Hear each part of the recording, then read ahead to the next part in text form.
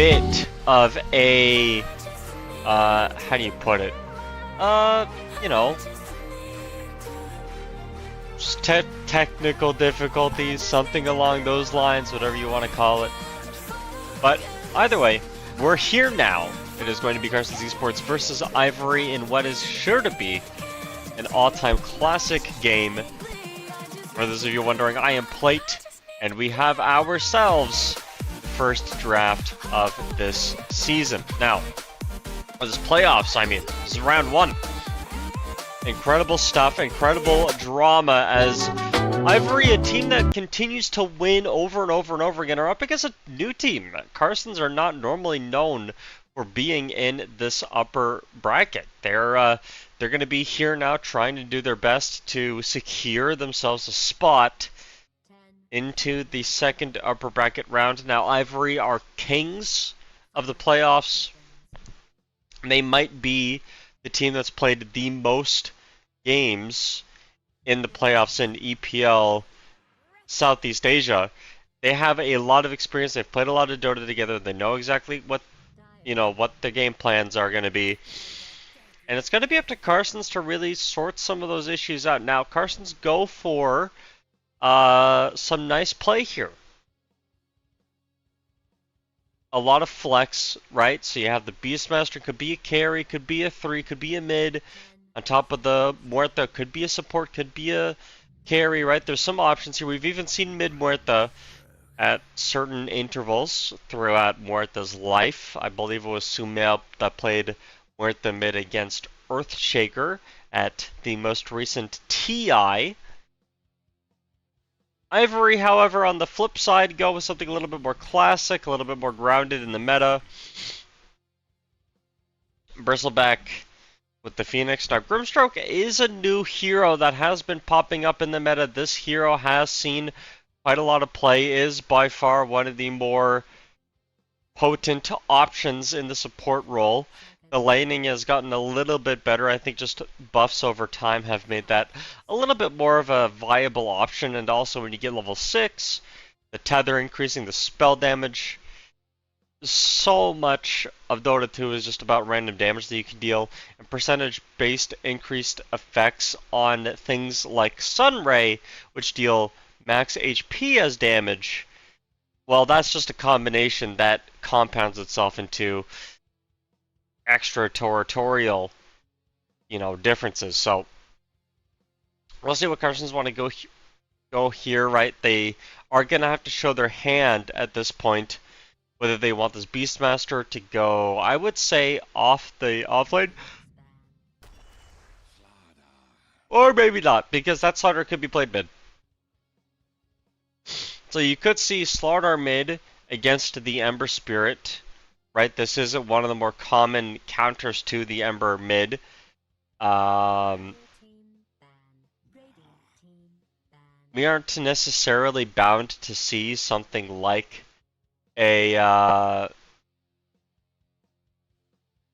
what is there? I was going to say Monkey King. Dragon Knight is another hero that continues to dominate Ember Spirit, though Dragon Knight has not really seen that much play. So assuming Slaughter are made into the Ember Spirit, and assuming it's going to be support Muerta, I would be surprised if it wasn't hit. Support Muerta at this point. You're looking for a carry. Beastmaster offlane. It's really hard to say because I do think Muerta does have a favorable matchup into Bristleback when you get level 6. You don't die very easily. I would also like to see some sort of combination with the Grimstroke at this point.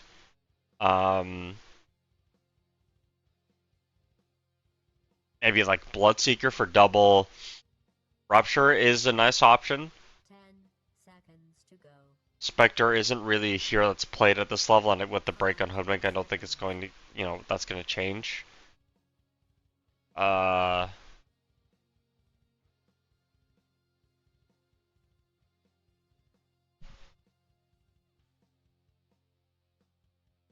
Yeah, what else is there? I mean, carries for Karsten's Slark ideas.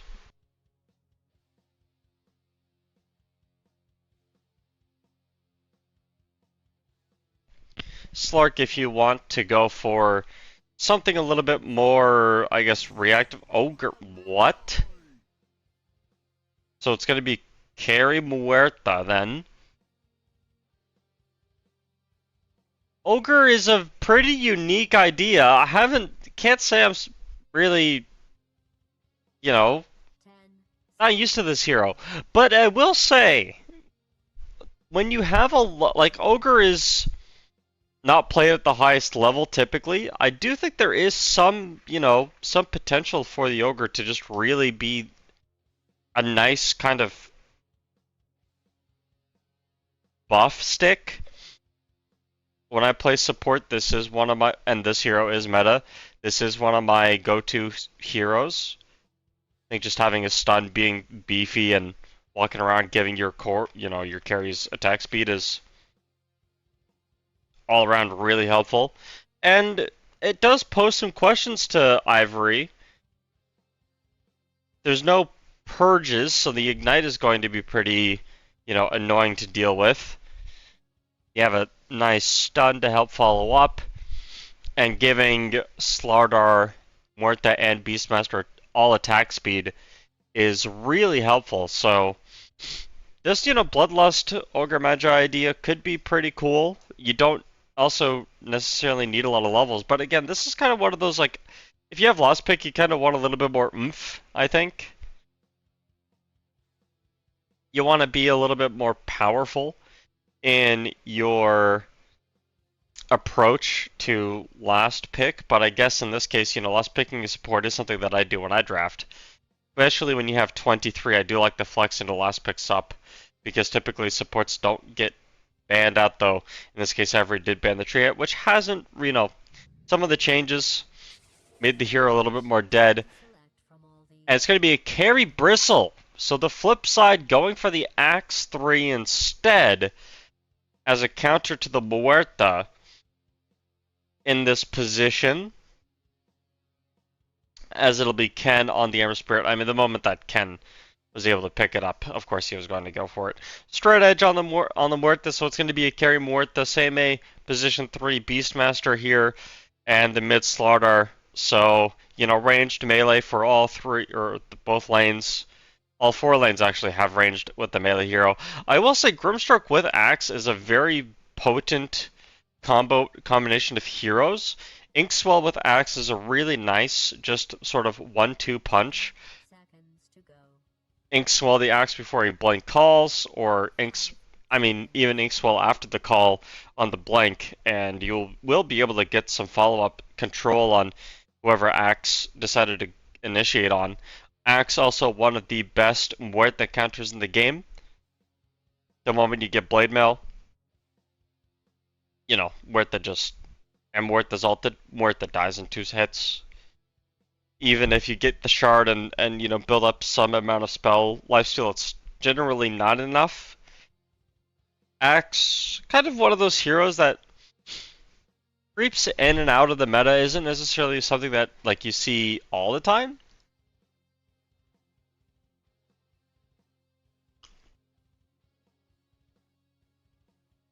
But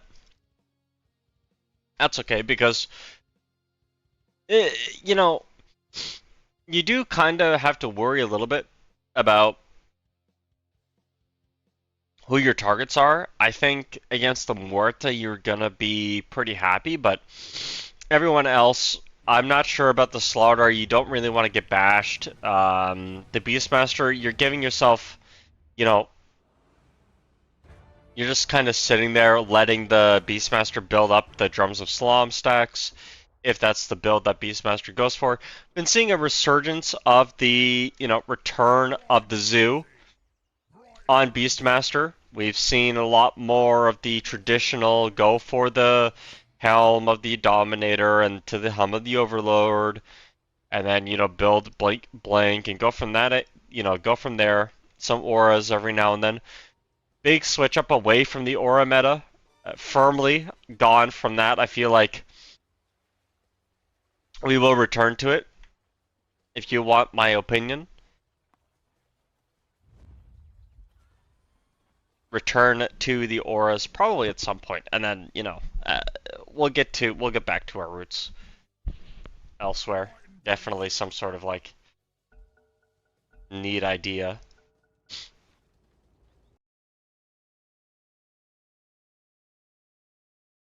Wards aren't up on the triangle.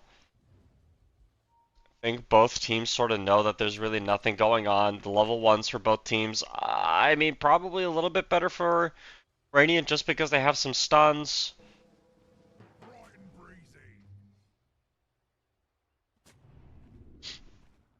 No more of the facets. Oh, I think Ogre Magi might be one of the only heroes like really affected by it because you don't have learning curve anymore, so your Ogre Magi's are forced to do stuff in the lane level 1. Stuns down on the Ember Spirit. But Ken will give up first blood to Salamati. He's going to have a bottle and open up a lot of that early lane pressure with the advantage in gold.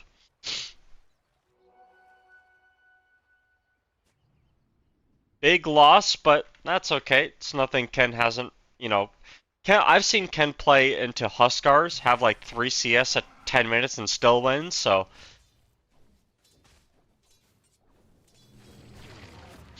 it's really the kind of player that doesn't really care about what is going on.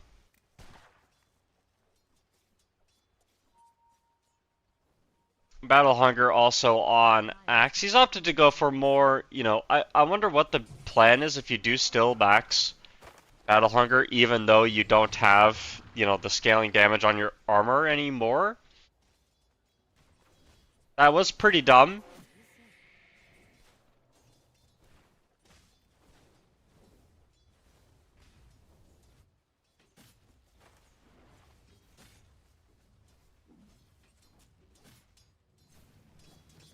So,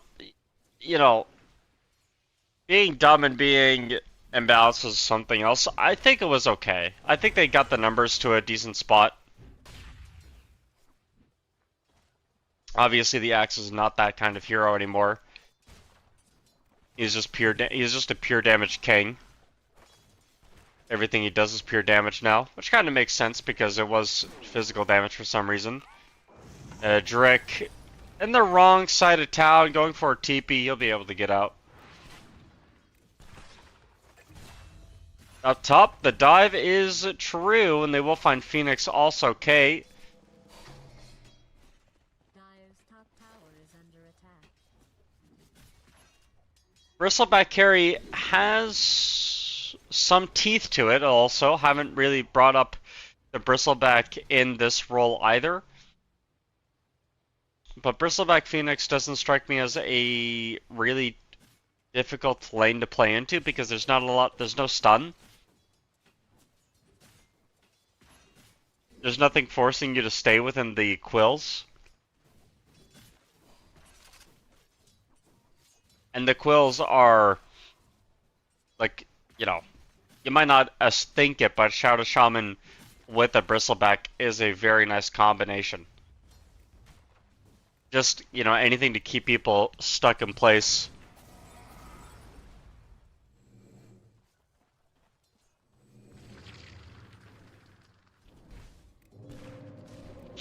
Thanks. Well, down bottom here, Drake, I don't know if he's really in any trouble. Call's gonna get leveled up by Axe. They will get the kill on Drake eventually, but Straight Edge is just forced to fight Rapido here.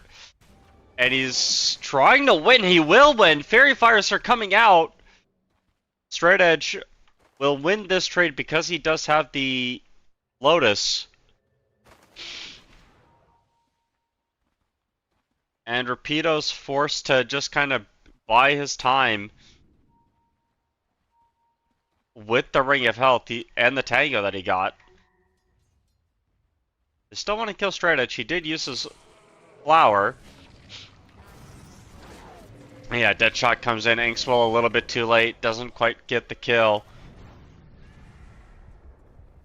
Dyer's bottom tower is being attacked. Level 3 on Grim. We'll see what he ends up going for if we see like a 1-1-1 build.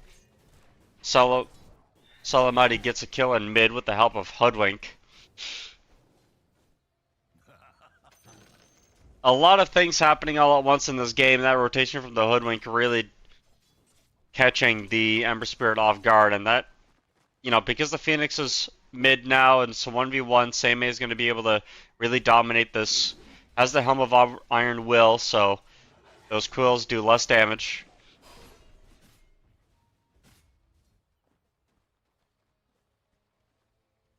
Nice camp block also. Especially like when you're dealing with like the coddles and stuff, just casually blocking a camp.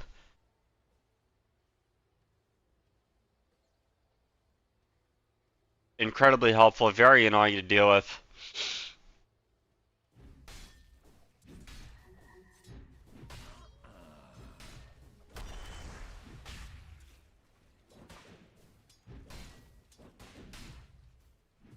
Game is going pretty well right now for Carson's here.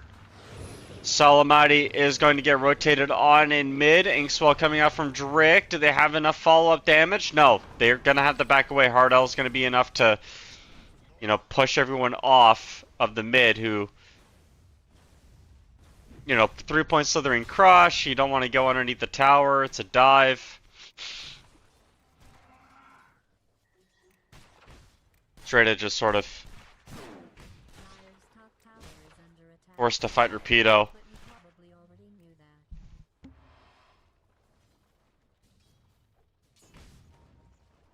Vanguard is interesting. Vanguard Axe is, I mean, I don't know. This is very old.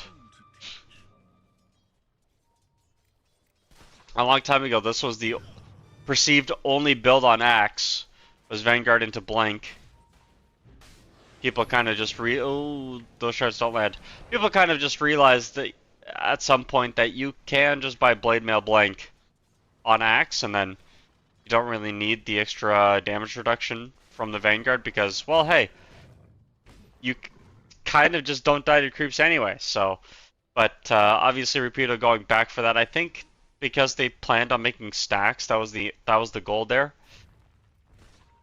A lot easier to take stacks to the Vanguard, a lot safer to do that also when you have the Vanguard.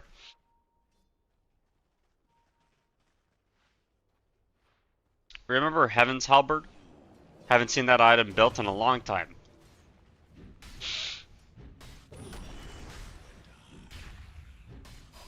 I apologize if I've been sniffling into the microphone.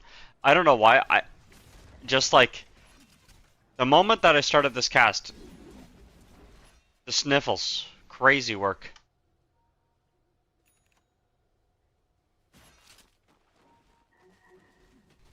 First item, Lotus on Bristle. I mean, this game, of all games, definitely one of the right options. Oh my gosh, he's gonna get roared, isn't he? Yeah, there it is, and they have the right-click damage to follow it up, so.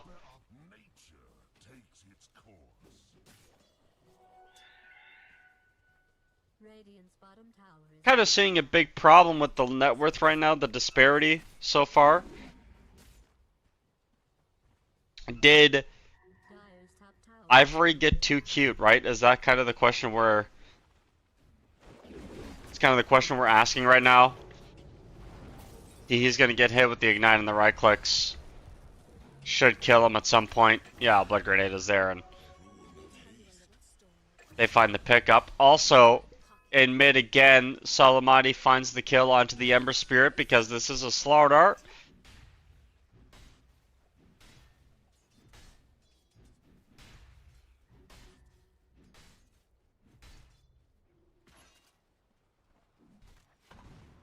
Slaughter's a great hero.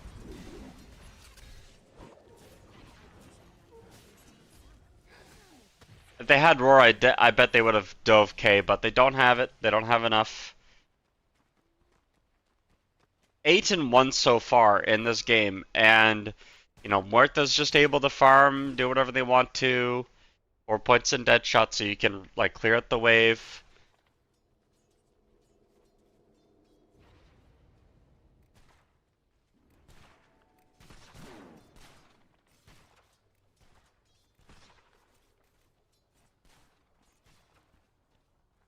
Man.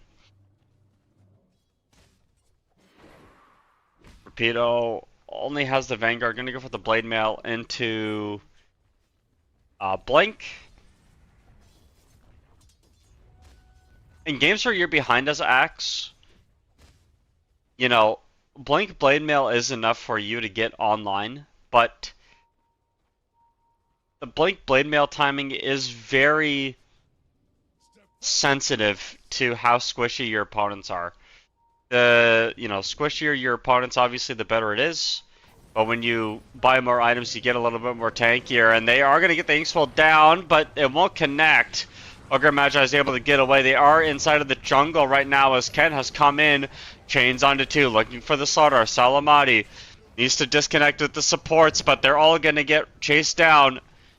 Sprint up, Salamati getting also chased by supports right now as the TP comes in from Rapido, finding the slaughter on the wrong side of the base, and Ken will get a double kill as Ken dies up top, or K dies up top solo to a, I assume, roar.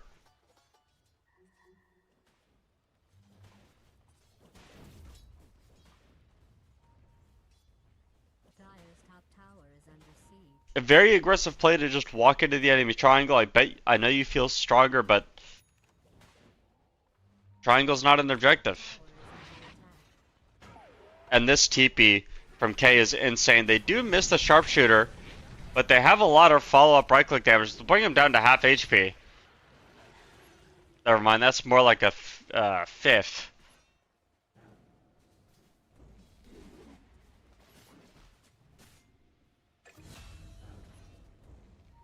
Dire's middle tower. And yeah, he is struggling. Silence down on top of the ward. The right click's coming out. Needs some TPs. Needs some help. Right click. The death shot comes in. A couple more. No, he doesn't get it.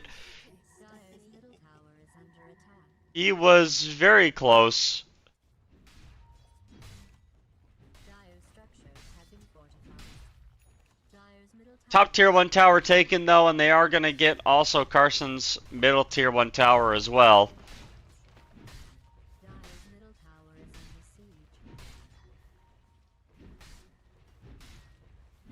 Radiant has fortified its structure. It really is just Rapido struggling the most right now.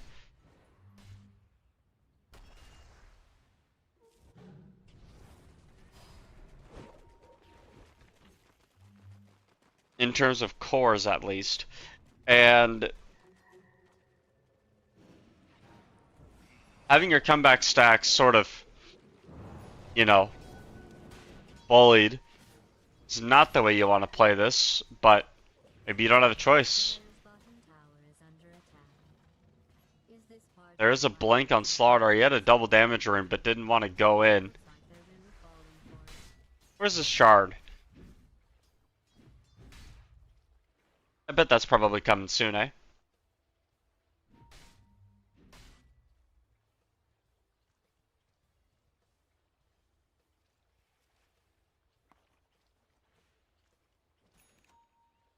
I wonder if he'll buy it, like, right away. I'm going for Consecrated Wraps before that. That's fine, too.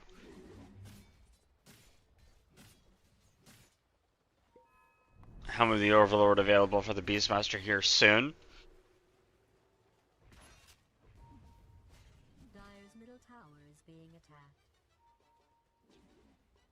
A very tense moment here for Ivory. I feel like they've, you know, played okay on being on the back foot. The lead hasn't grown too much. They've been making some nice moves, punishing overextensions. Z Carsons are playing a lot safer at this point.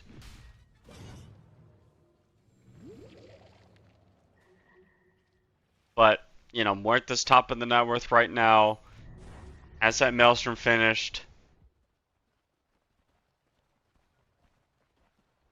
Carsons are making that smoke play for the 14-minute Wisdom Shrine.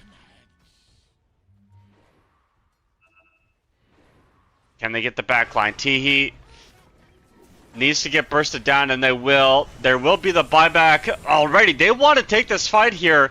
They don't have Roar. K is walking in. There is going to be a nice silence to stop any Ember Spirit chase. The Wisdom Shrine will be defended, but, you know, you force a buyback.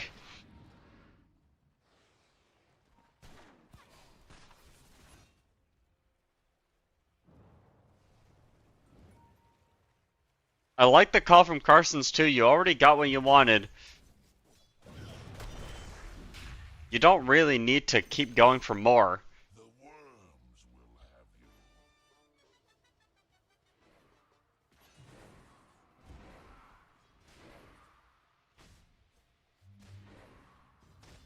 Dire's bottom tower is under siege. Now you tell.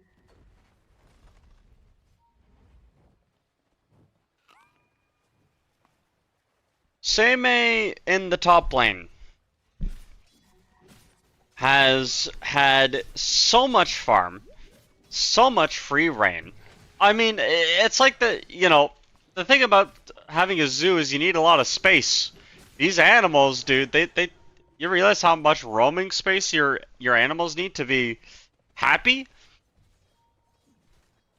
Seimei's jungle is very happy right now.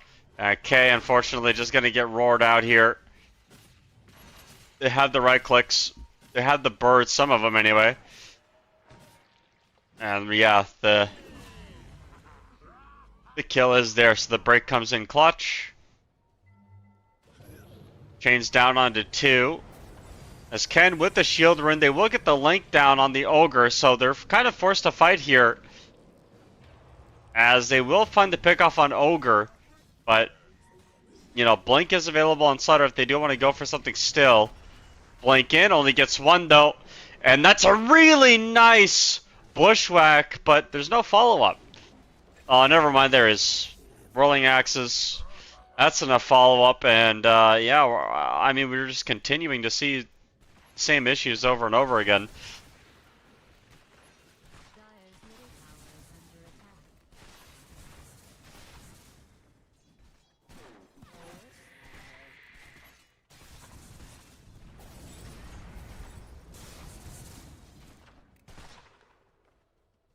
Worth the bot a casual Mask of Madness also. I mean, you know, BKB is not even in sight. Why would you need BKB? Dire's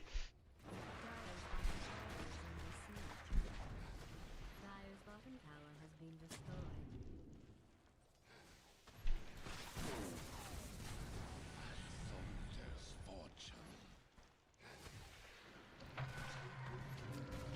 Drake, unfortunately, in the wrong part of town. Let me put it in old again, so that it will penetrate your wizard's cap. Thou art losing.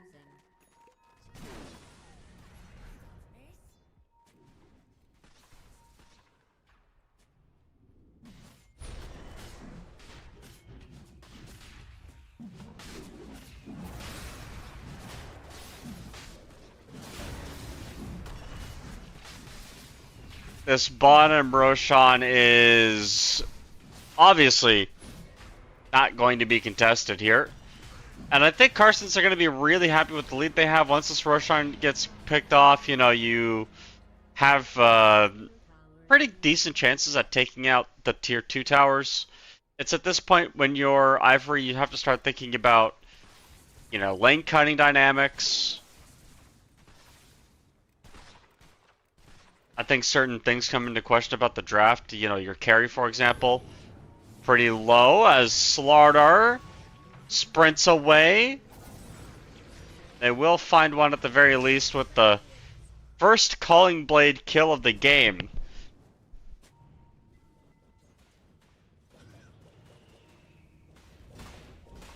Dire's bottom tower is being attacked. Ivory don't mind playing into the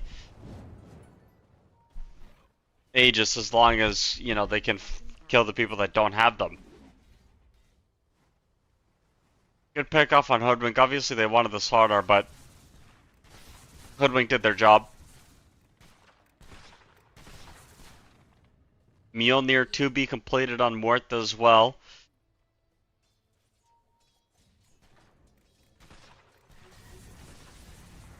Not a fan of the Mjolnir purchase, only because I think Mjolnir is the single worst item you can buy against Axe.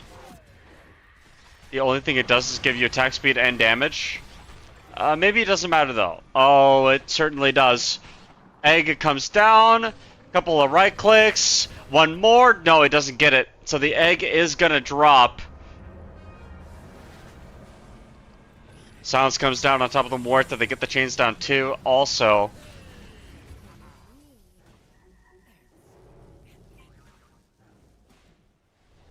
the hard L gets picked off also. Dyer's middle tower is under siege. Dyer's structures have been fortified. Radiant's middle tower is being attacked. Dyer's top tower is under attack. Radiant's middle tower is being attacked. Dyer's Top tower gets taken out. Radiant's middle tower is under siege. Oh my gosh, what happened to Drake? Hello? Can someone call? Tower is under Someone?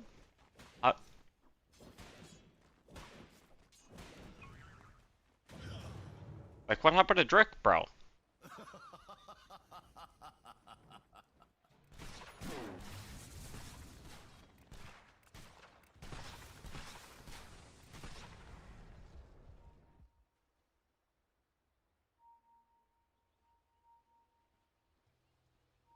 Alright, 5-man take on the Tormentor. Dude, I feel like Tormentor's so much harder to kill than Roshan is. Like, you need so many people to kill Torm. It dies a lot faster, but it's like, you know, you can like solo people. You can solo Roshan. Dyer's top tower is But it's like soloing Torm is just not an angle. Oh my gosh, they found K.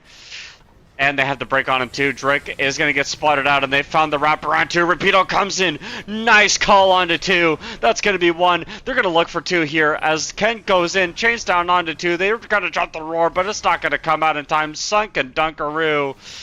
Hard L getting chased down here. And the fight is over off of the call from Rapido. What a... just finding the right target.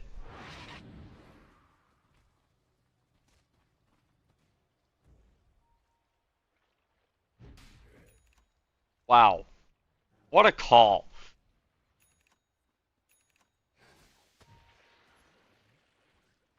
That is... Radiant's middle tower is being attacked. that's sensational. I mean, that's how you start, that's how you want to get the fight going, right? And I don't think there was Aegis on that team fight, right? So, you know, took a little bit of a risky fight there. Nice ward down for the Radiant, but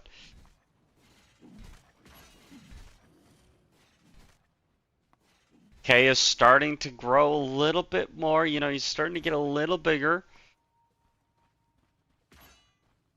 Bristleback does become a problem eventually. I know it might not seem like Bristleback can scale very well with the amount of breaks that are in the game, but I feel like Bristleback with items is just, you know, so hard to kill even with all the breaks just because he has so much HP. So much armor, so much physicality. Things like the slaughter start falling a little bit out of favor once people start building, you know, their plate mails and whatnot, or the plate mail-esque items.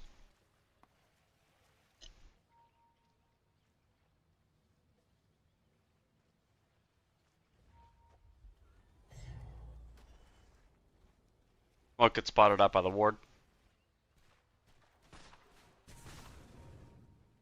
Radiant's bottom tower is under siege.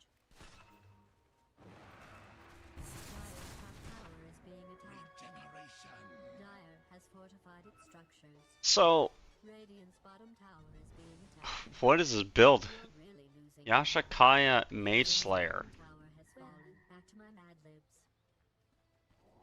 Huh? Interesting.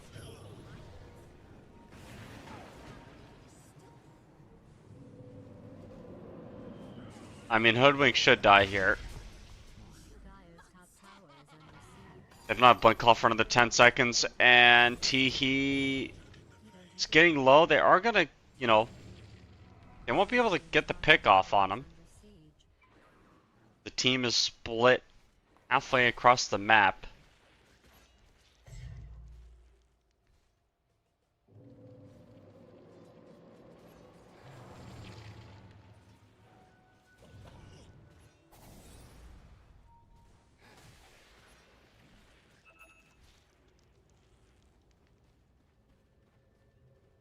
Another TP. Are they gonna smoke or are they just gonna walk into the enemy triangle? Oh, they're just gonna walk in, but there is a ward up on the high ground. This is a nice ward at this stage of the game. Spots invasions. Carsons look like they want to take this fight. They know that they probably feel a lot stronger. There isn't BKB on straight edge yet. But they can't collapse on K. He is on the wrong side of town. Lotus Orb comes down, but they have enough damage, and Teehee unfortunately went to the low ground. They are going to rip the egg. Do they have enough damage to get the kill? No, straight edge is already dead. Roar comes down right on top of Ken. They have enough right-click damage with the minus armor, and that should be Salamani walking into the river and getting himself a couple of kills here, as Grimstroke is going to try to fight the Hoodwink, but yeah, that's one kill. There's no TP on Grim.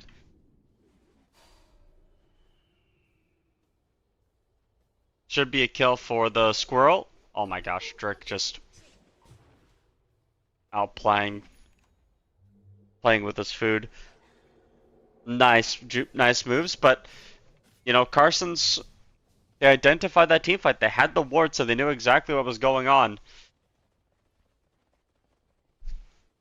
And they got the pick off on K right to start the fight. He couldn't, you know, it was too far away from the team. He's not able to get back to everyone else that could help him, and Dire's bottom tower is under siege. Dire's surprised we haven't seen Aghanim set there on Beastmaster yet.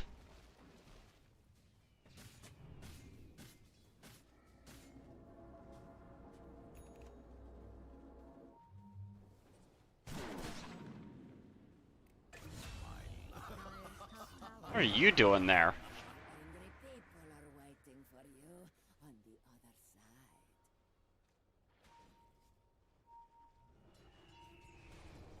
other side. Salamati's looking. has fallen. Oh my gosh, that's so much damage. The call onto 2, but they have enough damage. And Rapido's going to be the next one for that. Paying with his life. They tried to look for a cheeky play, and it's not going to quite work. Okay. Getting run down here. Salamati ripped his BKB. Look at the, you know, bushwhack down on Bristle, but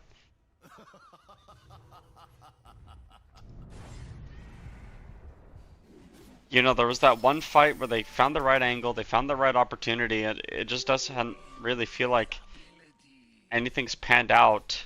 Dire's middle tower is being attacked.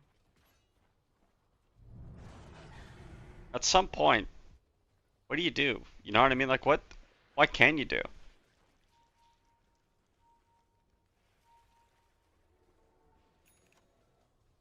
Dire's middle tower is under attack.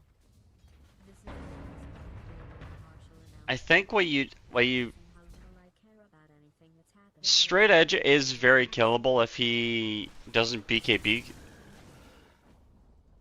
You can Dire's blink tower has fallen. on Rapido.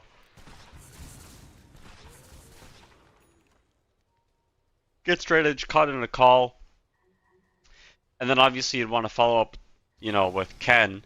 But I'm just not convinced that this Kaya Yasha has done much of anything. Maybe it has, and I'm just like not a good enough of a player to identify what that is. Smoke around. They are only going to get one with the call. Okay, well at least the Hoodwink goes down, and then that's a nice ulti from the Grimstroke. Unfortunately, the egg will go down. Roar's turning around towards Ken. Has the kill. Chasing down Salamati in the river. I mean, the fish has the battle hunger, but able to get away. And now it's just K and Rapido against the world.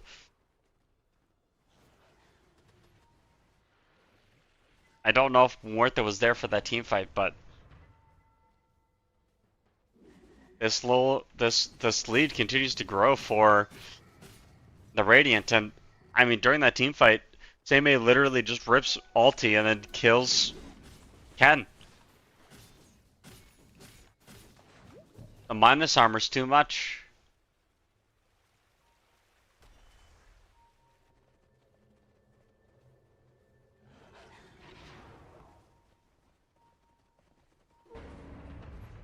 Solo ulting Ember Spirit.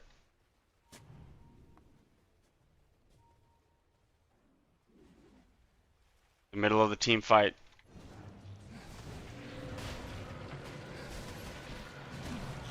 And the Dire go into the Roche pit. I mean, they're gonna get this. Oh my gosh, yeah they are, but there's a 3-man chains. They have vision over this. I mean, they're gonna give it up. Drake dies on the sideline, but Axe likely to go down here very easily, will go down here. They are looking for more. The bird of prey is a bird of prey.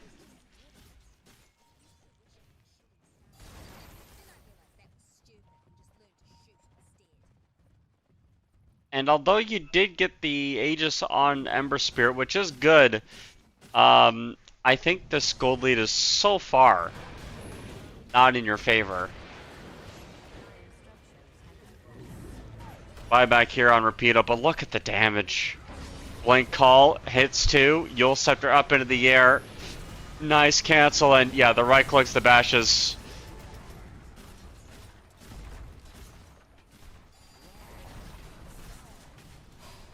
GG is called. This game is not gone the way that you drew it up.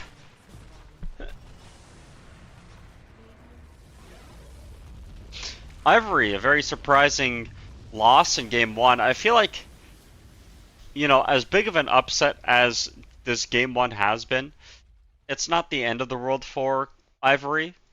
They are a team that definitely has played. They've played some best of 5s that have gone, many best of 5s that have gone the full distance. So it's not a matter to me of like, if they can come back.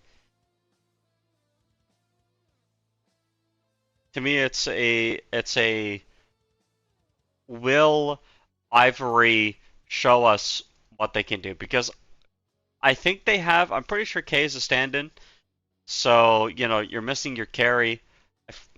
You'll have to forgive me. I believe it's Jikroy is their carry normally.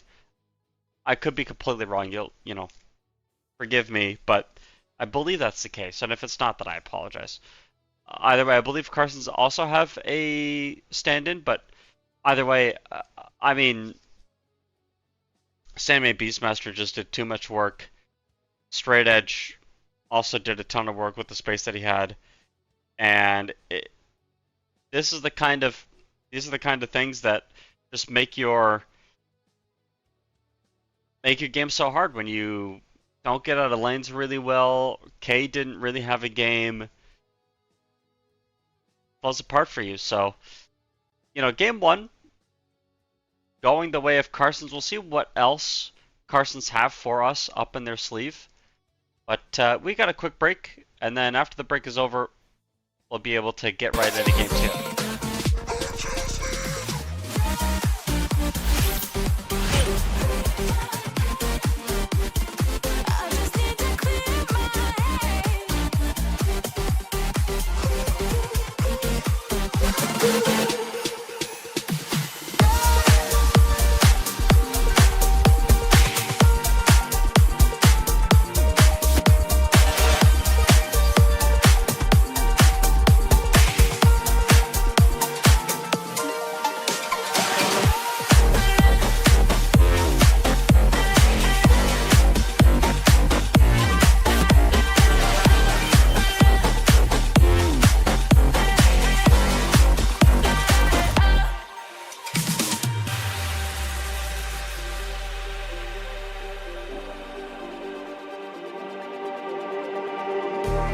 Just like the street lights face, lit this town like a fire in a blaze, gotta burn it down. Can't be afraid to leave this out. We got this far, don't know how. I see danger in your eyes. They know we'll burn down the night. Coming just like the sunrise. You know that we're gonna light it up tonight. We're gonna light it up tonight. We're gonna light it up just like the sunrise. We're gonna light it up.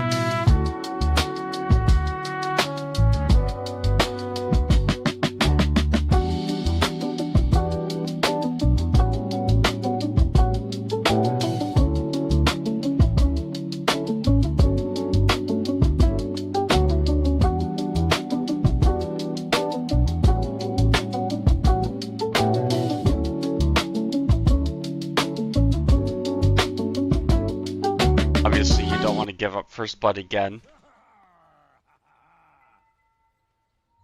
Ivory are trying, you know, to play a little bit more selective. And they'll likely give up the runes 2 for 2 here. And no first blood. So, much better start to the game.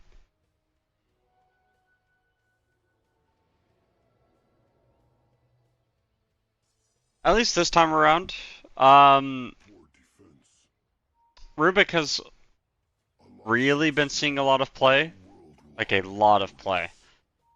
What is Drake doing? Is he blocking this camp? Oh, he's blocking that camp because he's a silly goose.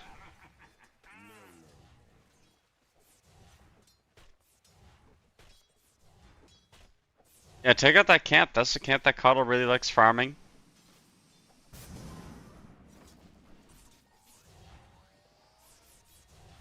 Though this lane matchup is heavily favored for Coddle. Not that it really matters. It's heavily favored as in Coddle won't die, and you can kind of control the pace of the lane. Mostly because you have, you know, there's no kill threat on you as long as nobody comes. And you can kind of just keep blasting the wave. Use chakra magic, you know. Put Ken in uncomfortable positions like this.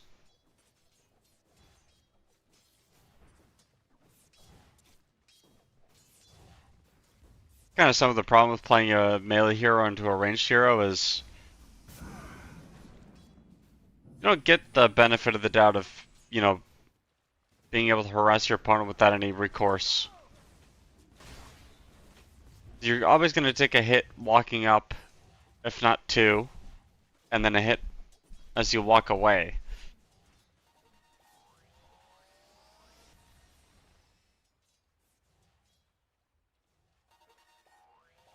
I believe Ken has bottle finished up anyway.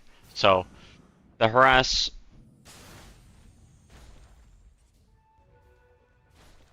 Not really something to consider anymore. First blood happens bottom. Teehee gets the kill. Top, I mean. Apologies. Ivory starting off a little stronger this game.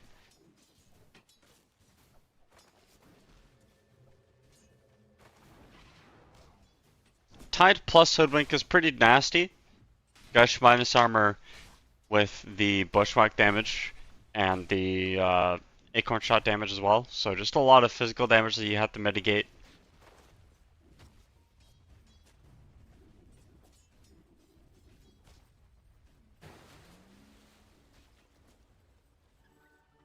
But yeah, level 3 on Teehee. We'll see what he wants to go for here. He ended up getting a point in Poison Touch. Very surprised by this, to be honest. Guess he thought that he needed it for the harass on Tide. The right clicks come out. The free swipes are here, and K will get the pickup kill. Sidwink gets run down here by Dazzle. Yeah, the Poison Touch comes out, and the moment that it does, I believe this Hoodwink is dead. Very close to living, but this top lane going a lot better.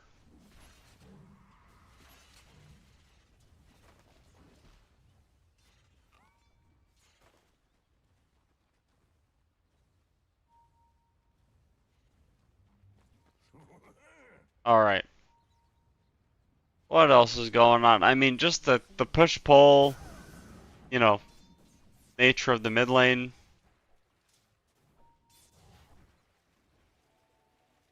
We're seeing this happen in full effect.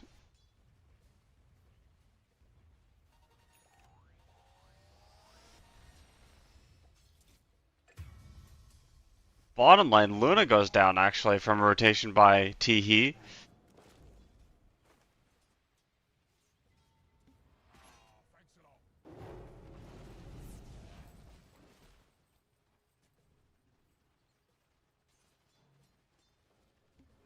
Definitely, you know, making that adjustment that I thought they should have done last game, where you put more pressure on the Luna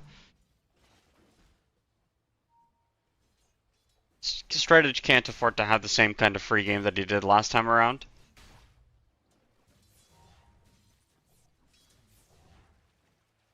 Although Salamati is looking like he is going to be that guy again this game around. Level 5, or minute 5, level 6. He's making that rotation up top as well as K is going to start pounding some Fury Swipes on top of the Tide, but he's going to get hit with the Bushwhack. The right-click damage is there also. They will get the kill. He's graved up, actually. Never mind. They were going to pull back Salamati. Turn around towards Drick. Get the kill easy. But nice save. With the grave on Ursa. Some healing coming out there for him also, but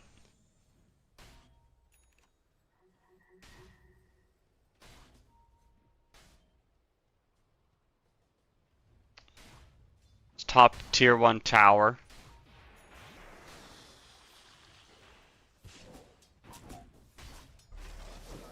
Under some major threat. Maybe not as much threat as this Hoodwink. Holy smokes. Yeah, here comes the Phoenix though. They do have heals though for K. Dire's top tower is being attacked.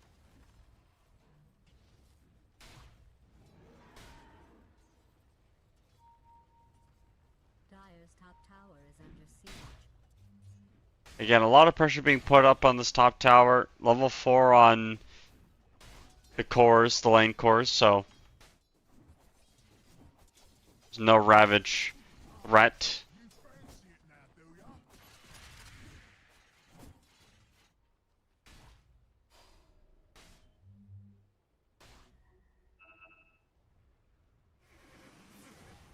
Coddle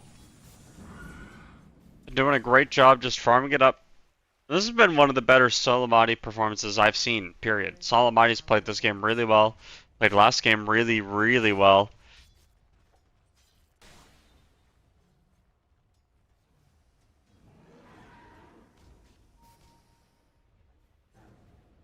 Just being ahead, being confident.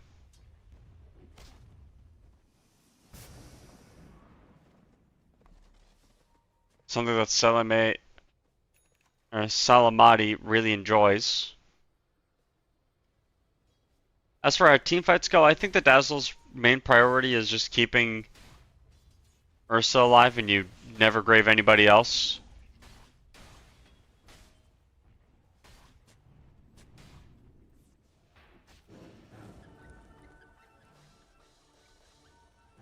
Dire's top tower is under attack. Ardell will get spotted. And I believe that this Ursa is dead. Even though there is a grave there, the right click damage is too much from the Coddle. Dire's top tower has fallen.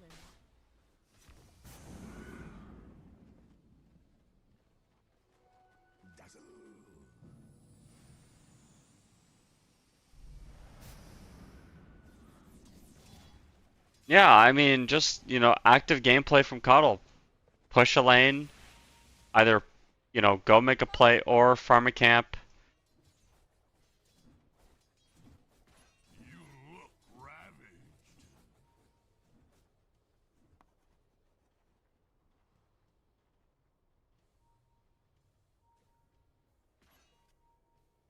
Kind of at the point of the game now where, you know, Phoenix is looking for level 6. Hoodwink is looking for level 6. I do think Dire supports have a lot greedier 6s. Now the projection keeps yourself alive, and obviously Spell Steal is Spell Steal, so you know. Whereas on the flip side, Egg gives you a big teamfight ulti,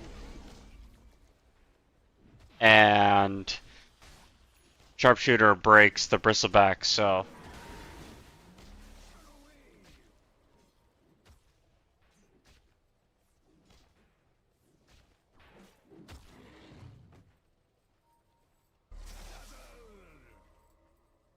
do think there is some sort of gap. The dive happens. Oh my gosh, that's so much damage. Oh, what a bounce. And I think Ken is dead.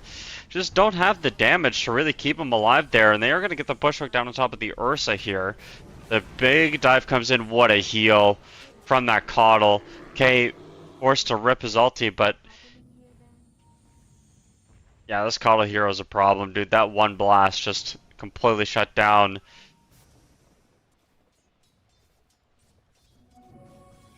Radiant has fortified its structures. Dire has fortified its structures.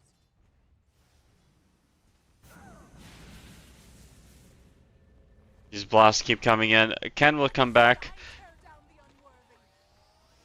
Desperately needs a Blake Dagger. Honestly, the only hero on his team that has money.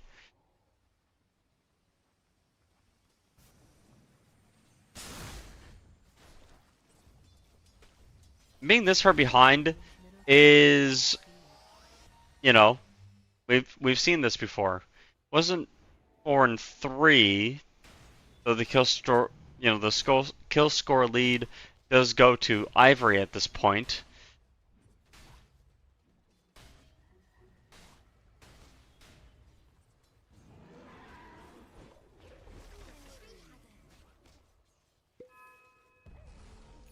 This is getting into dangerous territory only because Straight Edge has not really suffered. One death.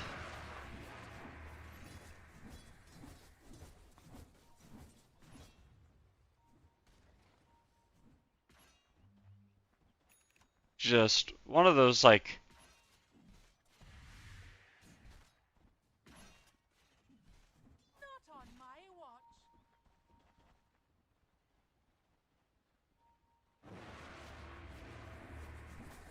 see exactly what can be done here, as there is a play in mid. They look at the Coddle. Grave comes out also for the Rubik. Dire's bottom tower is being attacked.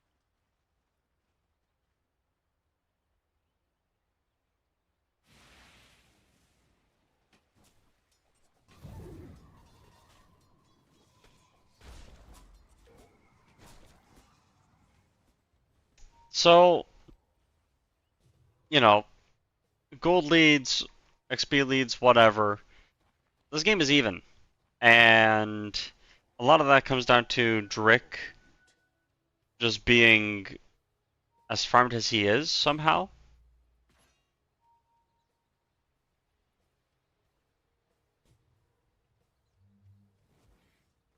Dire's middle tower is being attacked.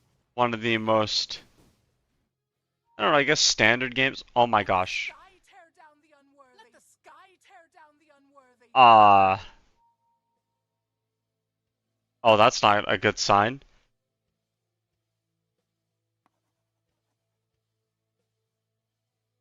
That's not a good sign at all.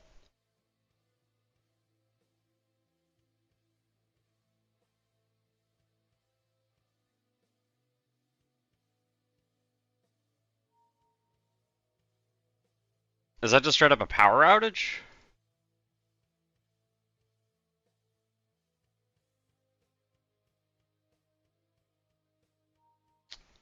Well,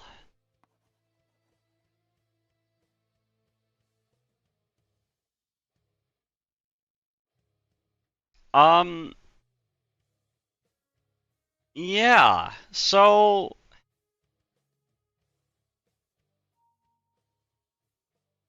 okay, one of them's coming back.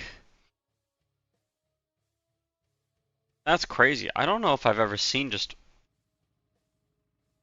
5 people get disconnected from a game like that. Now they're all coming back now.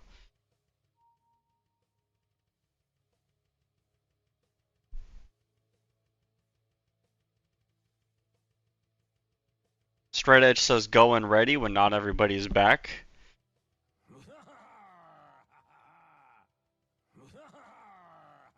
This bottom tier 1 tower is still so incredibly healthy. I mean, nobody's really done anything to push this. Luna's a really hard hero to kind of take space away from too once She's wrestled her way into having it. Everybody on the Radiant is really good at just swallowing space.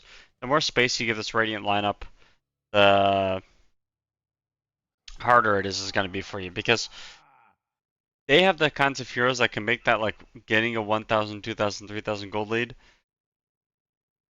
you know, making those numbers go up to 4, 5, 6 within the span of a minute or two, right? So if you're on the Ivory, what you're hoping for is that when you do give up space, because that's just the way that the game has been shaking up, that you can punish those who are overextending the amount of space that they think they can take, right? So, you know, blank epicenters on coddles and mids, great.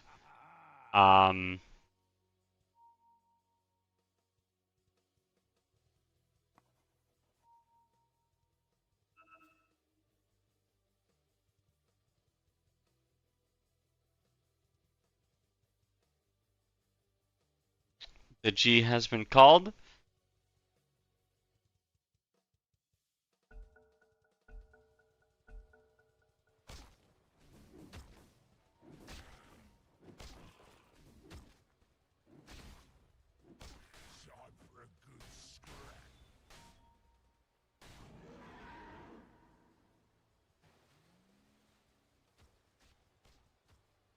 Biggest disadvantage that I can see for the Dire right now is that you've lost your tier 1 tower, so, and the enemy tier 1 tower offlane, the Radiant tier 1 tower in the safe lane is so healthy. If you do go for some sort of tower push, you have to be careful about it.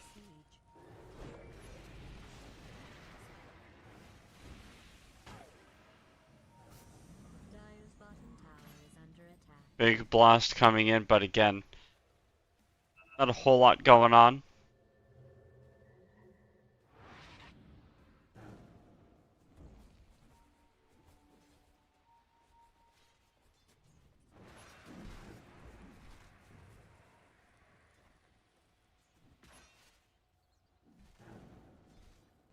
Big push down bottom. Take this bottom tier 1 tower out, I guess, is the way that they want to think about this, but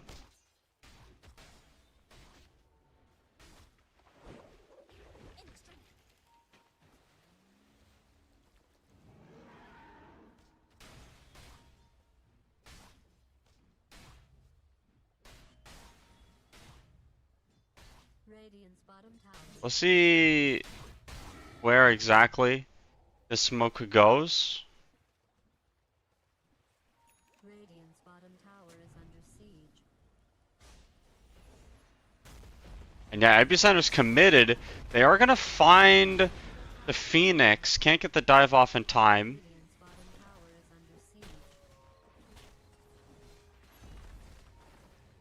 Dire's middle tower is under siege. Big push down bottom, but gets thwarted.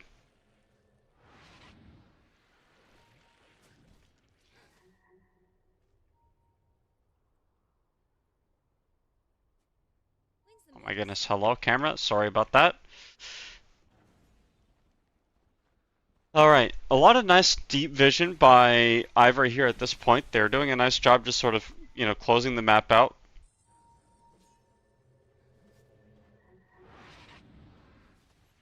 Drake manages to get away with a nice cheeky TP.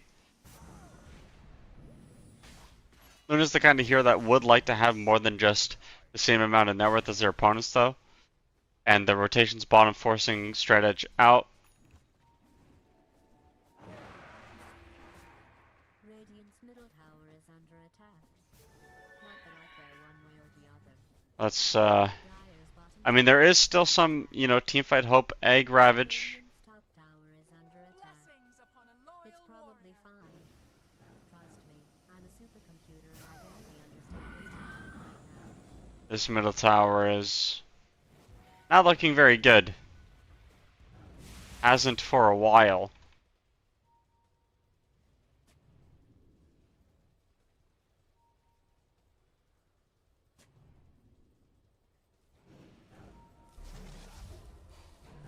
And yeah, he just...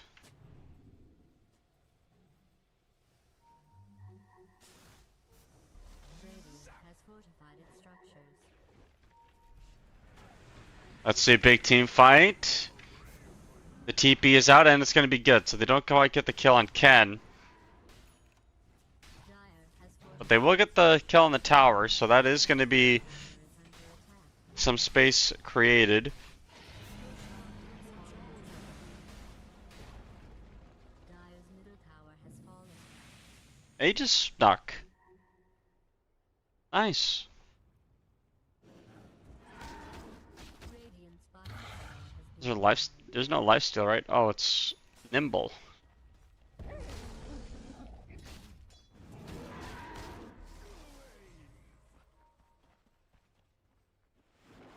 I think K is going to have a lot more impact on this hero than last time. I am worried about the lack of stun. Dire's bottom tower is being attacked. Same may finish Agonist if they're on the tide.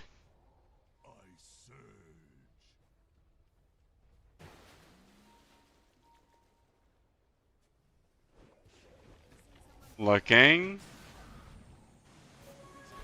Oh my gosh. Well, there is going to be a save there if they need one. Blink forward. Oh my goodness, that's really deep. Will they get the bushwhack?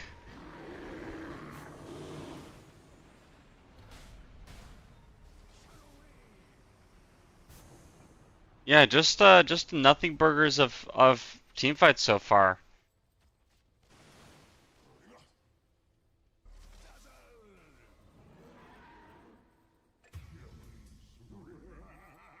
Big kill on straight edge bottom. And it feels like the moves that that Carsons are making right now a little bit lopsided, a little bit unaware of you know, Dire's top tower is under where they want to go, what they want to do. That's something that's Straight edge has spent too much time in the bottom lane also. Nice to see him, you know, get reality checked, move his way out.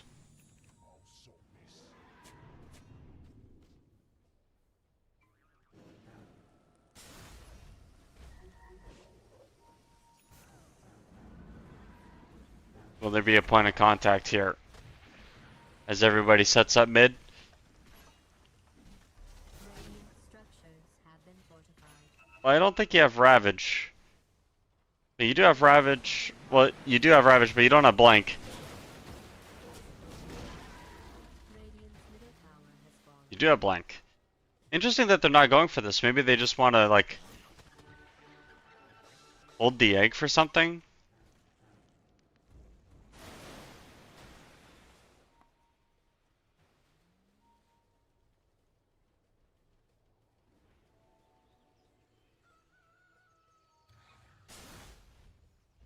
Dire's top tower is under siege. Game continues to be pretty even Steven so far. 1,000 gold lead.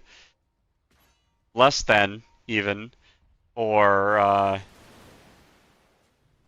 Carsons.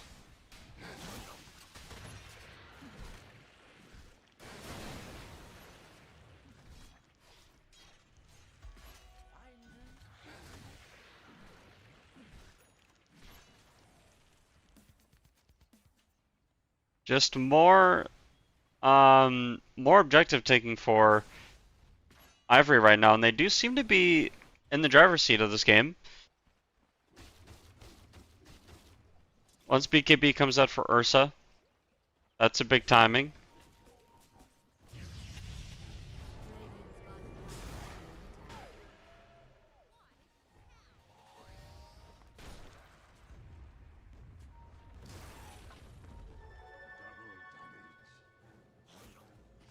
Double damage finished up. Here, a lot of heroes that you can go on, but it'll just be fruitless.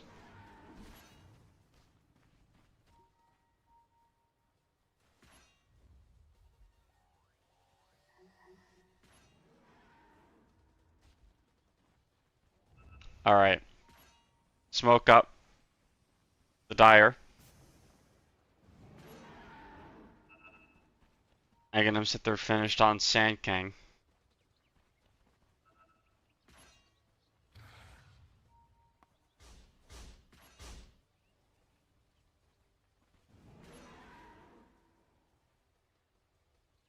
Dire's top tower is being attacked.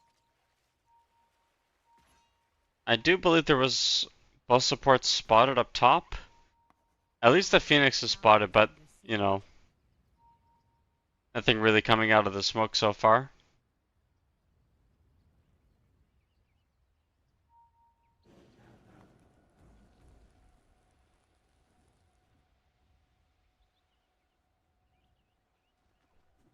Still just very, very quiet game.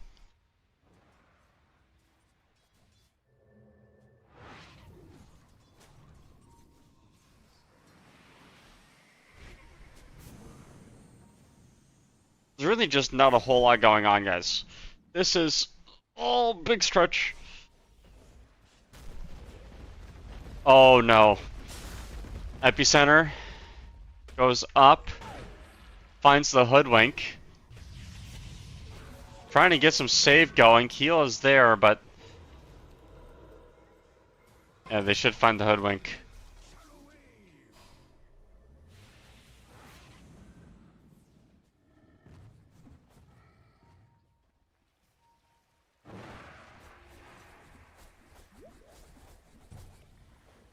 I mean, that was Epicenter used, but it's, at the same time, like, nothing is going on, so who cares?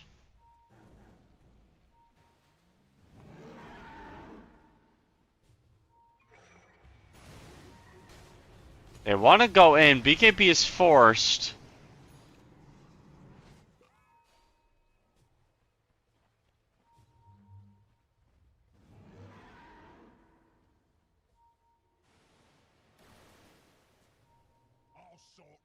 At some point, you have to think to yourself, oh my gosh, you have a Shadow Blade on your Luna. Dire's middle tower is under siege.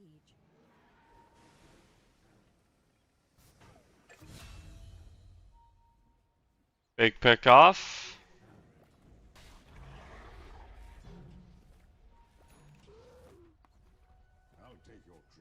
Not that big, but, you know, everything is better than nothing. And actually, you can take this bottom tier 1 tower, right? So, open up a little bit more of the map.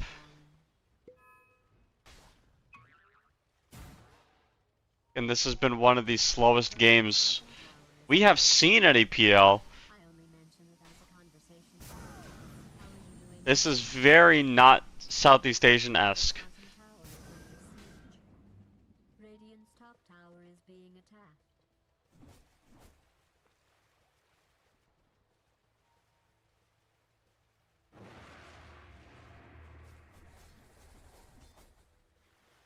So much like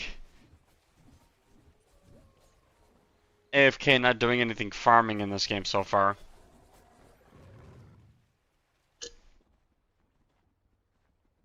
And it's like,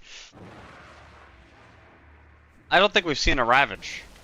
Oh, speak of the devil, and it shall return. Sand King doesn't have any save. They go in on the Ursa, forced to rip the Enrage.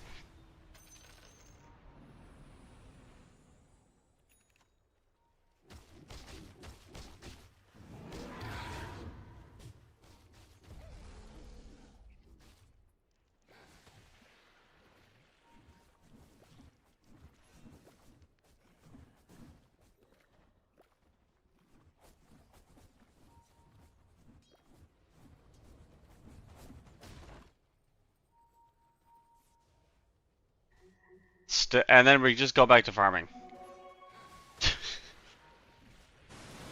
Not enough has happened to take an objective. There's a ghost up there on Tidehunter.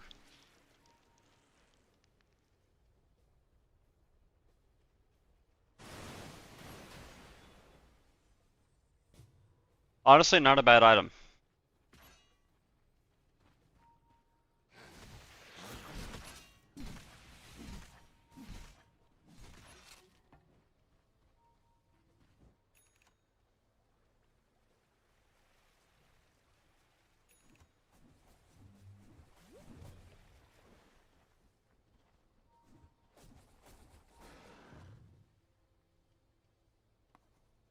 I just can't. This game is so slow. This game has been so slow. There's a gem on Bristleback. Someone please do something, man.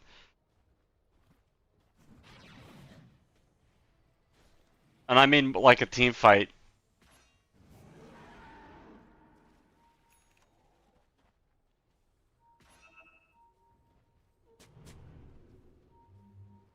Hoodwink gets spotted. Oh my gosh.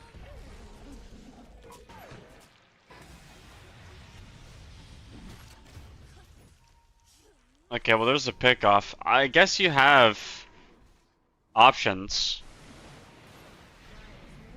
Rake on Bristle. You want to buy back the Hoodwink here? You can. Do you even need to?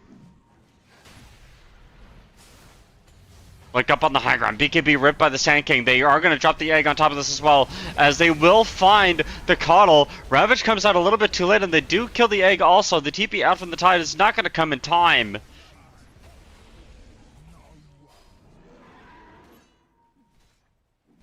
Finally, something interesting happened.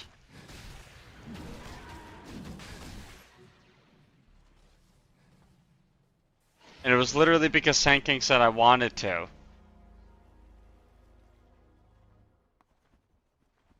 A Phoenix and Luna is not a good combo, though.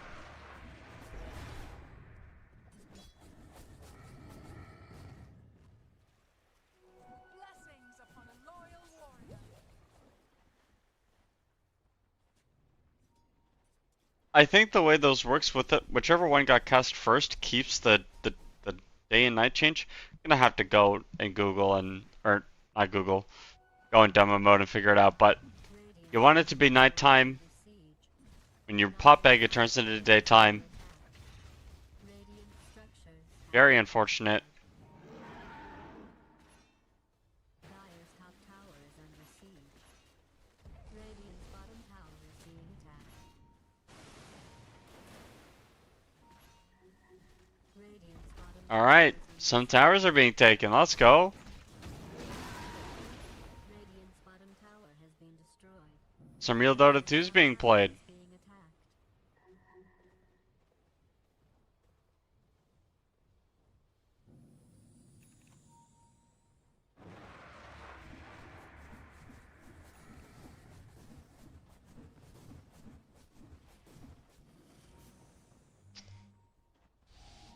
Honestly, not been a big fan of how Luna has performed this patch. Not saying, you know, Luna this game, I'm saying the hero in general doesn't feel to me like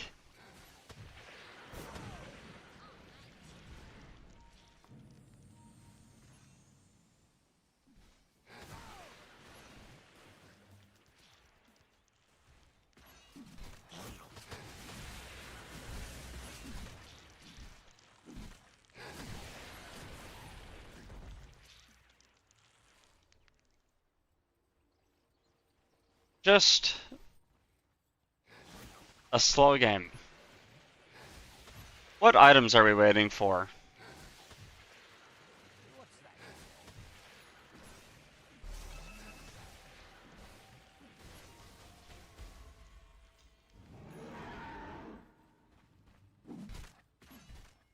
Tormentor goes the way of Ivory, Dire's top tower is under attack. who again are not 1-up in this game. They are. Dire's top tower is being attacked. Dire's structures have been fortified. Very, very, very slow game still. Oh, they find Teehee.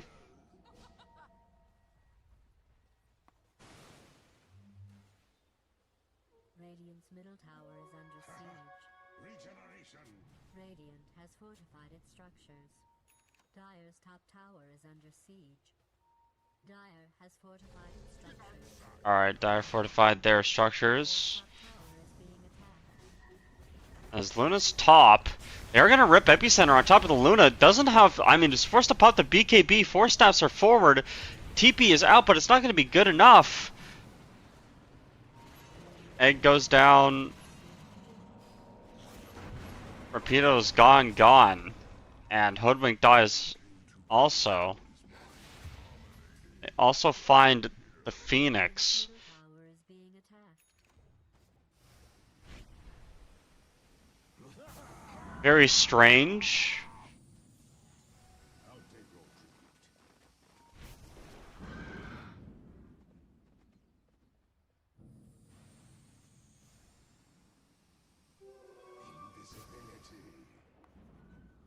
That's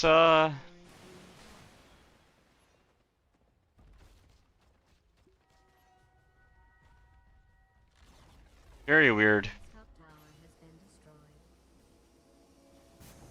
that they just decided to go high ground like that. And I like that Ken has just decided that he's gonna rip solo ultis. Under attack. So there's that. As long as you initiate first. Oh my gosh. Well, there goes Aegis. Under attack. Do they have any way of stopping the blink? They do. Rips the Aghanim Scepter. No, he doesn't have Aghanim Scepter. Oh my gosh, he doesn't have any way to keep himself alive here. BKB is out.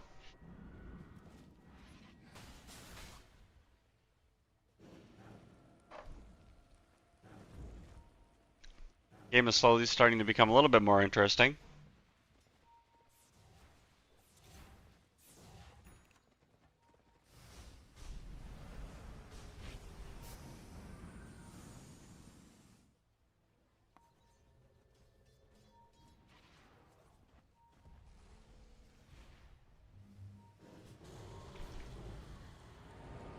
Nice smoke cancel by Drick.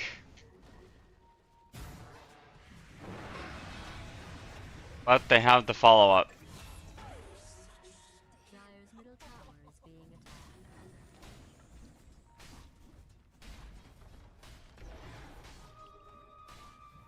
Dyer's middle tower is under attack. Dyer's middle tower has been destroyed. Big kill. What more can we ask for? I mean, you know, we're getting to the point where Luna's at critical mass.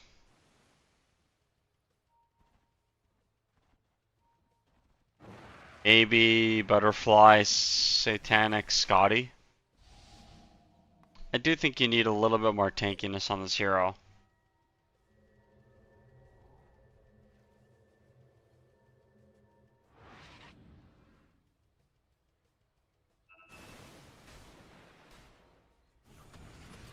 Big team fight happening on the other side. Grave is going to come down.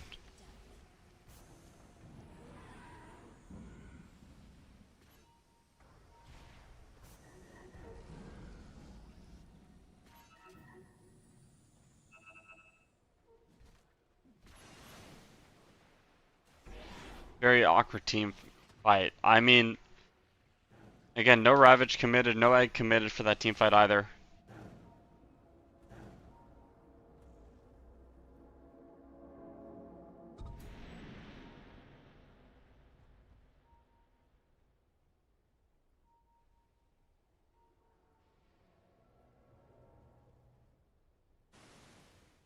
Oh man. Just a molasses of a game so far. Gold lead has swapped hands. Though it felt like the tempo of the game was firmly in Ivory's hands for a long time.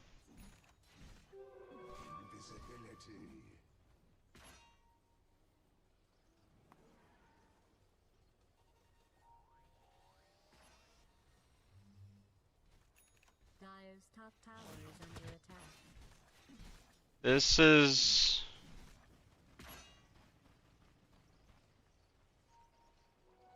Dyer's top tower is under siege. Radiant's middle tower is under siege. Dyer's just more defending, more... structures have been Nothing. fortified. I'm gonna freak out, dude.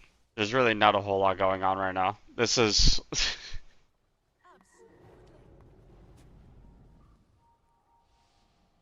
I mean, I'm sure this game feels very intense for the players, but holy smokes. 30... we're going on 37 minutes. There have been 22 kills. I feel like I'm in the wrong game. I feel like League of Legends is happening in front of me, and I just don't... There's not a lot of action.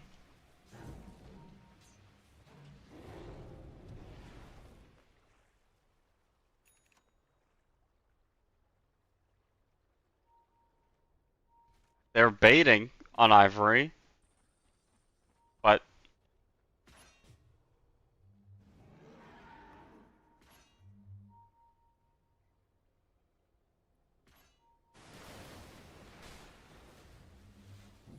big smoke play. This is for the Roshan. The last time this happened, it didn't really go very well for Parsons. We'll see if it changes this time around.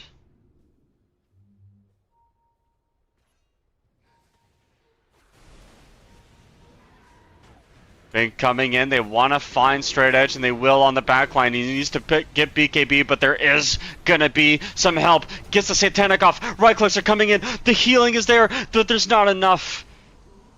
Can they kill K? That would be a big kill. Yes, they can. There's no grave. So both carries are dead, and now, I mean, whose carry is more important than who? Hard L. Getting caught down here. They are gonna rip the Ravage, finally. Trying to find one, they don't get the kill on him either. Going in, they will end up picking up Ken as well. Stolen Ravage by Drick! It's not going to be anything, I don't think, here.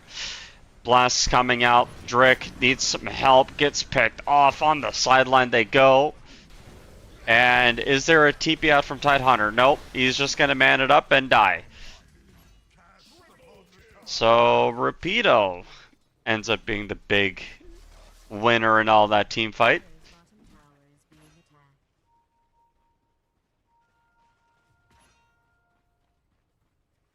Dire's bottom tower is under attack. Radiant's courier has fallen. Radiant's And 2 courier kills on top of that. You know, this Luna hero, I just need to be real with my homies for a second. I think Hydra's Breath is essential on Luna this game. And you need to do more to protect your Luna. You also can't give Drick Ravage. That's not good. Just a lot of things went wrong for Carson's that team fight. And while this one does have the top number within the game, it's not going to hold for that much longer. And I don't think Butterfly is really the pick to keep yourself alive in these instances. I do think Scotty is a lot better. Again, Scotty, not necessarily because you want to stop the healing, though, because there is a Dez on the enemy team. That is nice. But you do need stats. Goodbye, Ursa. What's the Ravage timer looking like? 15 seconds? So they could take another team fight.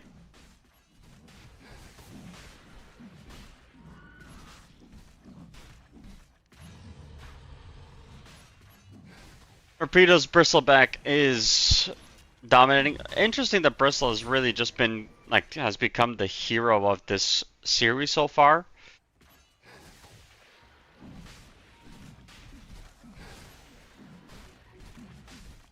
A lot of indecision. And the indecision is going to cost him. Lift up on straight edge. He's going to get picked off. Force that forward. Satanic he used, but it's not coming out in time. This was one of those situations where Carson's just blinked.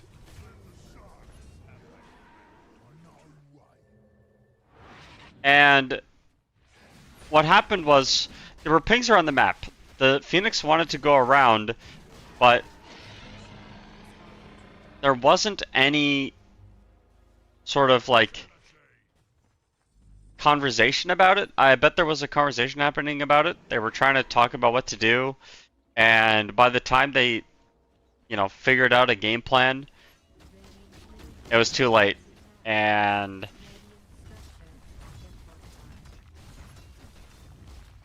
that's just the story of this game. It feels like this game isn't over, but it's probably over. That is a big deficit to lose.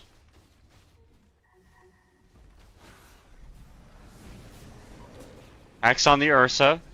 He doesn't have Aegis. They do get a nice heal on Hoodwink also, but oh my gosh, that's so much damage. The egg will go down. Yeah, it isn't technically GG, but again,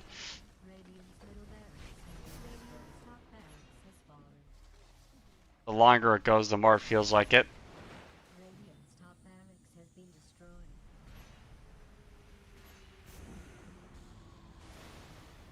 Likely one more sort of team fight to round things out.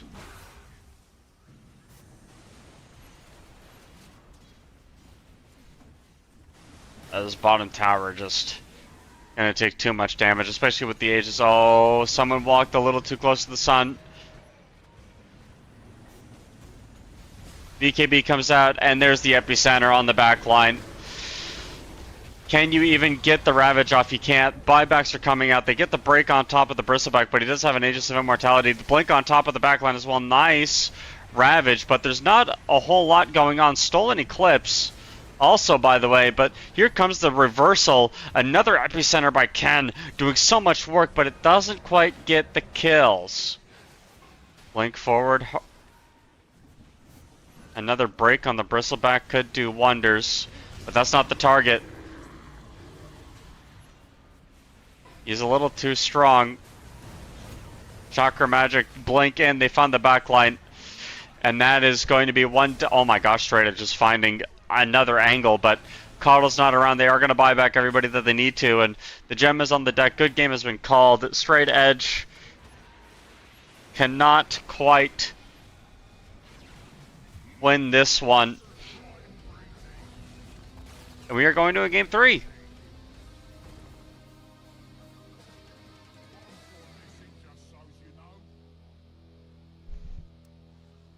I mean, you know, the game basically...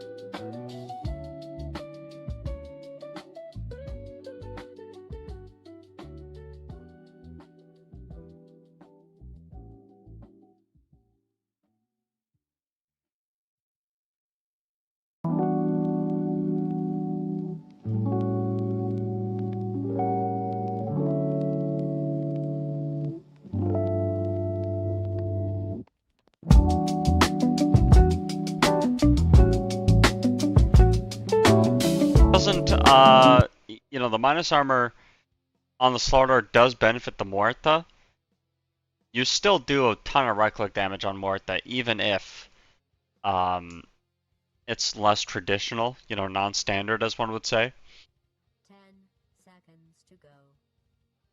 Radiance As for carries, I was about to suggest Naga Siren, so that's been taken out of the pool. Could go back for the Ursa again.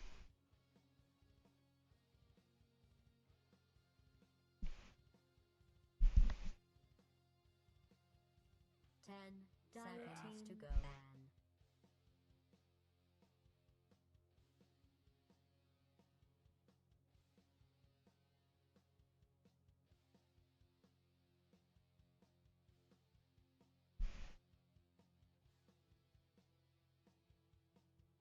Ban.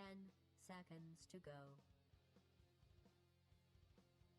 5 seconds. And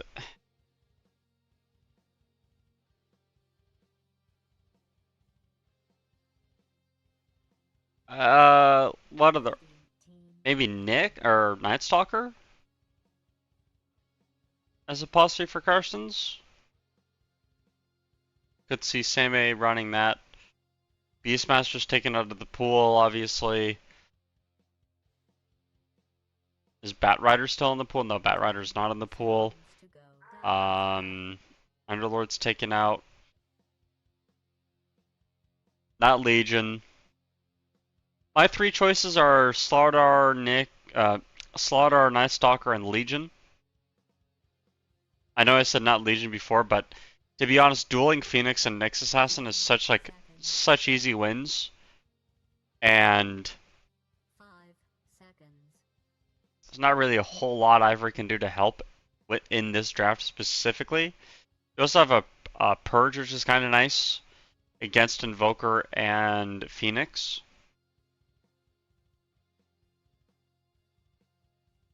Radiance pick. But they're just gonna go for the Slardar, so pretty normal stuff. The physical damage amplification on the Void Spirit, and also the pretty nice. It's also, you know, not Go. too terrible of a hero. 5 seconds.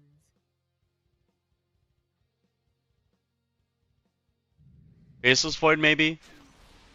Gyrocopter. Hero. Okay. So Gyrocopter, I'm just gonna say it. I think Gyrocopter's okay. I don't think Gyrocopter is, you know, in my top picks for the most influential hero in Dota at the moment. And to be honest, I'm also have not been a fan of Phoenix. I think there's easily a world where this Phoenix Nyx Assassin combo just does not work. Because like Nyx Assassin is kind of like Shadow Demon, except Shadow Demon doesn't need to be invisible and like, you know, put himself out there 10 seconds. in increasingly difficult situations. 5 seconds. And on the flip side, Treant is a lot like Phoenix, except you're gonna have a BKB piercing stun on a button instantly, and you're gonna have extra vision as opposed to, and a global heal as opposed to Phoenix, who has an attack speed slow that won't really save you, and, you know, some ability. So it's like, you know, the Shadow Demon Treant supports kind of do everything that the Ivory supports want to do, but better. And I believe in the straight edge carry a little bit more than the Gyrocopter. I believe in Void Spirit. I don't think I believe in Void Spirit more than Kenvoker. But I do believe in the Slaughter a lot more than the Pango in this game specifically. I think the minus armor is going to be such a key part of this Carson's lineup. And they actually have some pickoff. They don't have to wait around for, you know, these big ultimates. They've got the cores that can play, you know, operate on low cooldowns and find pickoffs if they need to, where they need to, how they need to.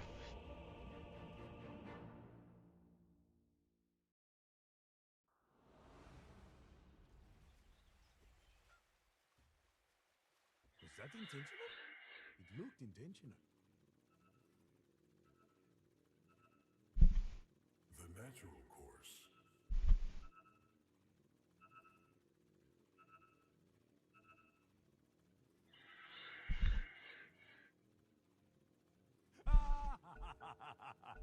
Alright. Alright, game 3.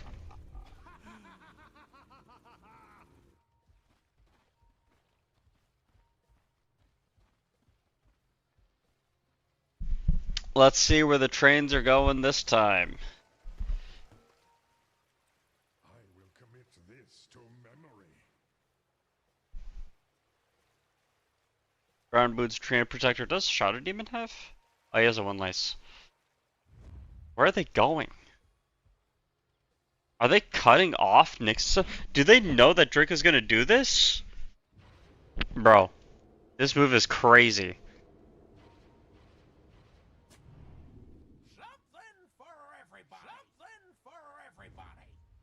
This is an insane move.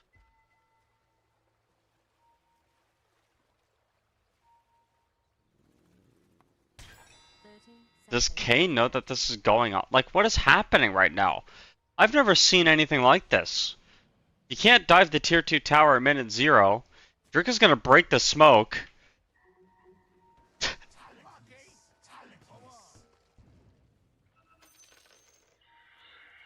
That is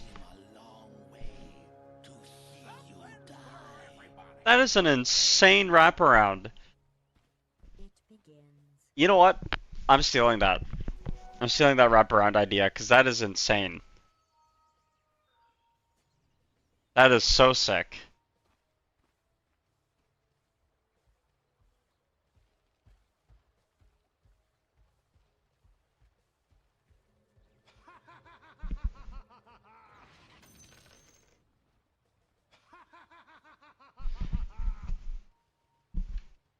Okay, so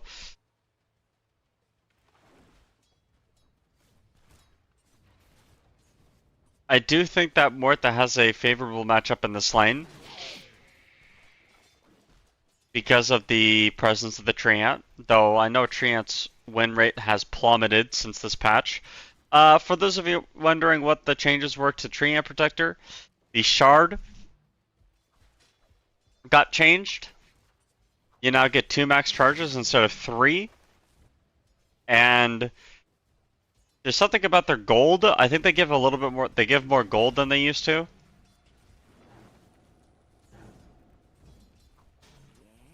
Which is pretty important. As bottom, the gyrocopter is getting body blocked, run down. Same picks up the kill. First blood goes his way. Fairy Fire used. Rick is going to eat a lot of right clicks here. Had another Fairy Fire to work with on the Nyx Assassin, but first blood goes bottom.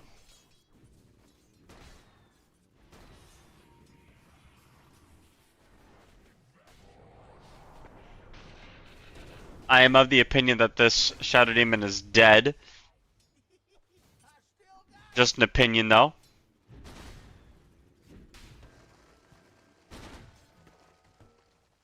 Sutter is a very good hero into Gyrocopter. You have a lot of minus armor. Well, I guess armor for yourself also.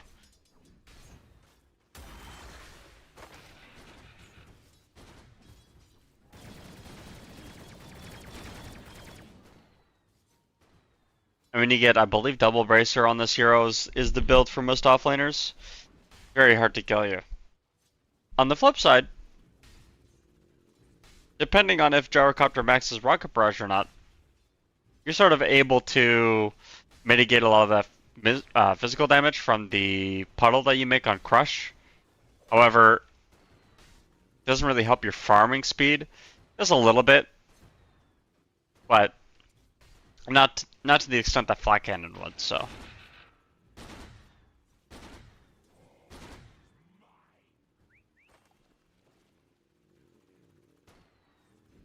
You can see the Sardars walking in now, and they're going to secede the Lotus Pool.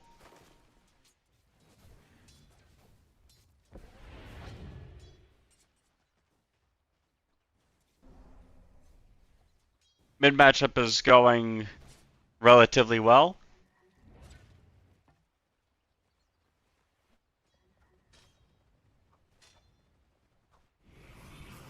Banish has been set up on the gyrocopter bottom. He's down to about a quarter HP, losing a lot of life though. They'll get brought down. Brick can't really man-fight the Slaughter inside of the puddle.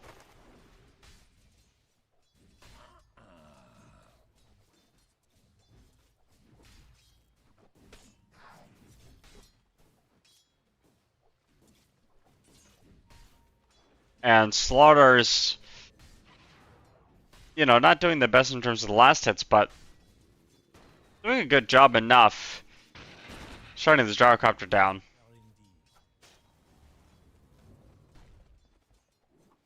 Mort does not have the same struggles. Being able to secure range group with dead shot is always nice.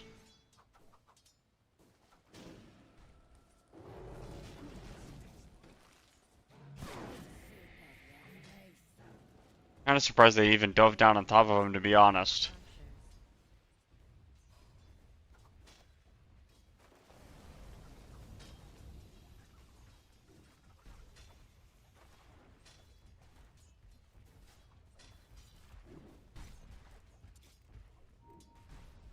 Not a whole lot else going on in this game so far. I think with the way bottom is going right now for Ivory, you kind of just want to keep the game as slow as possible.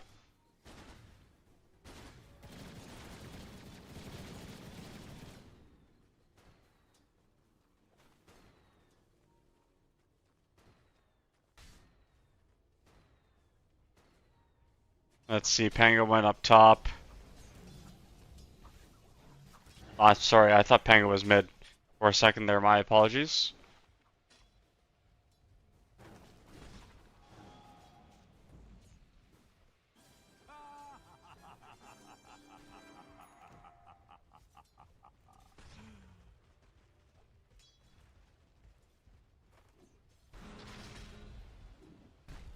Big plays. What? What is Repeater doing? Oh, he's just pulling. I was like, what is he?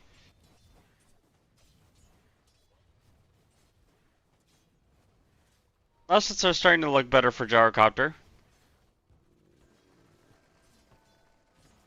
Thought it was not level 6 yet. Once he gets level 6, it's going to be very hard for anyone to be in this lane.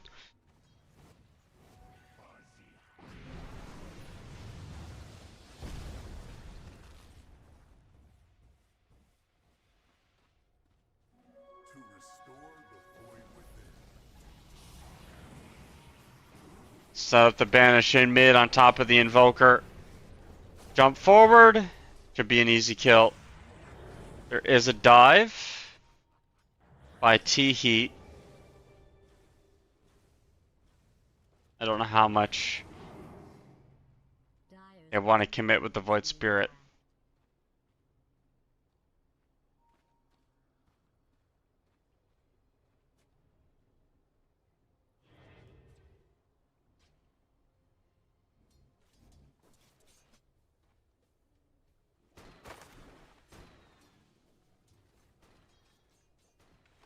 I'm starting to like, if this game goes exactly as last game, where like not a lot happens, it's pretty slow, even Steven. Who do I favor?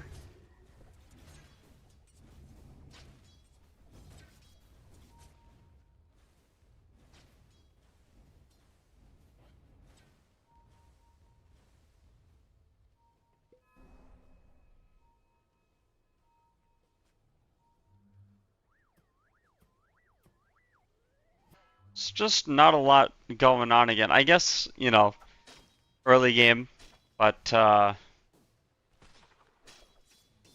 Carsons are doing a good job putting themselves in, you know, favorable position to win.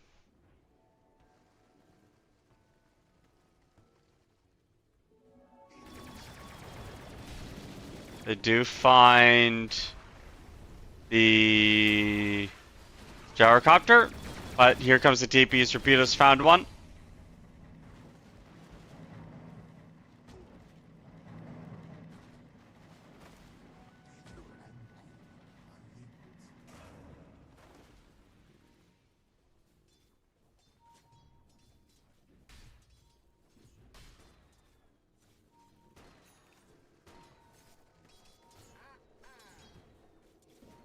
Let's see what's going on here. There's someone through the tree line, literally.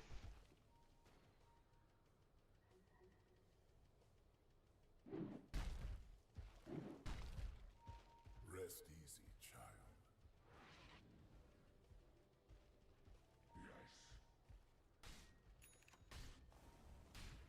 Poor gyrocopter is just...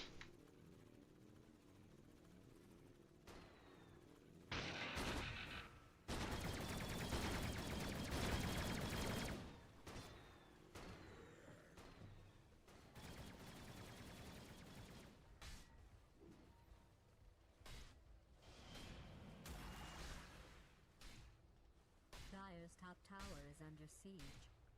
Let's take a look here. Tower is being attacked. If that's something you State of the game so far is very much tower is under siege. same as always. Structure 6 kills, 10 minutes in. Not a whole lot going on. And I mean, you know, this is pretty par for the course. tower is being attacked. You want to, Doing whatever if you feel like you have a better draft, you don't feel pressured to make those moves that you need to.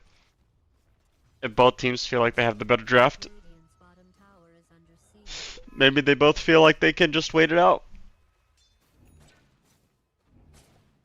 I do think that the slaughter is going to be a big problem though. And that is like the last hero you wanted to give an advantage to. Radiant's bottom tower has fallen.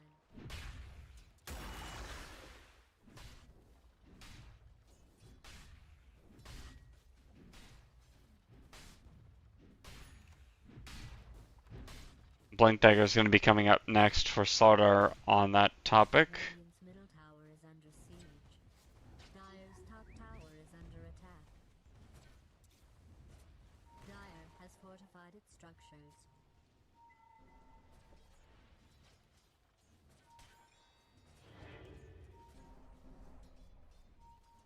Oh my goodness, okay.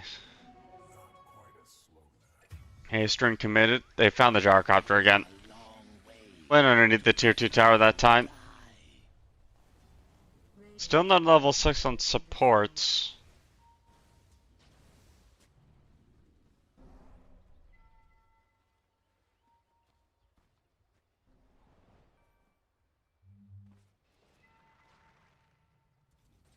Radiant's bottom tower is under There's a Shadow Demon about to get caught out. Dodges the Sunstrike as if he knew it was going to be there. And the roll doesn't push him down.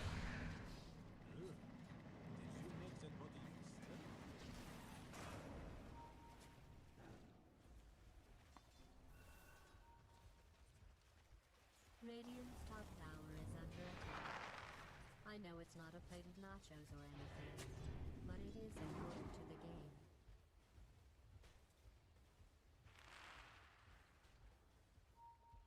game. Hmm.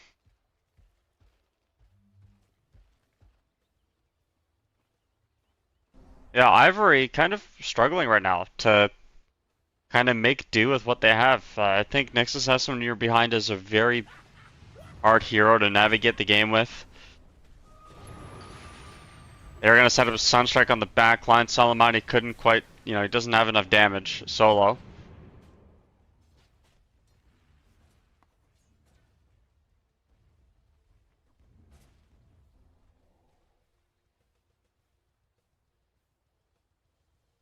Just a whole lot of, you know, not a whole lot going on still, but I think these are just plays for the supports to get level 6.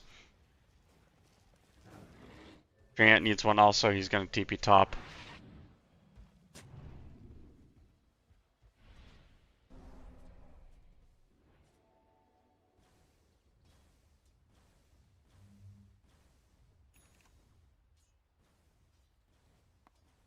We'll see. It's a nice deep ward in front of the enemy, you know, jungle, you'll be, or tower, you'll be able to see where exactly they want to go if they never TP to that tower.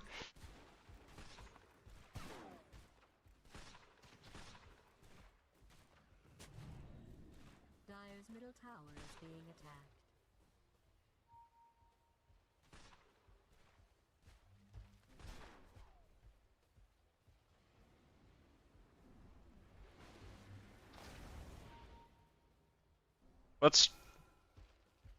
What's the first item for everybody? Meteor hammer on Ken.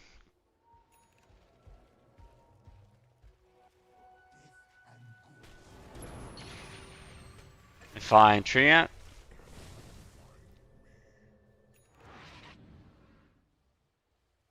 Nice use of the next assassin with the Sunstrike. That's one good way of getting your mid into the game.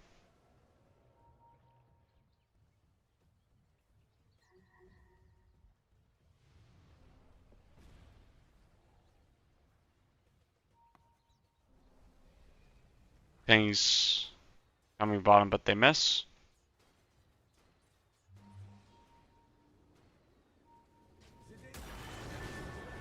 Blink in underneath the tier 2 tower again. They don't find an angle. The roll has been committed.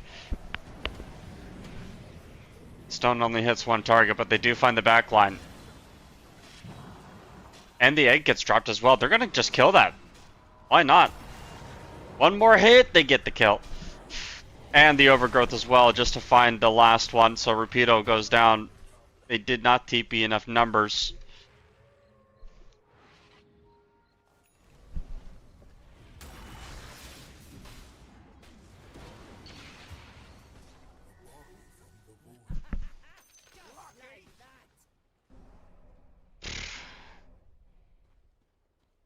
Yeah, it just feels like that last part of the game was just getting outplayed on the macro level.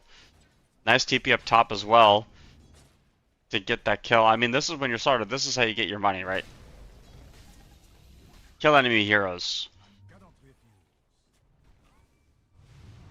Radiant's middle tower is under siege.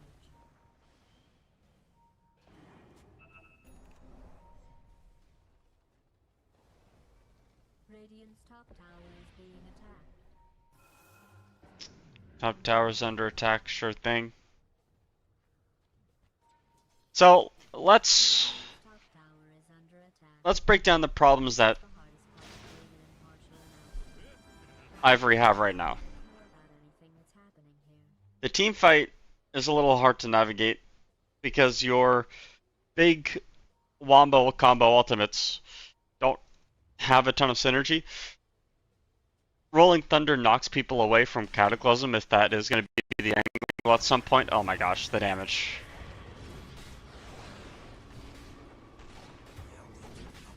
And Top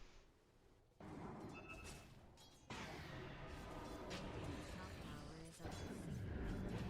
Radiant's top tower has quite frankly, there's just not a lot of damage on Ivory either.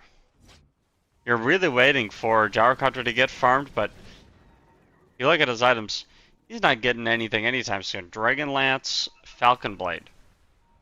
Only gone defense. Unfortunately, Slaughter. Oh no, Slaughter's fine.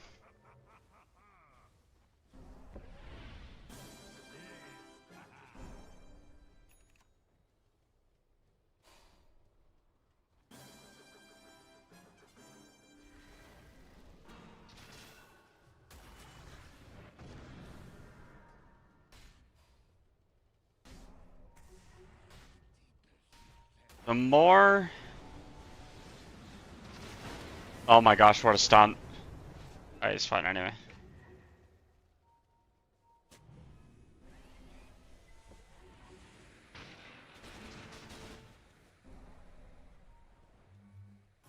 Dire's middle tower is under siege. Dire has fortified its structures. Radiant's top tower. Salamati in the back line. Sunstrike is not gonna land! That was big, and now they're gonna find the gyrocopter. Right clicks are going in. He's underneath the tower. They're gonna be able to find one more as they get the meteor hammer down. Roll is coming through as well on top of the Muerta. Needs some help right now. Can't quite get any. There's not going to be a banish, but Ken is in some trouble. Right clicks are coming in. They will be able to find the kill. Slaughter in the tree line. Gets away. Egg drops. But all the cores are dying. And with all the cores dead, there's not a whole lot stopping this team from re-engaging. 2 seconds on blink, 1 second on blink. Not a lot of mana. Maybe doesn't even need a lot of mana. Blink's back. Might have been a mistake. That's okay. It's a double kill. And now the tower, possibly. Radiant's middle tower is being attacked. Radiant's middle tower is under attack. And just a bit of a blunderous team fight from Ivory. There you go. Oh, wow. They're actually going to respect.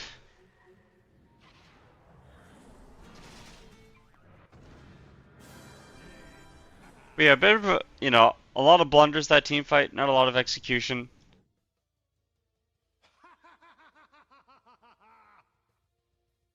6,000 gold lead now for Karstens. And I believe Muerta was the only one that died in that team fight. To be honest, who cares?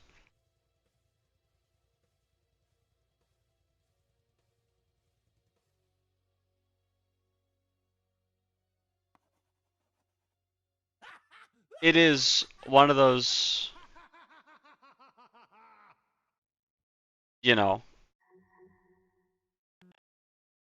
the game is very hard to play situations.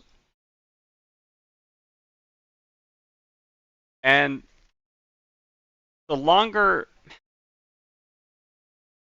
the thing is, again, I've been playing a lot of Nyx Assassin this patch. As a Nyx, you really just have to keep going.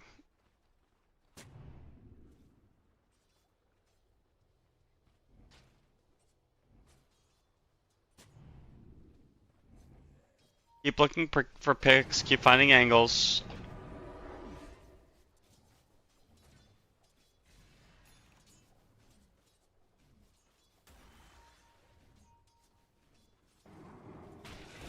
Let's see, they're gonna try to make the play on the Void Spirit, but they didn't get the impale.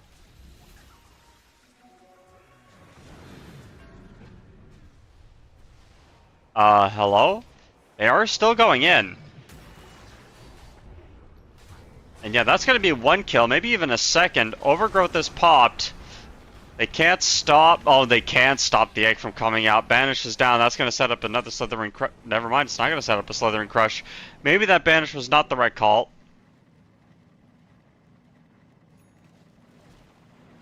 As Rapido rolls away. Still, both supports dead on a play that you were baiting. So, ends up working out. Nice job.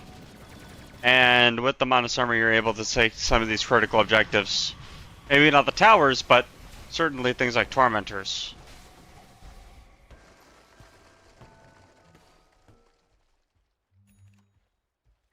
Treant now with Trees in the Night, so you are now able to see. Well, if you're, for example, support, you know that there's trees to worry about, so sentry wards are going to be very important.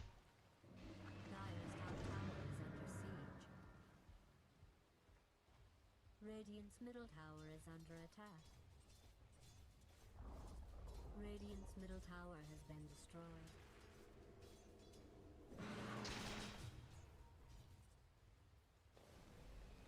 I think Tower is under attack. it's so funny that he's under a ward right now. Banish is not going to save him. Probably a little bit too aggressive.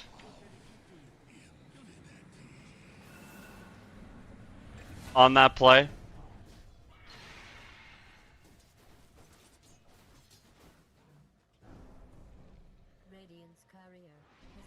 Mercilessly murdered.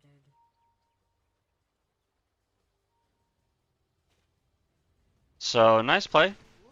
Free Ant is, you know, getting farm up elsewhere. Looking for that Blink Dagger. Radiant's middle tower is under siege.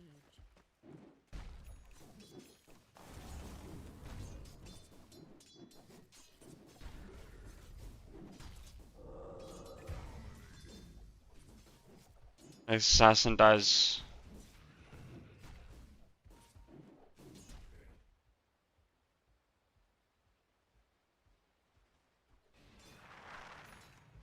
Yeah, just more chaos around the map, right? You lose your next assassin again.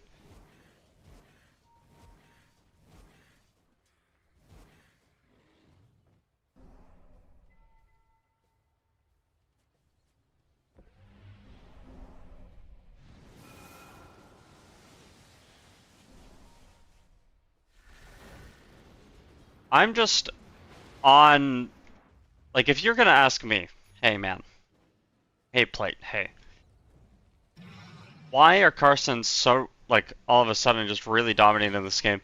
I think a lot of it just has to do with the fact that this Slaughter here is so easy to play with. And you can see the right-click damage coming out here. They will not dive that, but you can see how much damage they threaten. They didn't really use anything big. They just kind of walked in and hit a jet row a couple of times.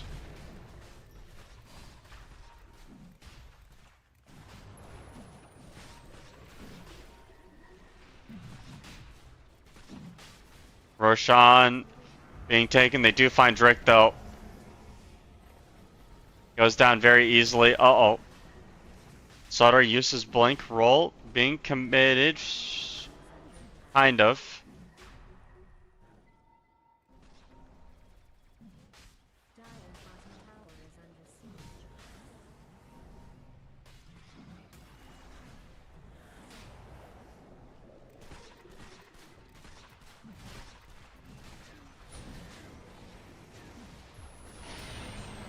Big play. They will not get the Cataclysm down. And just like that, everyone's got to retreat, but they find the backline. Blink in. Overgrowth is going to be there on top of it as well, and there comes the Void Spirit right on top of Ken. I came a long way to see you die. Dire's middle A big opportunity for an upset.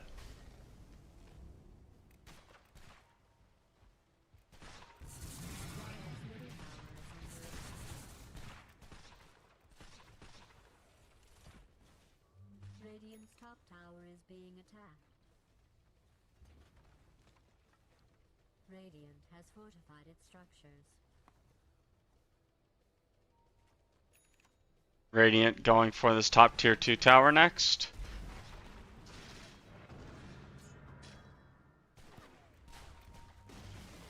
Radiant's top tower has been destroyed.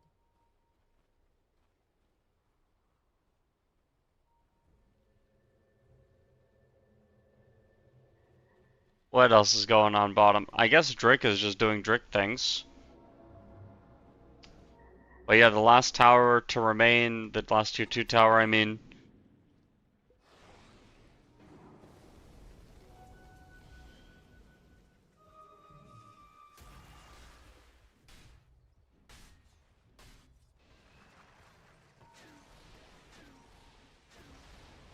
Gyrocopter continuing to just stay far and far behind, right? Like, Muerta's super farmed right now. Void Spirit's really farmed.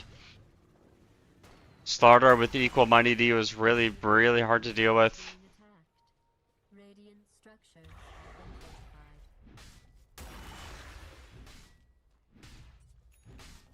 Radiant's middle tower is under siege.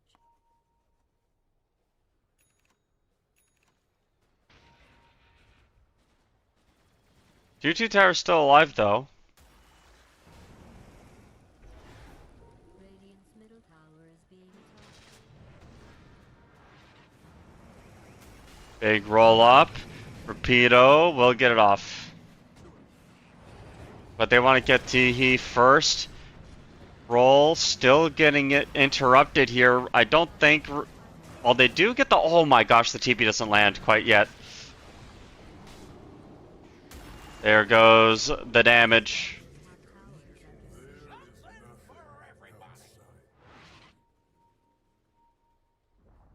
Dyer's top tower has been destroyed.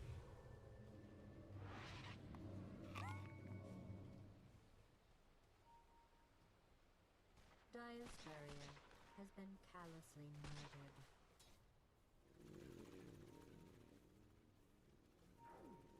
Too much of a good thing Radiant's on the Radiant. Too much farm, too much net worth.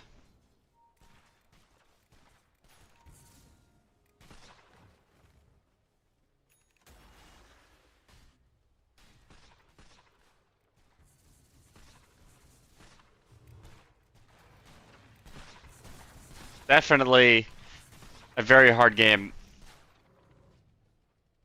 if you are on Ivory, and it gets especially harder because you are losing a lot of map. Radiant's middle tower is under attack. Is this part of an elaborate trap you're going to spring on them later?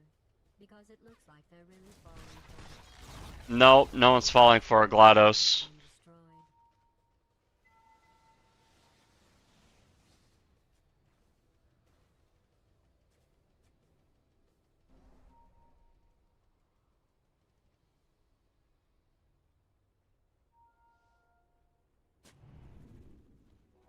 Stuck inside your base at 29 minutes, 21 to 29. I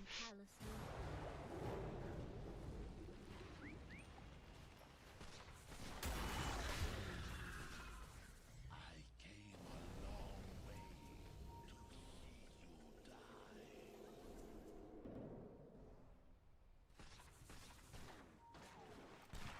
die. Just honestly, Rapido barely lives, but if I click the win probability graph, it's going to tell a very gruesome story. 90% win rate for Carson's at this point. BKB finished on Slardar. Aghanim said they're finished on Void Spirit. Radiant's bottom tower is being attacked.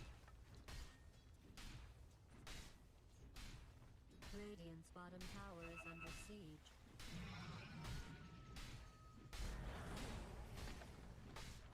So much. Radiant's bottom So let's talk about it.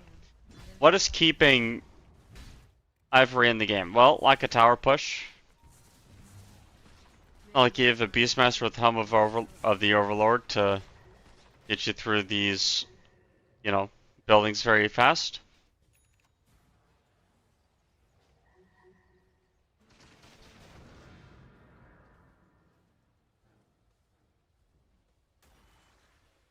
This pleases me to no end. Just more and more of the map taken out. More and more of the map being, squandered.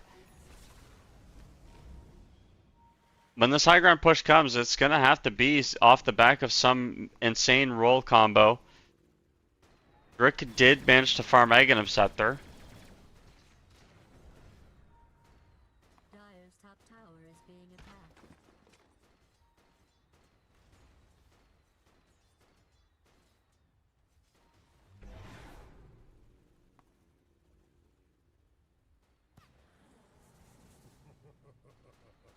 Just more, BKB's finished on the Gyrocopter.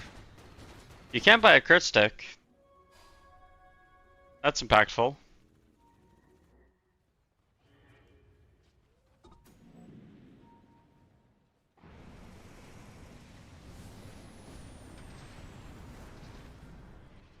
Big play. And they actually managed to pick off the Void Spirit. They are going to rip ulti as well. Hard L in some trouble. Here comes Same. BKB's committed, but he actually whiffs the ultis. BKB up onto the high ground. They're looking for Drake. They will end up getting it. He does have Egg. And drops it in a very awkward spot, but needs some help on the right click. Straight Edge will get it, but dies anyway. Potential comeback situation here. They're all just coming in one at a time.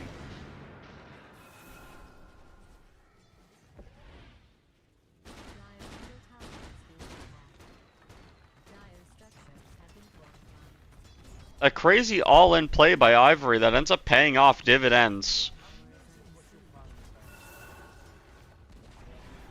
Dire's middle tower has fallen.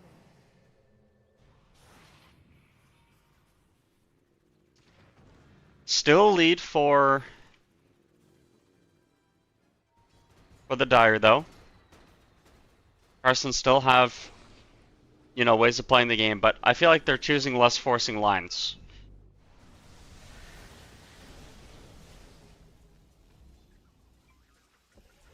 Obviously, Salamati dying first there didn't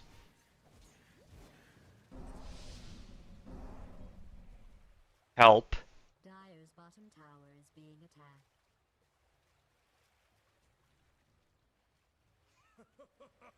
Interesting to go for Shiva's guard.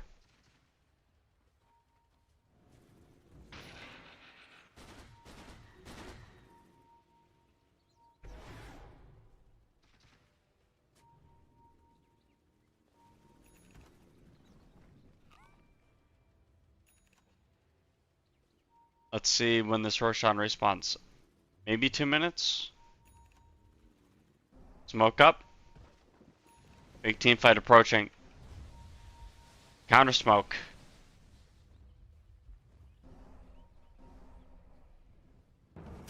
Oh my gosh. Force staff away. Pops the ulti, tries to stay alive, but they found the backline. The silences are coming down. Cataclysm is coming in. I don't think it hit anybody. That is not the way you want to go. They will lose the Treant Protector. The egg comes down, but their carry is dead. Right clicks are coming in from Salamati. Picks up the kill, and it's a rampage for Salamati. Holy smokes. That guy does damage. And well, you do lose the support, but Drake is not. Oh my gosh.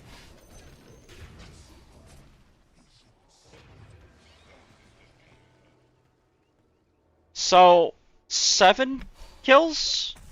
Dire's bottom tower is under attack. It's a full BKB for Salamati after that team fight.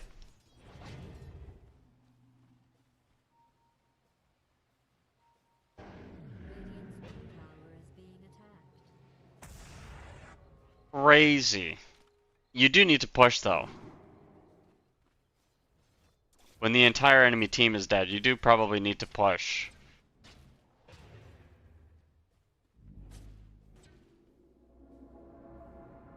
Yeah, take the enemy outpost. There you go, Salamati. I think that fight really just starts because like the backline just ends up dying. Ken perma-stunned. BKB didn't help him by the time he got it off.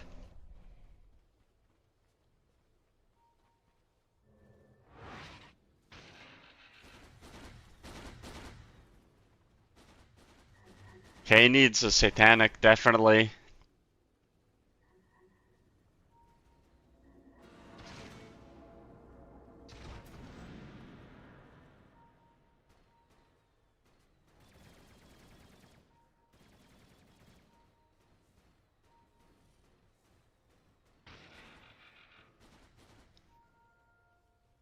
So much can go wrong in the blink of an eye, though. 15,000 gold lead. This lead hasn't really changed that much. But of course, Roshan is on the docket.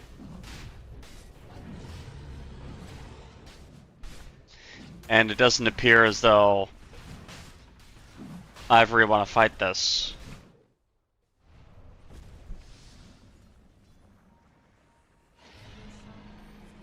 There's a gem on Salamati. Oh my gosh. He found him. Didn't pull him in though. They still found him. BKB's used, dude. He wants this kill. I think they're gonna get it too, very easily. The BKB is surprising, but Dire's top tower is under attack. Dire's top tower is Oh, Slaughter killed him. Of course. So that means that they're not even going to get that tower.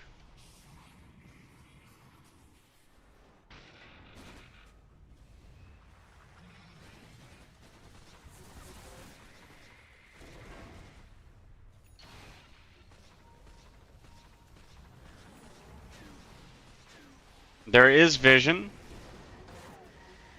that gets dewarded. Kind of. As Salamani wants this to end, and they have the damage to bring down that poor guy. But there goes the gyrocopter with the Manta Stop. There, you do nothing.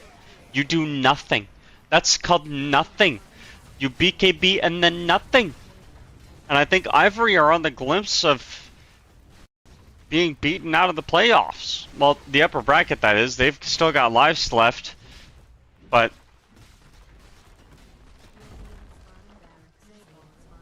this Slardar pick has really caused some problems.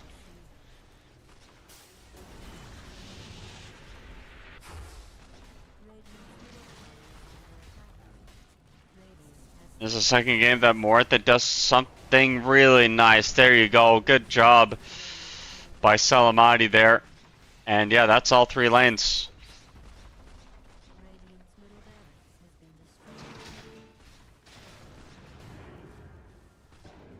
No buybacks. What are the buybacks looking like? I don't know. It doesn't really matter either. There's a double damage turn to the bottom rune area as well. They don't care about that. They're going to keep going for these.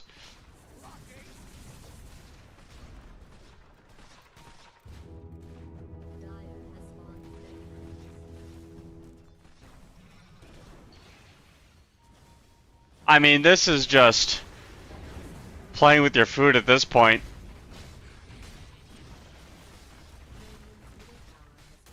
They're going to look for a team fight, though.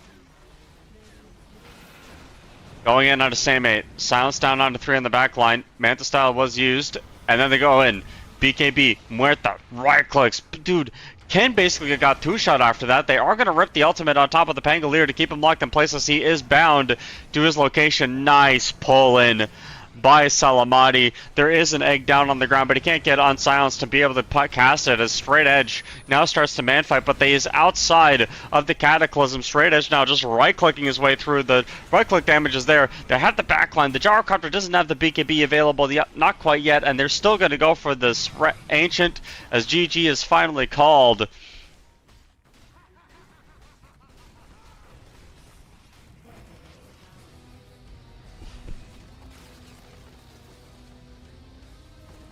What a... I mean, Game 2 was a snooze fest, but...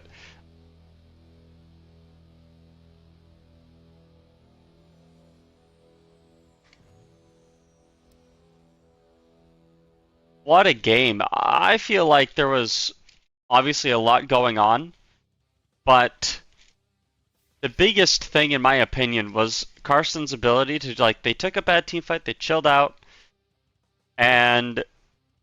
they kept asking Ivory questions. Could Ivory do this? Could Ivory do that? What could I, you know? And it got to a point where Ivory just didn't have the angles. Now, I really am not a fan of this Phoenix Hero. I hope that we see less of this Phoenix Hero as the playoffs continue. I don't know how many eggs we saw do nothing. This is not a hero that you can just play in pro games if you don't have the right egg moments. You know, pick Ringmaster or something, right? Like, just, you know, pick something a little bit more active. For Karstens, you know, you win on the back of this Muerta Slardar combo that you've done in Game 1 and Game 3, and you let Salamati win the matchup against Ken, of all mids. I think this is really, you know, really inspiring for you guys. You can definitely carry a lot of momentum as you progress based off of those matchups that you had in mid. Yeah, Game 2 was a little rough, but, you know, Game 1 you get first blood on Salamati, you build that confidence, and you get a couple solo kills. Game 3, Void Spirit just ended up being too big of a problem. I don't think Ivory really had many of the solutions to deal with it. And that's like I said, right? The Treant Protector ulti, just more impactful than the Phoenix Egg. just because it comes online exactly when you need to. The Pangolier couldn't roll or do anything. There was save on Shadow Demon, sufficient save. The LT just, purging the Pango shield or the gyrocopter movement speed. A lot of good stuff. So that's it for us. Game 3 is over. This series is over, and we'll be going on to the next series of the day, which is Interactive Philippines against Team Satan666. It's going to be coming up soon, brought to you by Costa.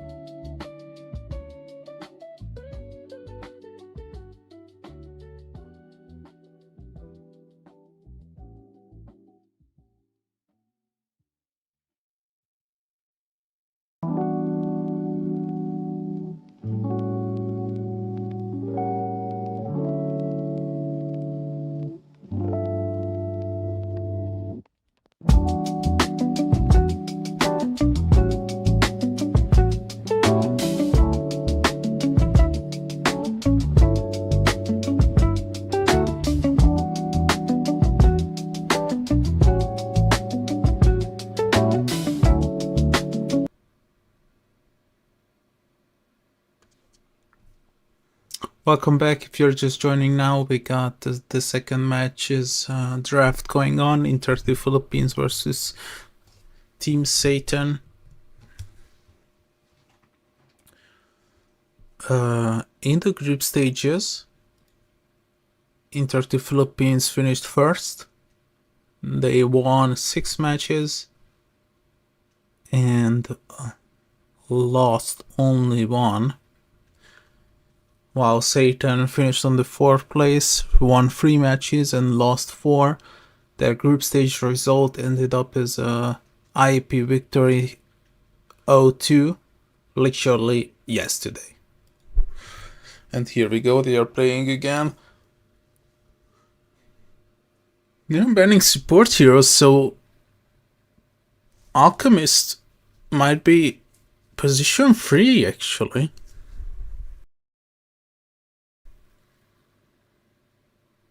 Fast X purchase for the voice spirit can really tip the balance in favor of Satan. But let's see. Last pick is coming up. 25 seconds.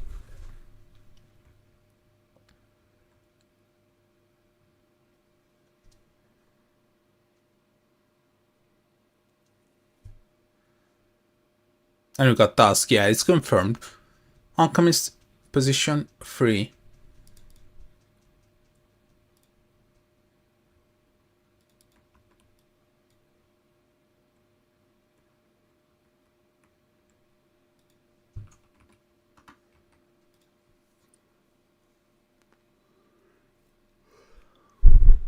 Inter the Philippines looking for a mid laner.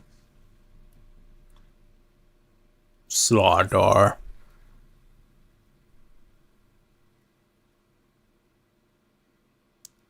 Neil Timberso, Louis Slaughter. Jet Lifestealer, Reese Big Grimm's Disruptor. We got KNP on the Alchemist, 9NZ with the Jakiro, Dal on the Slark, and UD with the Tusk, and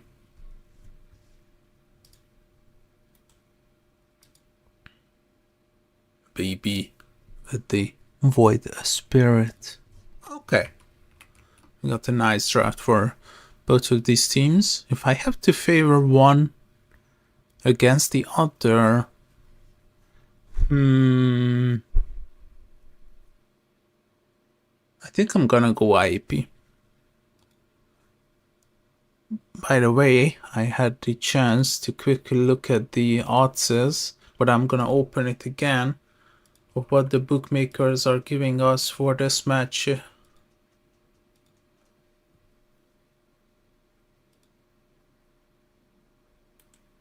Oh, it does not show up anymore. Okay, let's switch to a different site.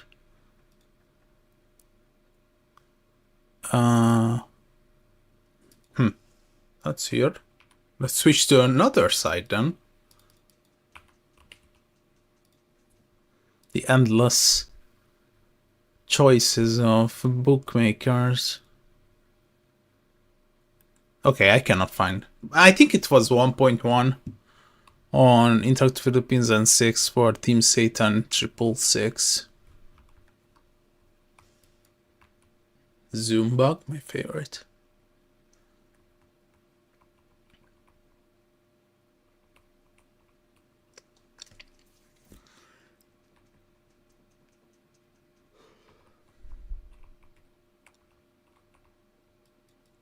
Free gauntlets. Just because you might go double bracer or bracer and soaring.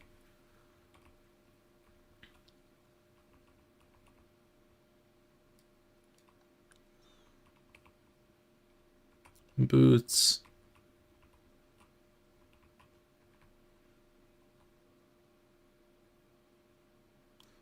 Triple gauntlets. Really important on Lifestealer to get that bonus 9 damage, and look at his HP as well.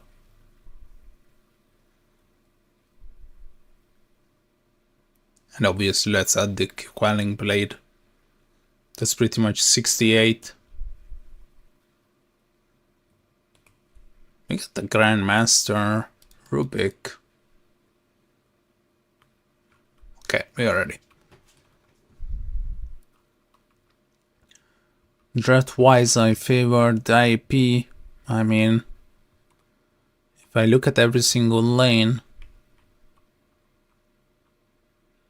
it's just, I have a feeling about IAP's presence to be a tiny bit stronger on every single lane, except mid. You know what? Even mid.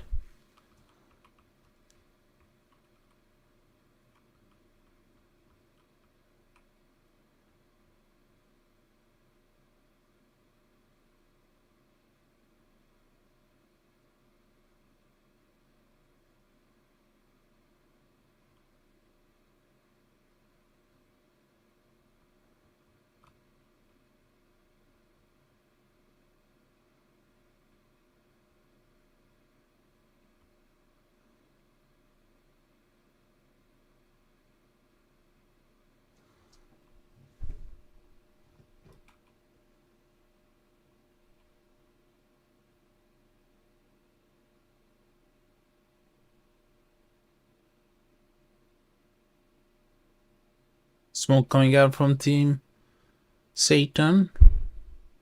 It's a bit dangerous to go here, but they will succeed. Jed is in a really defensive position. I think they are expecting the smoke. Smoke's gonna break and Jed will realize the evil plan of the dire side. But the rest of the crew is still smoked up and they are making a rotation to the top rune. Maybe killing Lewis is an option here. They got the ice shards. Oh, nice jump by the Slark. Tag team. I don't think they will get this kill. Oh, okay, I was wrong. Tag team slow should not be underestimated. 75%. And I wanted the ice shards for some reason. Even with the ice shards, I think they could have killed him. Nice one from NUD. Electromagnetic repulsion.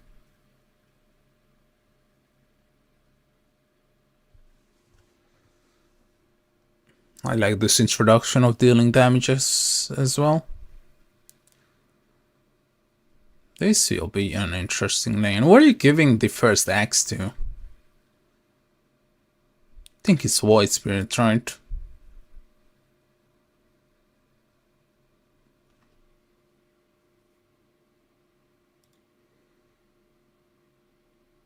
Rubik, one of the most picked heroes, if not the most picked hero of every current tournament. If you look at the EPL in Europe, if you look at PGA Wallachia, if you look at Dream League Division 2, it's just Rubik, Rubik, Rubik.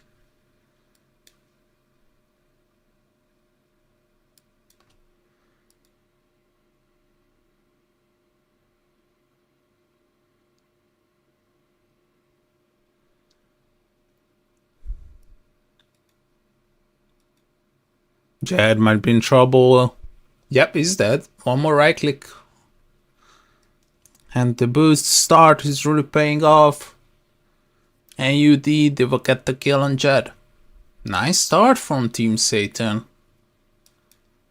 If you want to surprise IAP for potential victory against them, you gotta be active in the early game.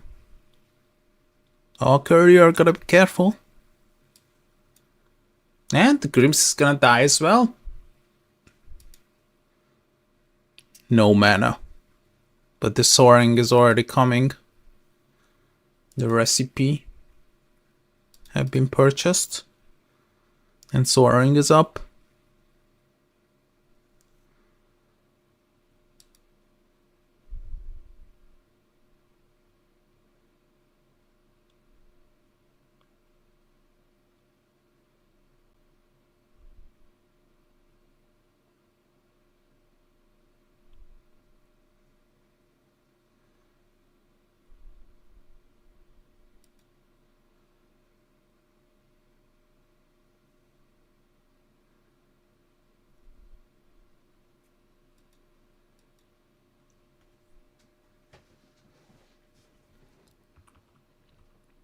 9NZ, making sure that HP is not gonna be a problem. I really like when they cut down the trees. It's really necessary against the timber saw, in my opinion.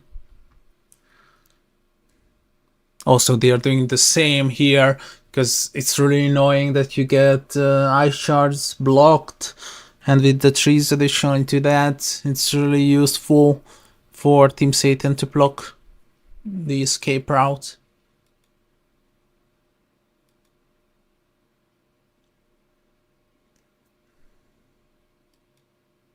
Reese might just die here. They will jump on top of him. Perfect pounce from the Slark, and 3-0 start from Team Satan.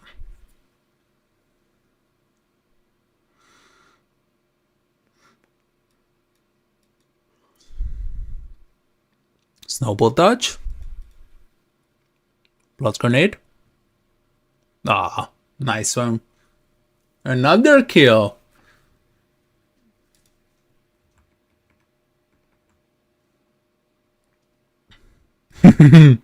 That's a really good voice line, not gonna lie. Suiting the situation well. It's the third death? No, the first only. For the Disruptor Jed. KMP is really tanky. Glimpse is gonna be there. Right clicks are good, maybe. Yeah, this is gonna be the first kill for IAP. Finally, they are on the board as well after 440. Jet collecting the kill.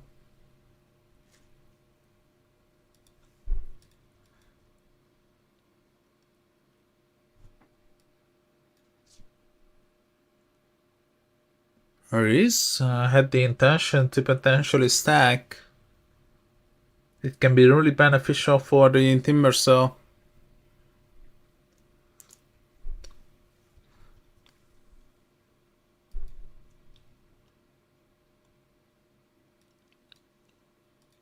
But 9NZ making sure that those stacks are gonna be made.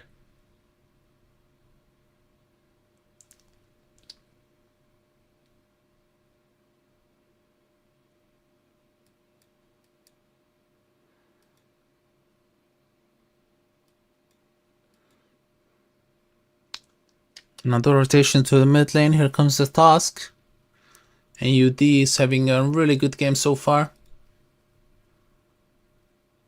9NZ showing up as well. Luis is out of mana. 6-minute runes is gonna be bottom.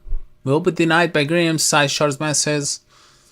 But 9NZ will be collected. The Reese was so close going down. But Lewis will collect another kill, going in favor of IAP, and they will get still this bounty rune as well.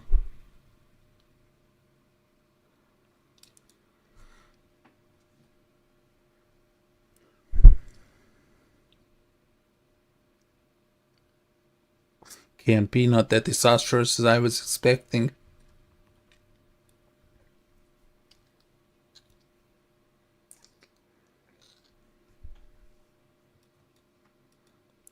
Manhunt on the top, and Shrine of Wisdom gonna be available as well. Can they kill the Simbersa? Only 1 point in reactive armor. Rotations are gonna be made. Here comes the Rubik, and the Disruptor is showing up as well. The damage is good into the Timber, so the chances of killing him are not that high anymore. Look at the HP on all of the dire heroes. It's dangerously low. Maybe one more rotation, probably from the Slaughter, should seal the deal. 2 heroes at least. But no. They will escape with a kill, and the Shrine of Wisdom have been captured by the dire on both ends.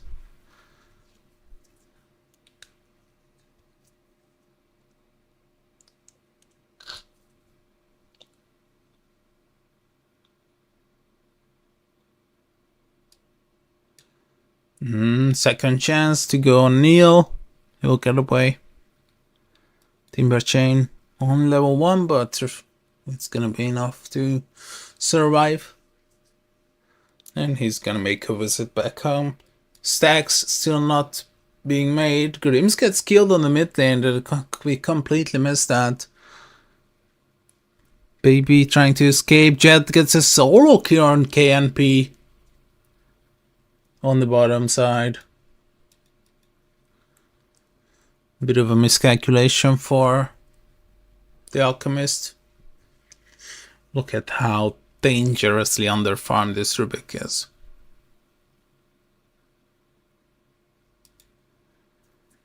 Usual urn. And he'll go all the way to the Spirit Vessel, maybe.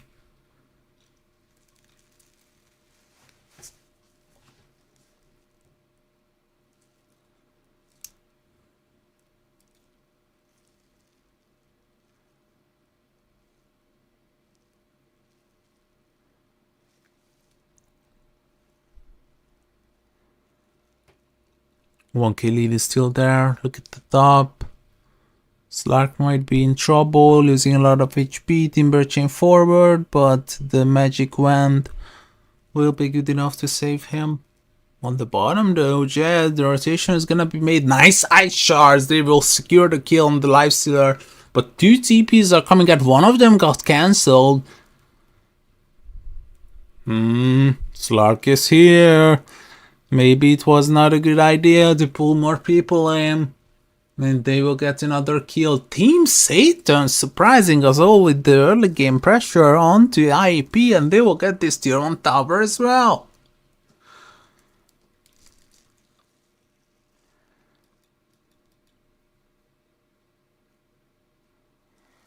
What a surprise. Okay, you might say it's the Alchemist effect, but not really.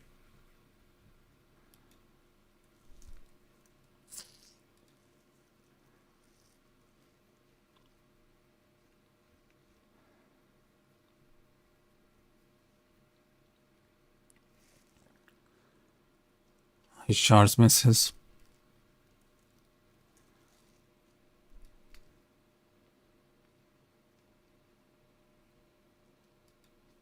Team Satan 666 is just making better rotations. With the Tusk being so proactive, he's showing up on every single lane and making sure to get kills on at least both bottom and the mid. He's being really on point with the rotation.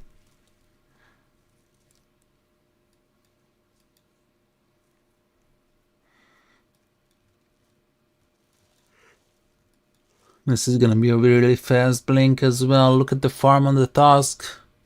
They are scaring off the Slaughter. They still hold on to the siege creep, which will definitely help them taking down the tier 1 tower on the mid lane as well. And it's down. Team Satan playing really good Dota so far.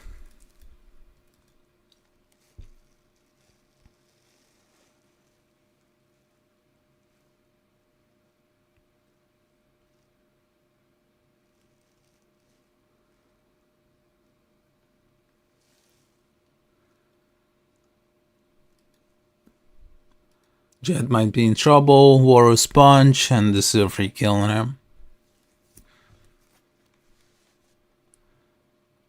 I mean, 4K lead after 12 minutes of gameplay. Usually I call that a really convincing lead.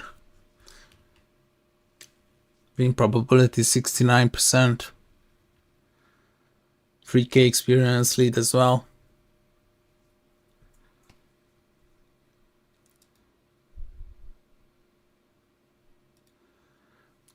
KMP. 1K gold away from getting the eggs for the Void Spirit. That's gonna be an insanely broken timing. Look at the invasion. They don't care. This is Neo farming the stacks. He did not expect them to come here, and they can move them to another kill. Team Satan! I called it out. 6 odds. They are making it happen.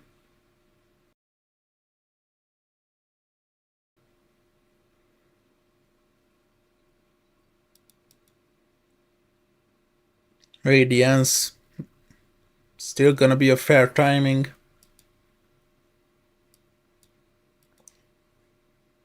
I really like when Alchemist players are using the unstable concoction to farm.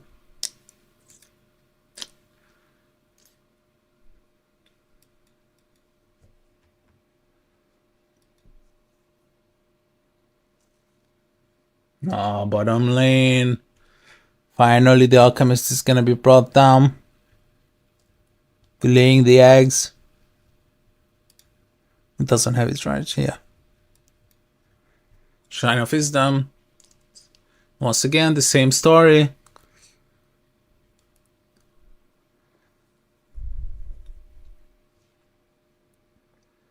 Neo being aggressive to chase them out. Jed is showing up as well. 9 and Z might just be in trouble. The right clicks are gonna be really beneficial, and the damage from Neo is really decent. 9 and Z should go down.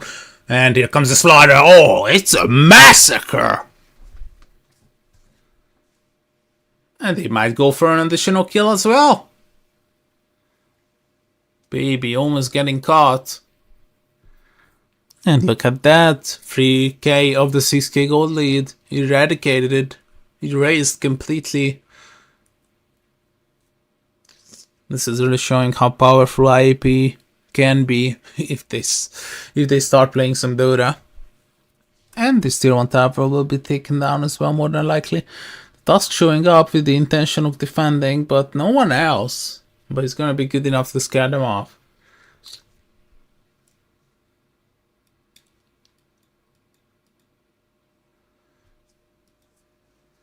Axe is coming.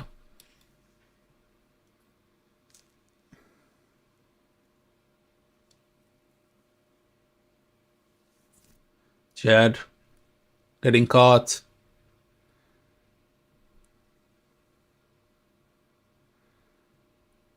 Even though that the eggs has been available, they still fail to get a kill.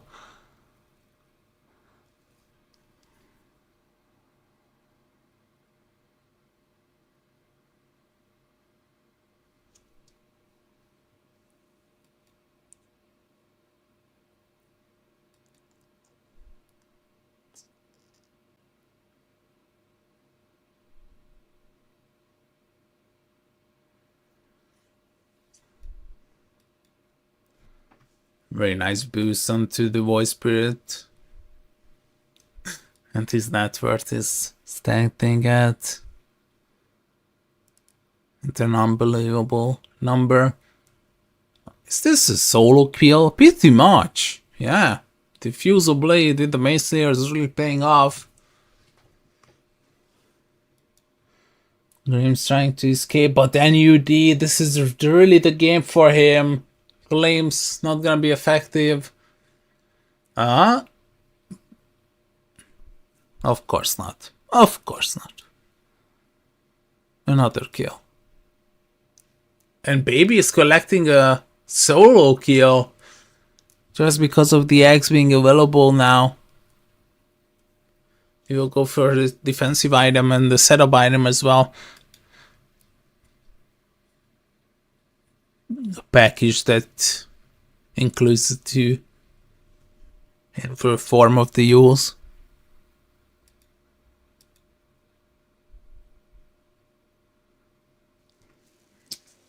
Chad is making sure to farm him really efficiently, making a little stack for himself.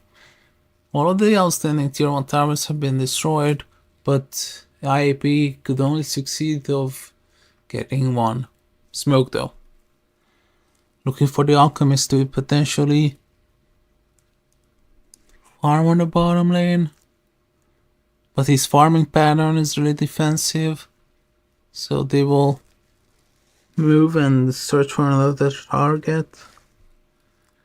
Maybe standing on top of these stairs can be beneficial. Yeah, oh, this is huge kill on the Slardar, and they might be able to get the Void Spirit as well. Can he escape? Astral Step, double of them, and he will be okay. Can they go for more? Lewis jumping forward, baby, might get caught here. They really need the corrosive haze. It's a bit too deep now. It's a bit too deep now.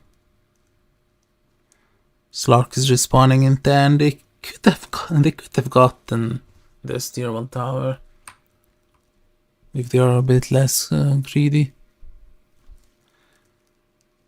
Here we go. TPs are gonna be made. BB showing up as well. Lifesteal is gonna be in trouble. Can he infest? Oh, he cannot. He's gonna arm that toggle. They will get NUD, but Luis goes down as well. And I believe they will get the Timber, so Neil is gonna die. There's no way out. Ice pad setup with the use is perfect.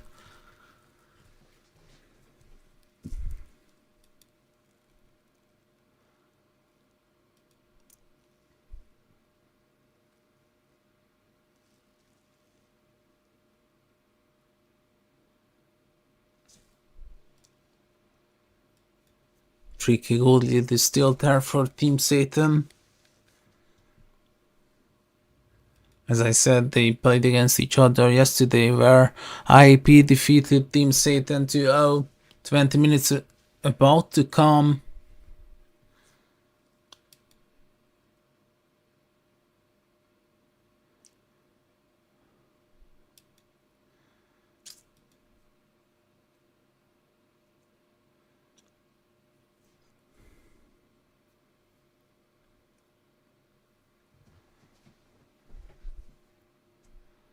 Second X coming out, either Jokiro or Slark. But I really feel like it's gonna be the Slark. Scans are gonna be used to potentially find the Alchemist.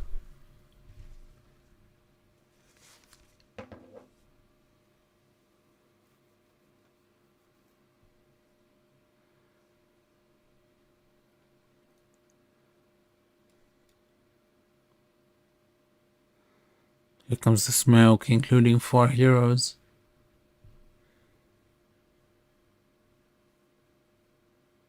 Will they settle for the Tormentor if they cannot find the Alchemist? I mean, they have a slaughter lineup, so it should be free. Yep.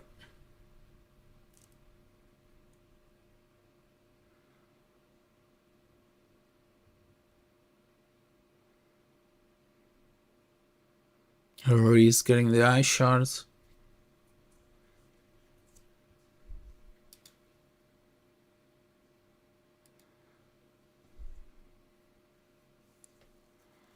Lewis looking for the tags. Now BKB.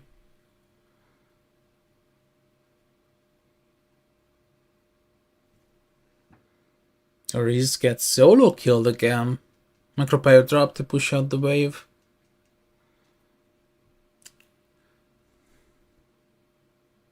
BQB online for the Slark.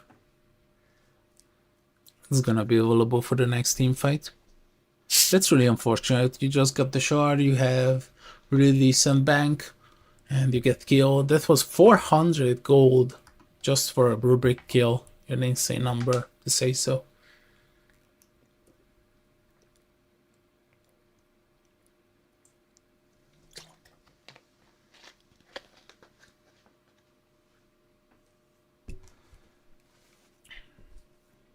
Emercape is gonna be his choice.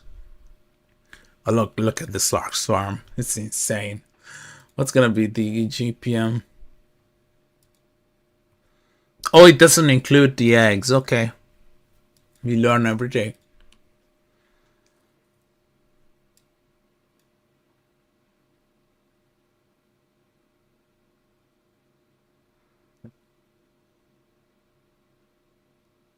With the eggs, it's around 750, right? Another kill going in favor of baby.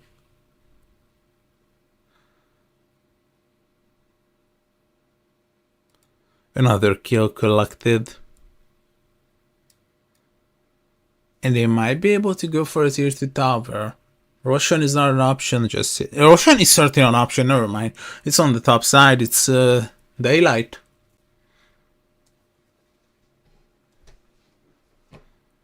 This is gonna be a free rush. They got the tag team, they got the Slark. It's not the fastest, it's not as fast as it would be for the Radiant, but they will still get it undetected. A free rush to further extend their lead from 3k to potentially 4-5 after getting the tier 2 tower on the mid or the top lane.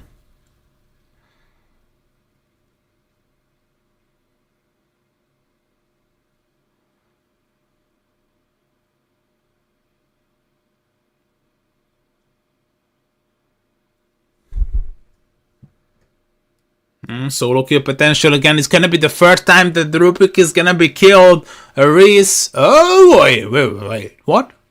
Oh, never mind. The jukes are not gonna be good enough. Another 450 gold. Baby, with the solo kills.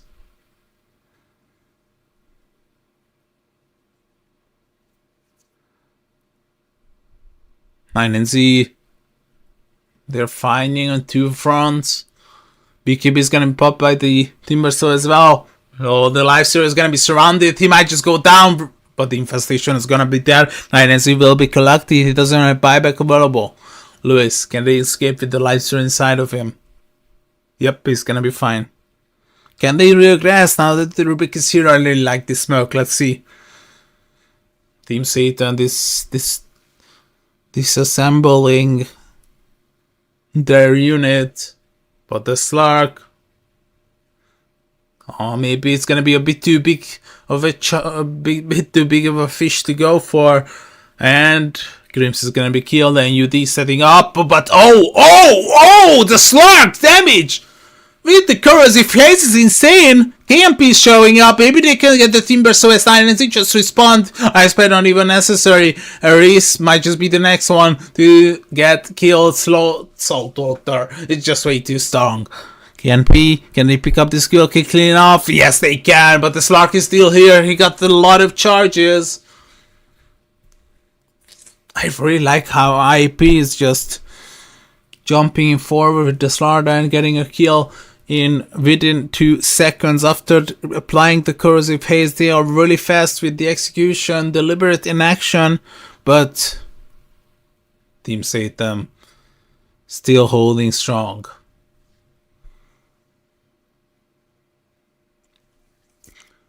This was actually a 4-4-3. Just the fight recap is not including the Jakiro kill.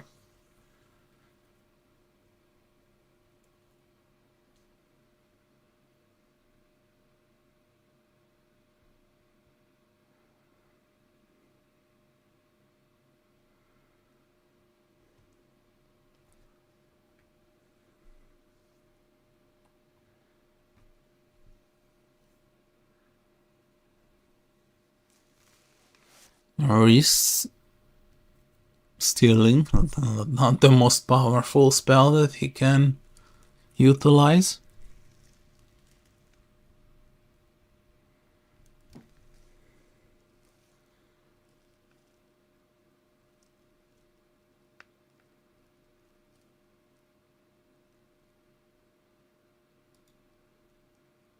Jed. They pick up KMP. I was about to say that I really liked how Team Satan is farming the bottom lane with the Alchemist only and punishing any heroes that might occur. Jet taking a lot. Manta is gonna be popped. Slardar escaping to safety. Maybe they can get another kill. The Disruptor is gonna be moved. Grims will drop it down, but the big KB onto the Slark is gonna be enough to mitigate not just the magic damage, but also the silence, and they will get another nails dead. Lewis gets killed, and Grims will be collected as well. Team Satan, 5k gold lead.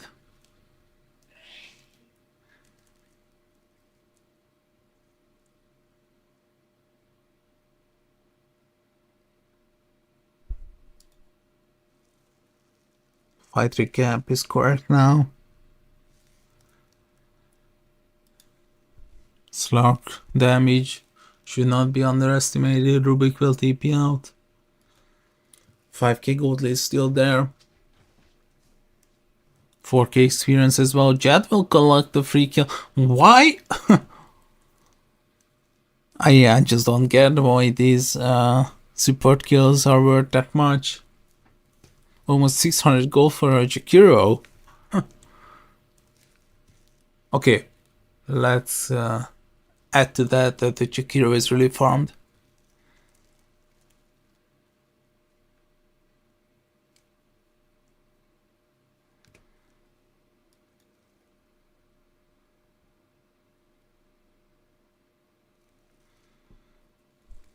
High ground advantage, looking for kills. You can always initiate with the task.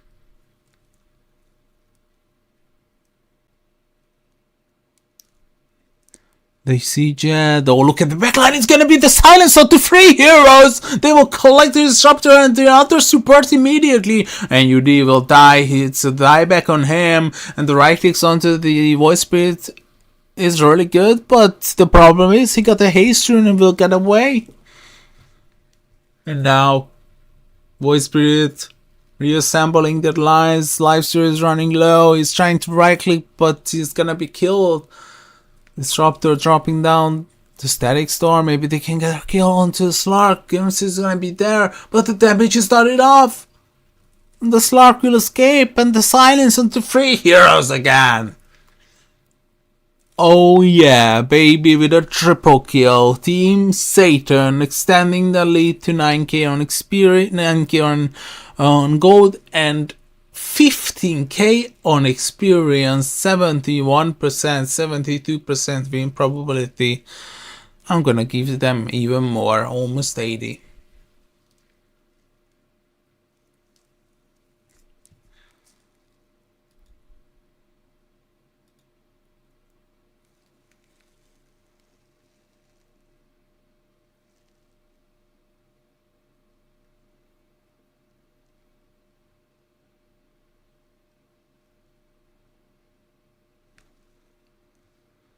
And the mid lane, it's in trouble.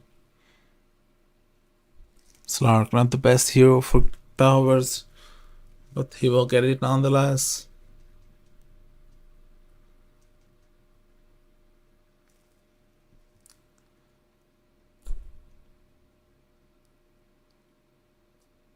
Radiance online for the Alchemist. BKB almost done.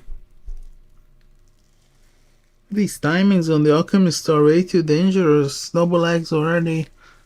Hand it to the Slark and the Voice Spirit.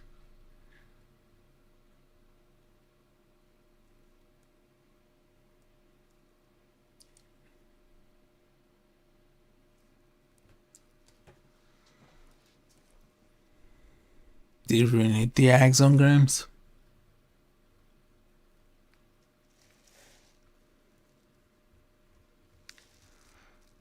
They are extremely underfarmed on the disruptor. That axe might be the item that can change the pace of the game. Speed it up even more. Favor IAP, but 14k gold lead gonna be extended by 2 additional k. And now it's 16. Tormentor collected. And UD getting the shot.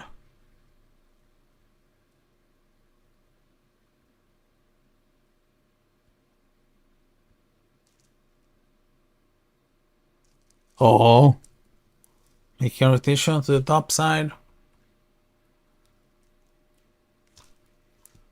Looking for kills. Lewis might be caught. Got the BKB, don't forget.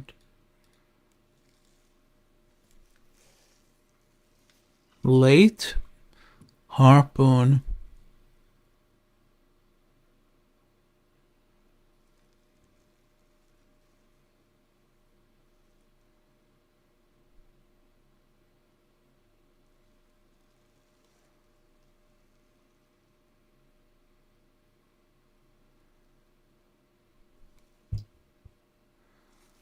No further actions are gonna be taken. IAP, they are really losing game 1.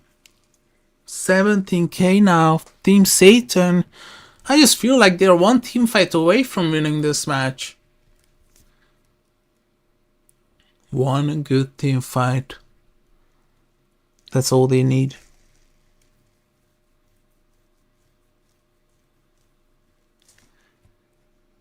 Smoke with infestation from IAP. Trying to surprise Team Satan.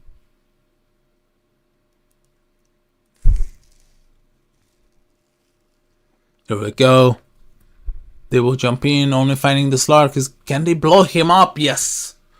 They will be successful, but the others are dying as well. Grimm's BKBs are gonna be popped. KMP is running low on HP.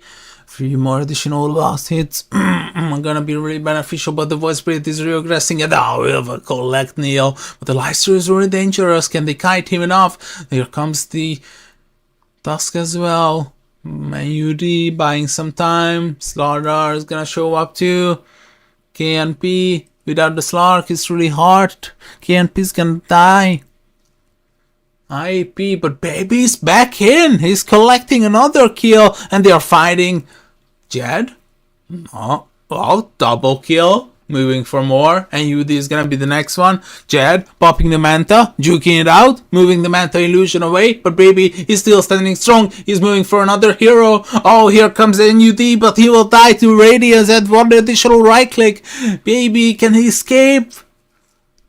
Yes, of course he can.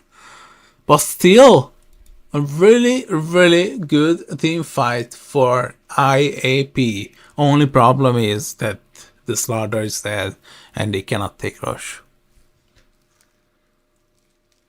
Comeback potential? Percentages? 25, 30.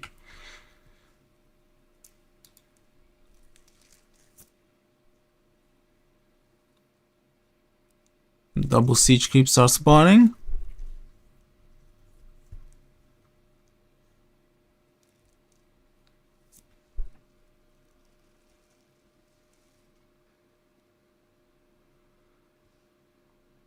Reese gets killed. He has been having a horrible game. 0-10 on Reese.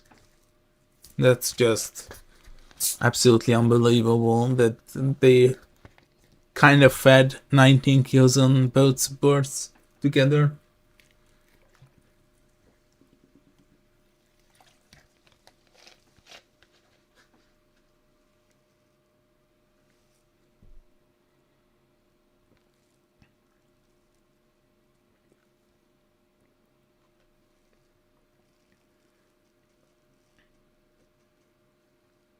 Here we go, second chance on going high ground. But they feel like they need pickups first. IAP bringing back all of their heroes to defend. But they expecting might be a push from Team Satan, but they are not interested just yet. Oh, this game is gonna be more and more intense as we are getting later and later. 40 plus coming soon.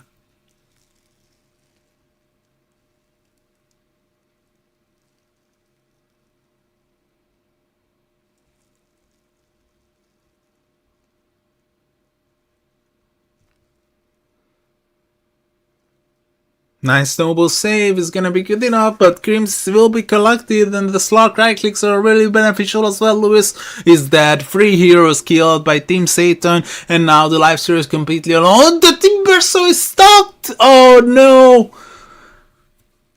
This is just all falling apart. Can they get the Yules? Oh, of course they can. And the Rage is not gonna work. They will get another one. Team Satan, they might collect at least one lane. GG! They call it. They cannot deal with this. What a surprise for the second match today. Game 1 between IAP and Team Satan rewards a victory for Team Satan. Absolutely unbelievable.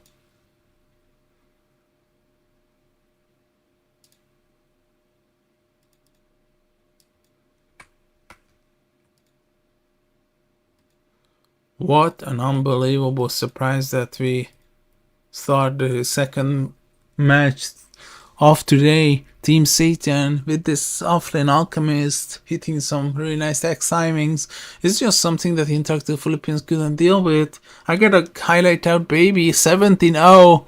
That's just an absolute immaculate performance.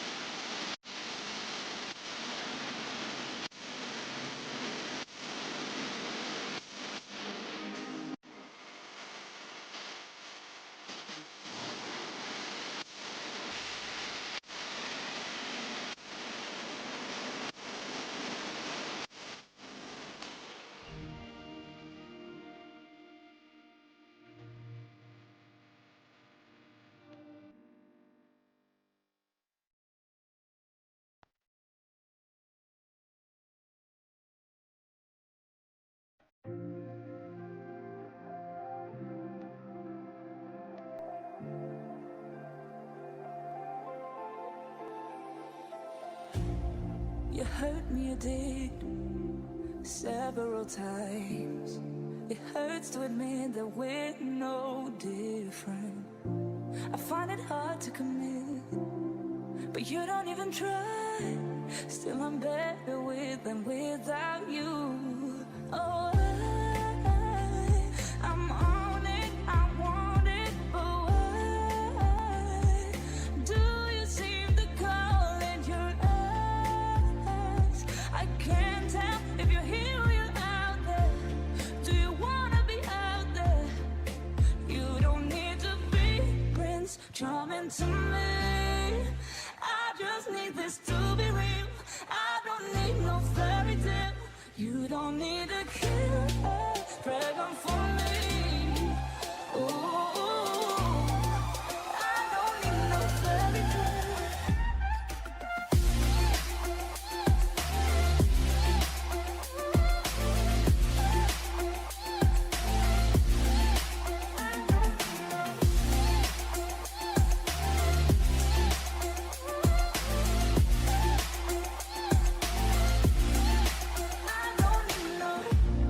We run and go still every time. Whatever it is, I keep on trying. 'Cause it ain't hard to forgive when you know what it's like. That's why I'm better with than without you. Oh, I'm on it, I want it, but why do you seem to call in your eyes? I can't tell if you're here or you're out there. Do you wanna be out there? You don't need to be Prince Charming to me. I just need this to be real. I don't need no fairy tale. You don't need.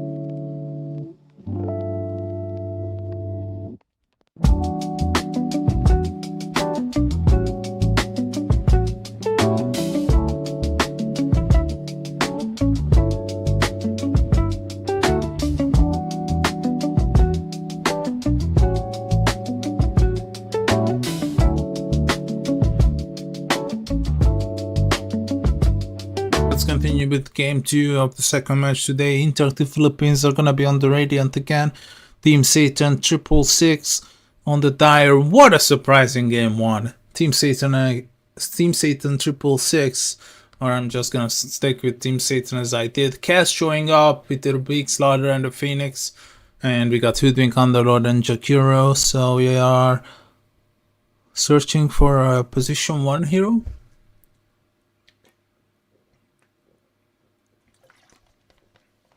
Slot is really good with Kaz.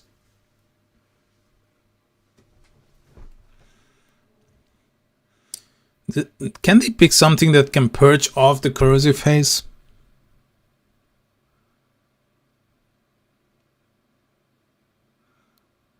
Or can they pick something that builds Manta? Luna, Terrorblade. These type of heroes. Maybe Monkey King, Muerta. Monkey is really good.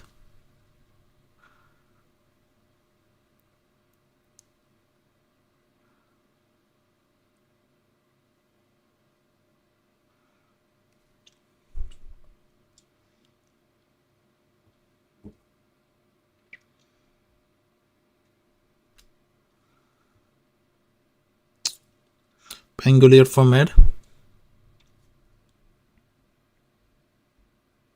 Puck gets banned. Slaughter might be position 3. I think they should ban the Terrorblade, certainly.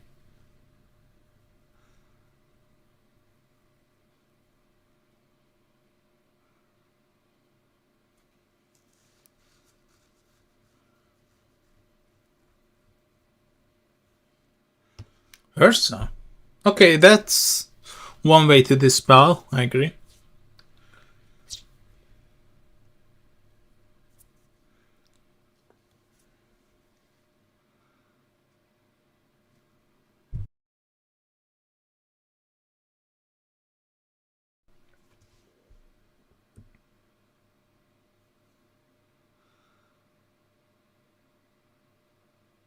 "45 seconds left in reserve time. Only 19 for Interactive Philippines.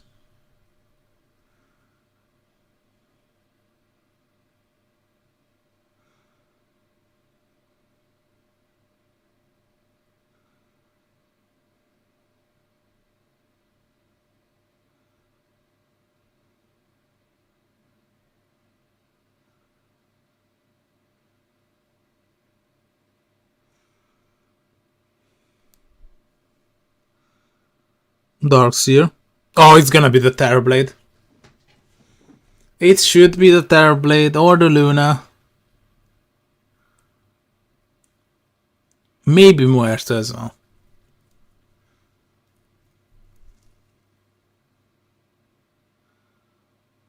Terrorblade, Luna, Muerta.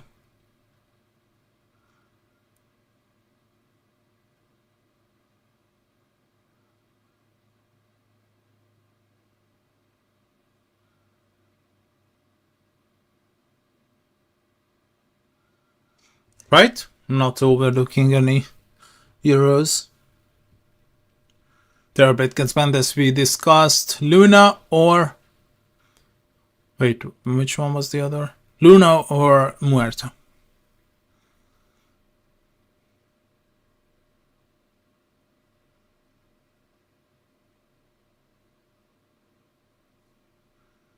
Luna.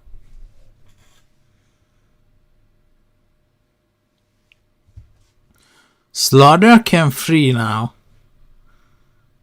And you can pick Monkey King for mid.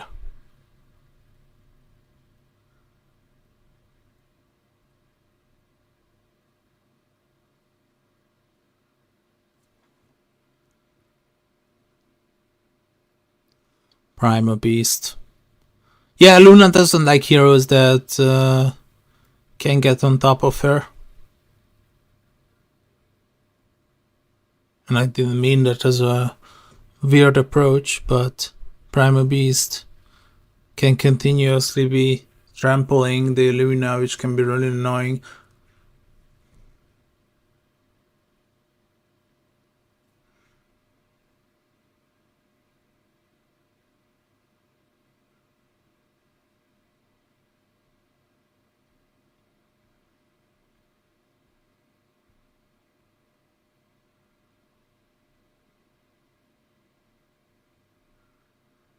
Okay, game 2. We'll go through the heroes in a second.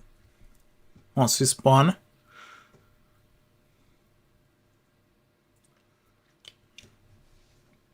Luna. There have been 9 instances of Luna being picked up in our European tournament. 77% win rate.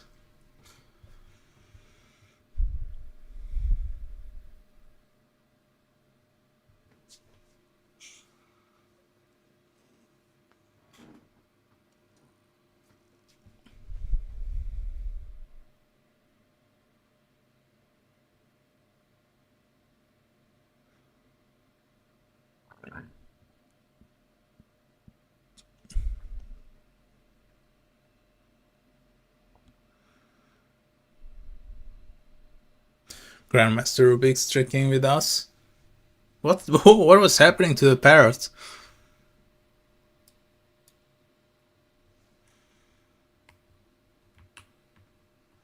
Okay, we got Jet playing the Kaz, Lewis on the Primal Beast, Grims with the DK set on the Phoenix, Reese with the Europe, and Neil with the Slardar. KNP with the Underlord, and NZ with the Jakiro, Baby with the Pangolier, Da with the Luna, and NUD with the Hoodwink. Had a really good game in the previous match. In the previous map, I mean, with the Tusk, was setting up kills on the bottom, on the mid, making some really crucial stations. If he can keep up with the pace like he did in the last game, then I'm gonna say Team Satan might be able to do IAP here. Grims will break the smoke. That was quick.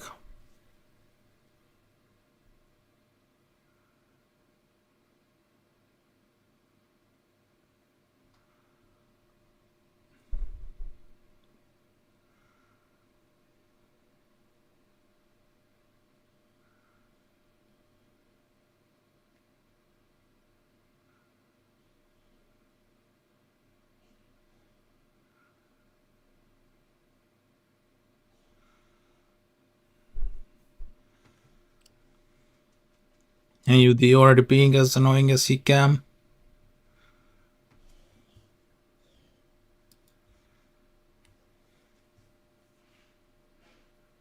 Creep wave coming. I like that they cut down the trees. I think it's really beneficial.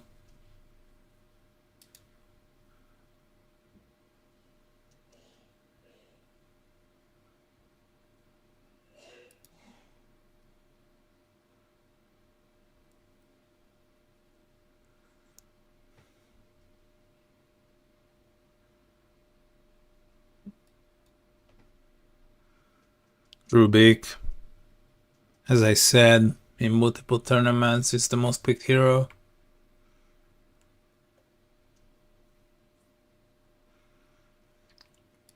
Jet is suffering so far. Hoodwink is way too annoying, and UD is having a good game. At least that's the trajectory I'm getting from his lane presence.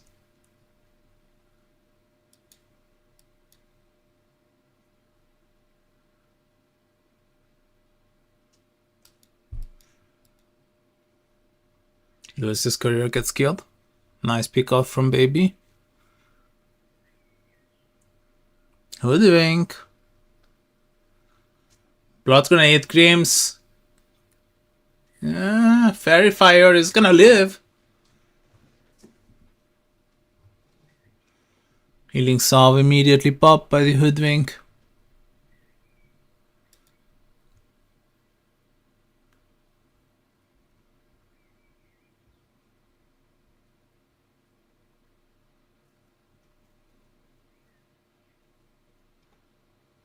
No first blood just yet to further end the game.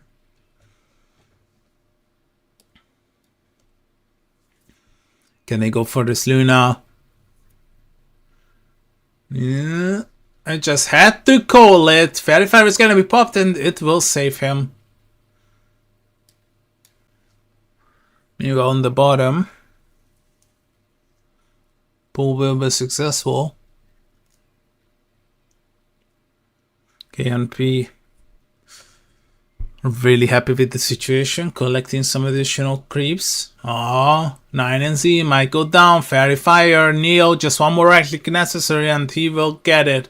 Oh, he's diving for the, considering it as a good idea, not anymore though. Decent armor. And the Bracer is gonna be there as well to defend him.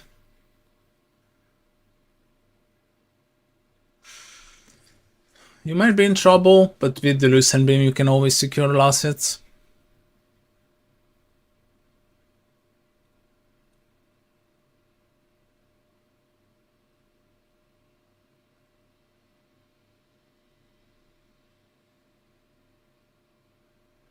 The interaction of this creep was so weird. For some reason he was walking back. Sometimes it can happen. Chasing down the Hoodwink and UD Grims doesn't have the Icarus dive. I think he can kill him. Maybe with the Nern, but Nern is unavailable just yet.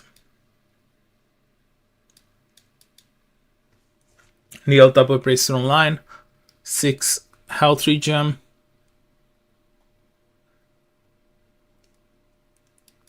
KMP. No point in passive. Soaring almost online. Jakir is getting insanely low as they are diving with the Slardar. They will secure the kill. No game sound? Wait, what? Are you serious? Oh, they're actually right.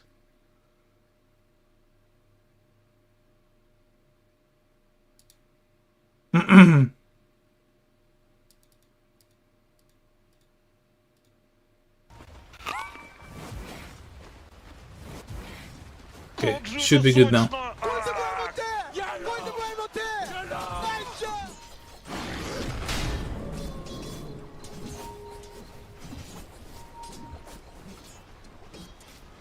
You're actually right. Thank you for letting me know. Neo, can we dive on this Luna again?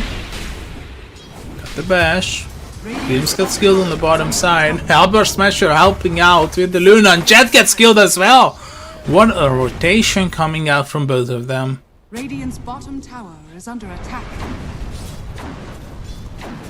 Down are scanning.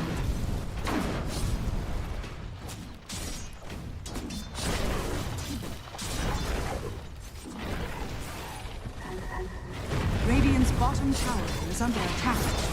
And now they can use this siege creep to further pressure this tower. They are even popping the glyph. On mid lane though, Baby is gonna be fine. Oh, he can actually pick up the rune. I don't think he can kill him.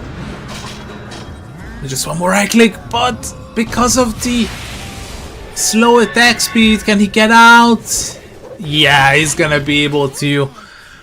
Oh, Team Satan just edging it out on every end, almost getting a kill on the Primal Beast as well, just because of the less attack speed.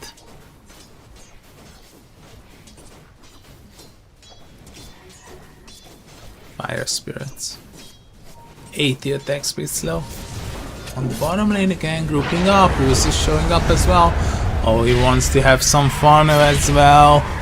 I expect it's actually gonna be good, but Grims with the AD rune should be able to collect the skill on KMP. He got the curse dive as well, but the passive damage coming out from him with the innate ability is really good. But Grims, I think he made a mistake. Yep, and then UD.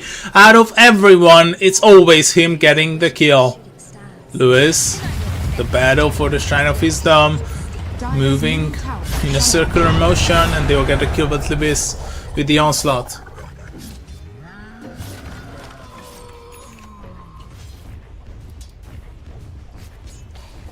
Shrine of Wisdom have been stolen.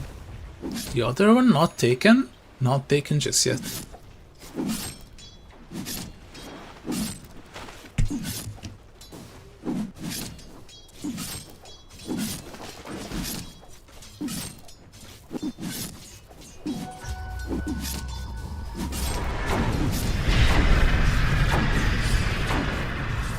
Jet taking some damage. Finally we have 1 point in the passive, so you can get some bonus damage, which can be very beneficial if you are attacking a tower. Baby. Oh, nice one! With the onslaught, they will knock him off and unable to pop the rolling thunder. Good, good, good. Looking good for IAP.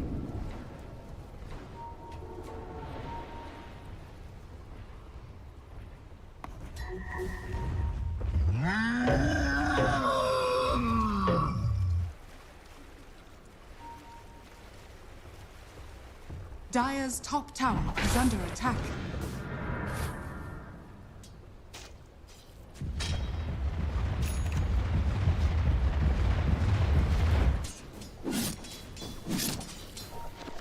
Better Fury expected on Jed. Timing should be good, at least according to the current position of him.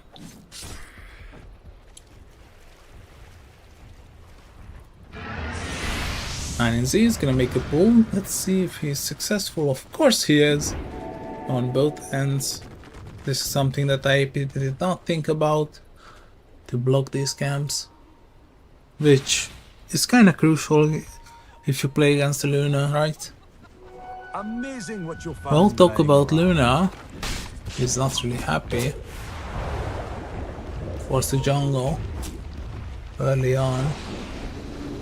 Neil is just so goddamn annoying. The make rotation baby is showing up as well, but I don't think he can kill this Lardar.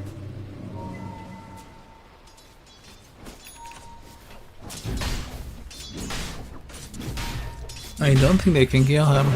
Maybe with the Underlord? Okay, with the Underlord they can certainly get a kill. KMP is showing up, will pop the Firestorm, and Neil, he cannot dodge this, baby.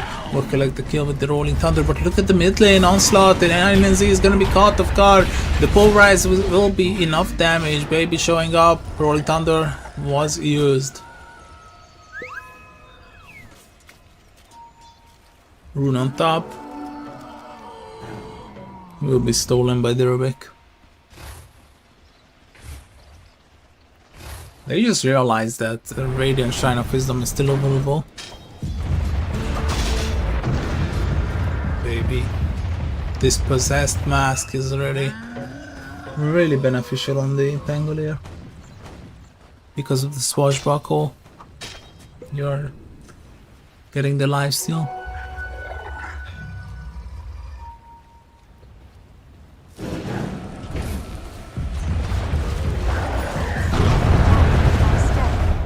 Farming these stacks with the games together, and the 1k gold lead is still present for IAP. Also 1k experience and 65, 68, 70% win probability. No tier 1 towers taken just yet, which is surprising considering that the Slaughter was having a really good offlane, and the same can be said about the Underlord KMP.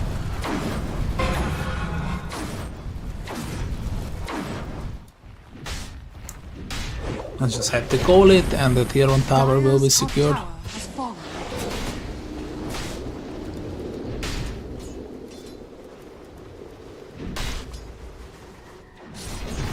Stacks are gonna be farmed. It's surprising to me that it's not the Luna, but the Jakiro and the Underlord together. Dire's bottom tower is under attack. Dire's structures are fortified.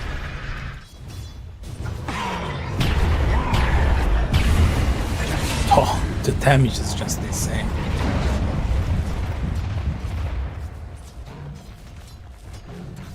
Dire's middle tower. I think we are getting familiar with the idea why Rubik is so goddamn popular. Dire's middle tower is under attack. It can do everything.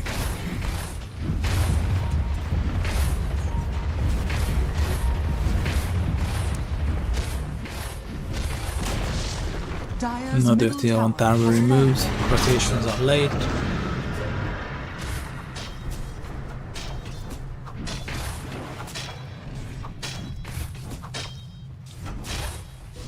Team Satan losing the early game, but not as big of a margin as IAP was losing in the first game. Dire's bottom tower is under attack. I think after 12 minutes they were knocking on the 5k lead door.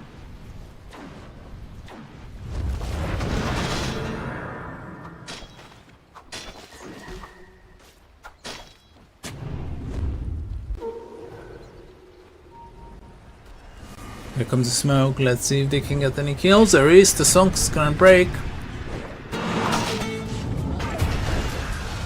Grims gets killed immediately. Right clicks are gonna be good. Diffusal blade really effective. Shield crash and one more swashbuckle to get the kill. Oh, just one more right click. Oh, nice deny by Reese.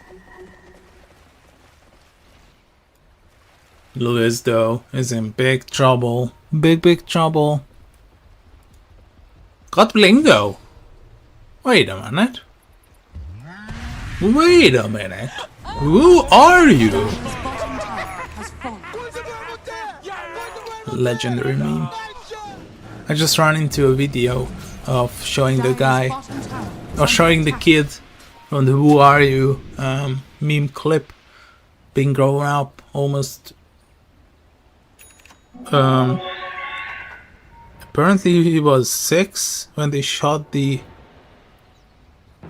film in 86, so he is 45 now. 45, 46.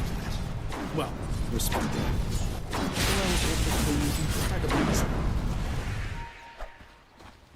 Radiant are scanning.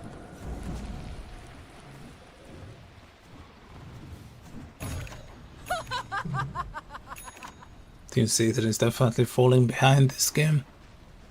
4k lead. Frustration from the Luna encircling the area that he cannot farm because of the Phoenix, the Primal Beast, the Rubik, the Slaughter constantly showing up, and they are just buying time for the cast to get the Battle Fury and farm insanely well. Battle Fury online, and he's farming insanely well.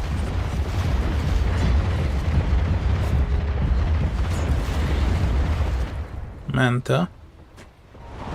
Good item this game.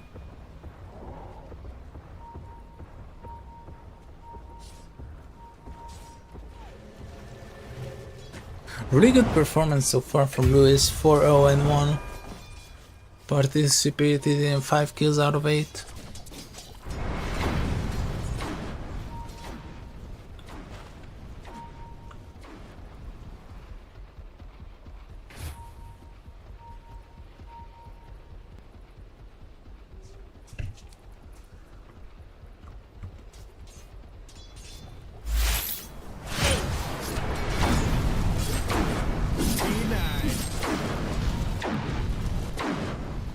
Is still present for IAP. Also 1k experience. Oh no, that was unfortunate. 9 and Z. Radiant's top tower Gonna go down. Another kill for Neo, and they are securing another one. And UD. Neo gets double. Interactive Philippines looking better this game. Much better. They have definitely learned from their mistakes in the first one. tower is under attack. And making sure that the early game is gonna be something that they can secure as well, not just the enemy. This possessed mask is pretty much reminding me of the Vlad's approach that were present when the Pangolier came out. Many people were building Vlads. Gave you good mana regen, which was really sufficient on the Pangolier.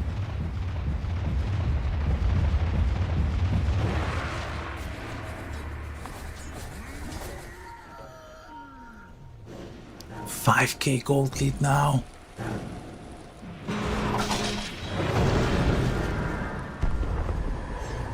Underlord coming. Sharpshooter. Oh, double stun from Neil. And the Pulverize will get both of them. But here comes the Eclipse, looking really good, applying a lot of damage, but the Rolling Thunder, the Pangolier will be killed. Look at the Sunray. Oh no, Jet is showing up, getting a double, a triple kill for Jet, and he might be capable of getting the 5th. No, not getting the 5. 4 kills in favor of IAP. This team fight had everything in it. Most of the ultimates being casted. And IAP definitely favored. Phoenix dealing a lot of damage, actually curious. Oh my god. 2.8k on the Phoenix.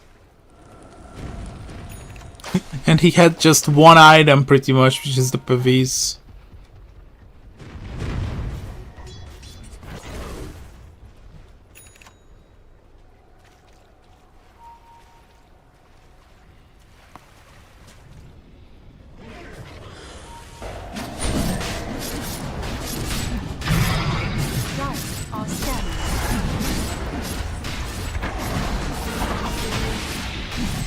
Here we go. Roshan is gonna be taken down easily. They have the Slaughter, the Corrosive Haze. It's not gonna be that big of a problem unless the Hoodwink is gonna show up, and 9NC dropping in the Ice Pit as well with the Mechapire. It's actually helping the Radiant. Oh, here we go. Can they get the steal? No, Jed is gonna get to the Roshan Aegis and the Roshan kill as well. Baby will be eaten alive. Which is okay. I'm not gonna get into. This is a really adult joke of eating alive a pangolier. Okay, whatever. But let's just forget what I said completely. Radiant's top tower is under attack.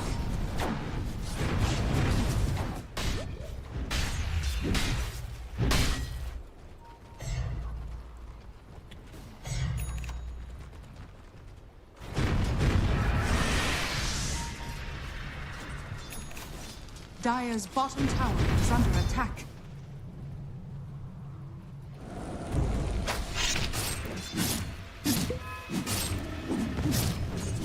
Jed is getting out of hand. His farm, his items, he's hitting insane timings.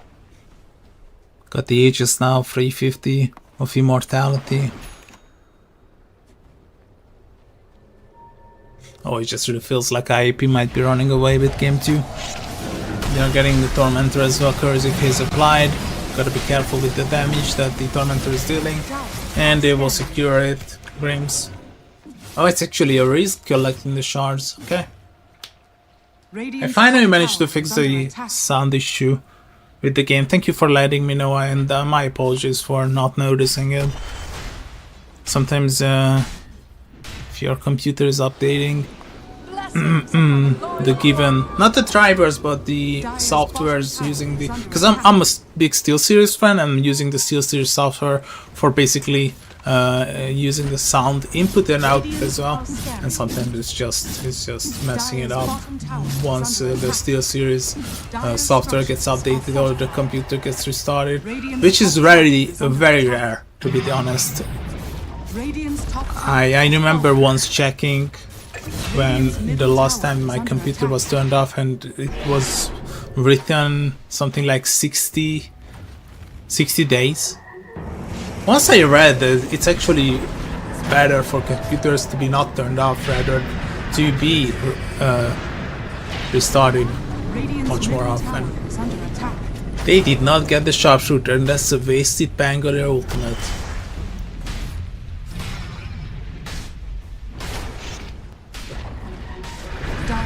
And the tier 1 tower will be secured. Jed is taking a lot of damage though, and he's gonna be fine. I meant to say tier 2. Tier 2 tower will be secured. Radiant's top tower is under attack.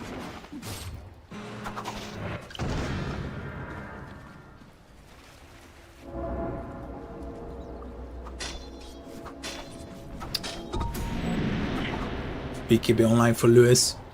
Let's see what's the experience. Oh wow, 12k experience difference, and now Lord Gaben is giving almost 90% win probability for the Radiant team. IAP now they acting like the favorites they are.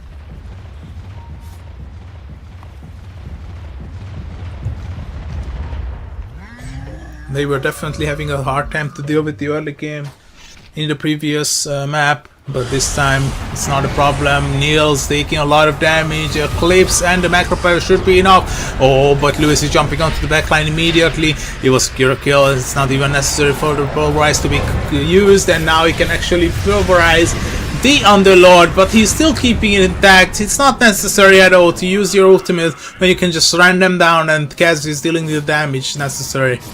Jed, once again, they will pick up 2.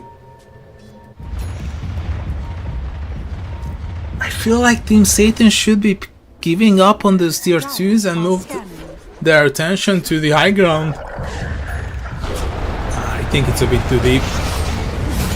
Oh, jumping from the high ground. Oh, that's really unfortunate for Rick and Pike. I'm gonna lie. Supernova on top of the... And now BB might just die as well. Lewis jumping deep.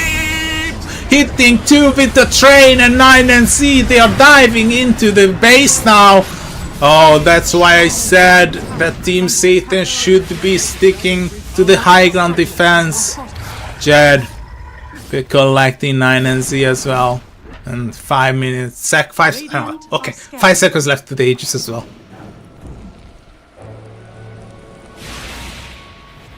Fully healed. Middle tower is under attack. Radiant's bottom tower is under attack. Team Satan is in big trouble, let's be honest. Teamfight is just much better. They are being picked up one by one.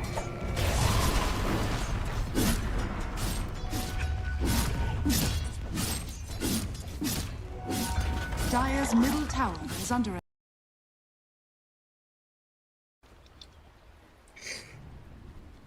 Kaz getting Daedalus next.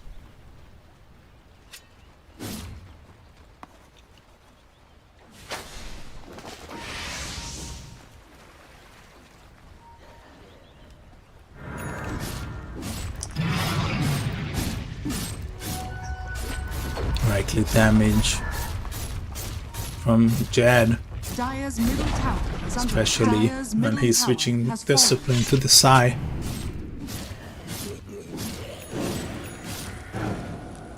6, 1 and 6. 12 kills he was part of. 14 kills for Grims. And now the experience difference is something that's unbearable. 23k, 35% more. Maybe they can get a pickup on Ares. He did not have a good game the previous time. This time though, it's much better.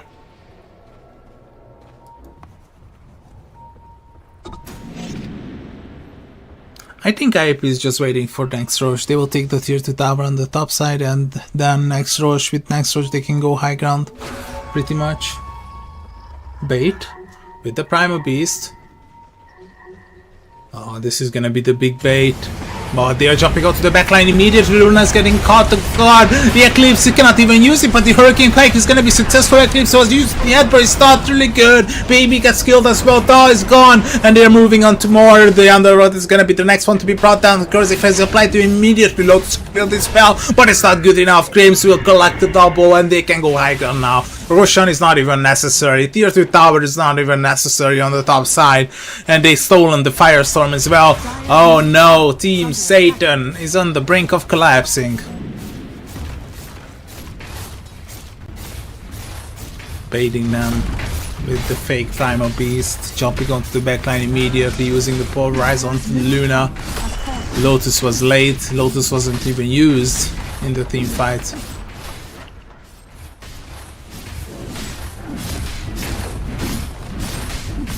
Dire's middle barracks are under attack. Dire's middle One lane gone. And what's stopping them? Dire's middle barracks has I'm fallen. going for more. Dire's bottom 158 tower is until under attack. Rosham.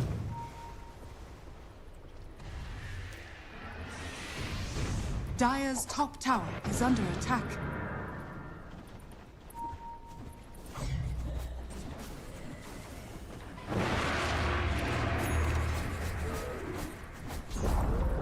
Dire's top Tier 2 tower removed on the top side. Sunray, free kill. And now they can go high ground on the bottom side as well. Dire's Dire's top tower if they is under desire attack. to do so. It's not like they need any extra items to be hit. 4 staff available. Extremely underfarmed. Oh, the Underlord. Grims just surpassed him for a second. And the same can be said about the Pangolier. Look at the Rubik, how farmed he is. Just compare Arise's gameplay to the last time he was playing Rubik in the previous map. Like he's a completely different player.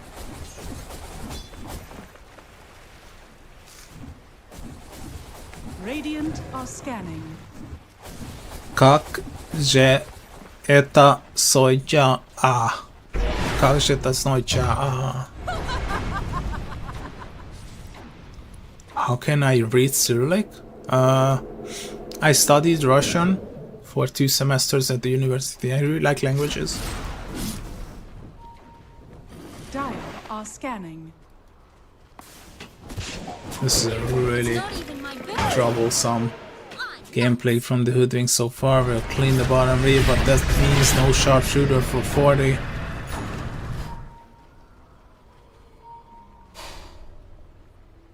Rubik is paying attention. He wants NUD.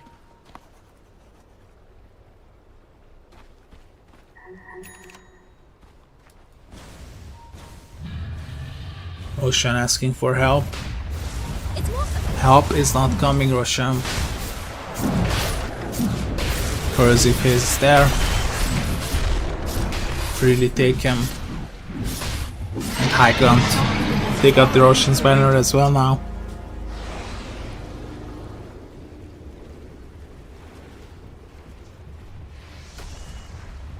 Daedalus online on Jed.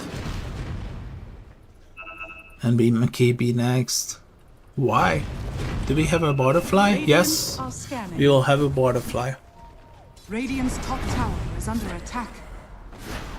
But that's pretty much part of the...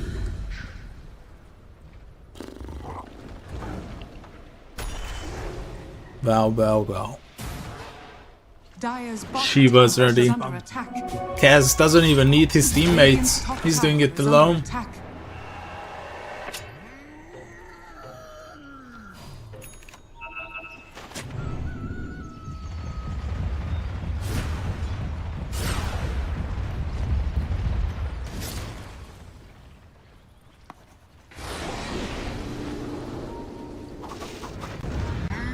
Roshan's banner dropped to the Rubik.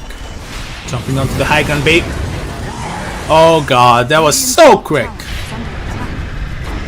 He doesn't have buyback available. Roshan's banner is gonna be placed. Jed losing 25% of his HP. Gotta be careful with the Firestorm. And now attacking the tower is gonna be easy, but oh, the Bushwhack will get the Luna and onto the backline. KNP will be deleted. With the axes, the J are just way too powerful on the Pulverize and passive abilities of Lewis. GG. IAP forces game free. Radiant victory.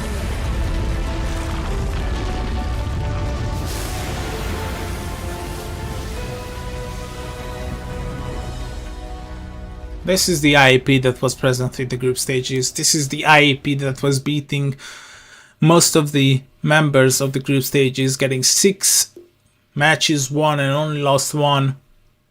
This is the IAP we know so much about, and their gameplay and their style and their coherent chemistry. Interactive Philippines taking the game too.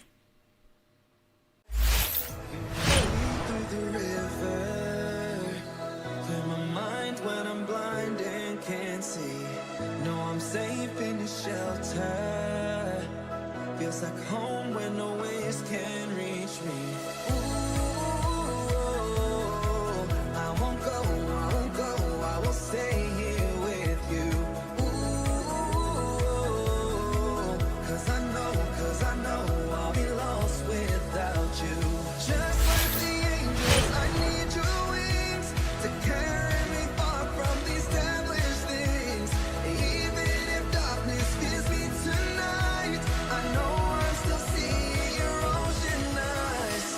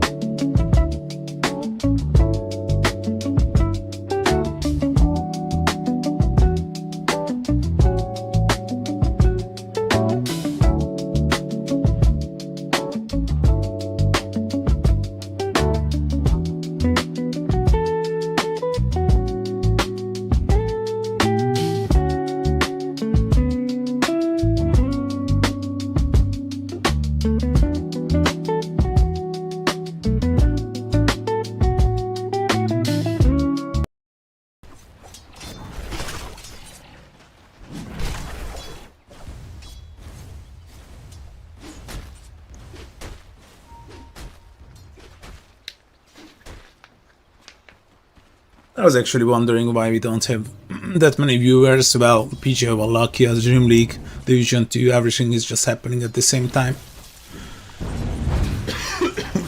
My apologies.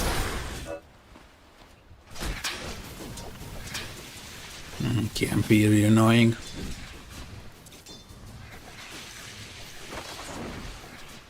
Do you go Crimson Guard this game? I mean, you are against the PL. One of the best counters, certainly the Crimson Guard. Dire structures are fortified. Grimm's might be in trouble. Grimm's pretty much dead.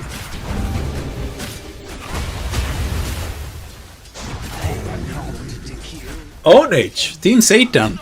What a start! They will get a kill on the top side as well. And ING gets killed as well! Oh, wow. That should help. 4 minutes in, 7 kills already. This is the action-packed gameplay which I love in the SE region. Which I love the SE region for.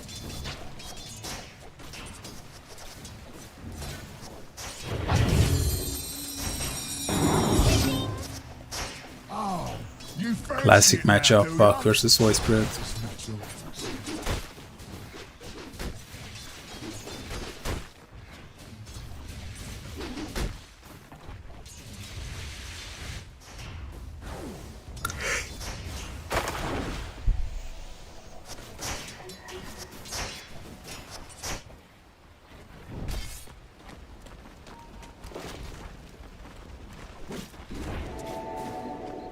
Who's gonna be successful on both sides?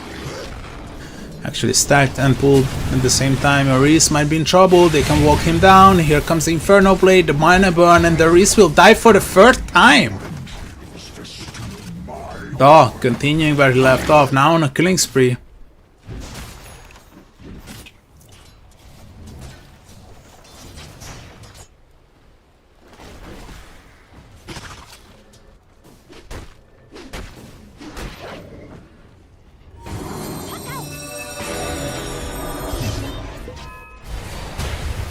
Neo, can they get this kill? Running low on HP. Pop the stick already, and he's gonna be gone.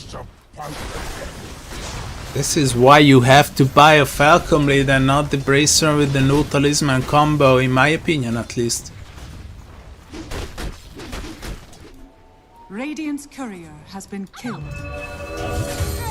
Wow, solo kill from Baby, and he might even get away. Blood Grenade will miss, and he will get away officially. Satan with the early game pressure, like in the first map, stepping up their gameplay, stepping up the pace. They are succeeding so far.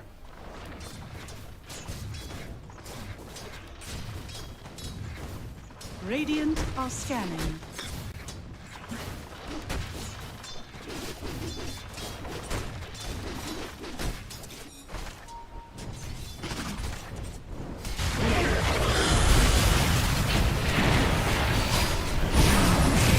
Yo, it's gonna be the Doom, the first Doom of the game. Absolutely successful, dominating, and Team Satan. They just realized they have to make the rotations, they have to be active on the map. As long as they are proactive, as long as they are making those rotations with not just only the support securing runes, but also Shrine of Wisdom and bringing their spells to the side lanes and making sure to get those kills happen. They are looking really good so far. 10-2 for Satan. Dire's bottom tower is under They attack. are back.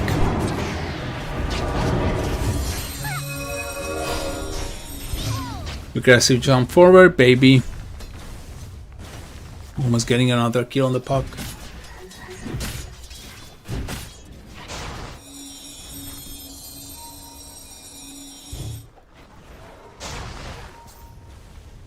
Radiant's bottom tower is under attack.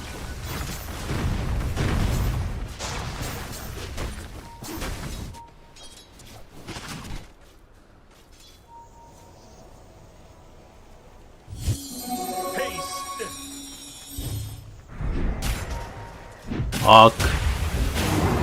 Gonna be in trouble. Oh god. Team Satan. Really making it happen. A risk late to the party. Only level 4 compared to babies. Now 8.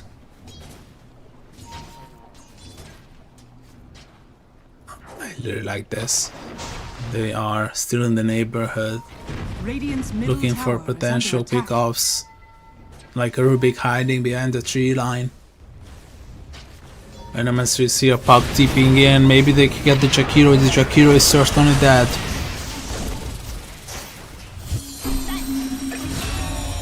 Finally shutting down 9NZ, but look at the amount of gold coming out from him. Only 299. Even though that they ended the killing spree of 3 heroes being murdered. Jed looking for that Manta.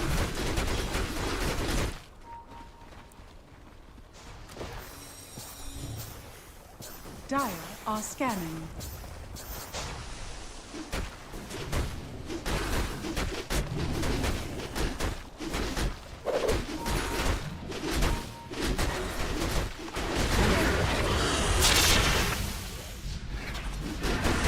Viper Strike will be dodged. And the EPL can TP away, but Grims gets killed on the other end. This was pretty much diving under the tier 2 tower, and now they have so many heroes on the bottom side they can actually push this tower. TP onto the top side, they want to defend. Neil is in a position where he doesn't want to be yet. Da will have enough mana now for the Doom, and they will get this kill with the tag team. Ice Shard's blocking the way, and Neil is so dead. Beautiful gameplay coming out from Team Satan. The chemistry is just way too good. 2k gold lead and 4k experience.13 kills so far, only 2 for IAP. My voice is about to be ruined. Bottom tower is under attack.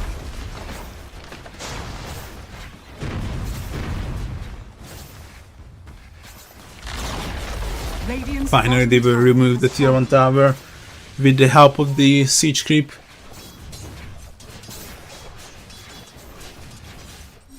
Camp is in a really good position. He will get the axe first. Maybe axe then into Hurricane Pike. Certainly can be an option. Now that he decided not to go for the Crimson Guard or the Pipe or the Guardian Greaves or Lotus or any defensive or utility items that you might expect out of a position 3 Viper. It just really feels like IAP, they want to make things happen, but they just cannot figure out how to do so. There are smokes, they are not even using them. They are always just one less member to the objectives, like Shrine of Wisdom, defending a tower, or Dire are scanning. getting a rune, or getting a Shrine of Wisdom. I said that twice, didn't I? This is another example. They could have gone with the Dreamcoil, at least try to kill this high. They got Grims, they got all of their ultimates, and they still don't go for the Void Spirit, which was on half HP.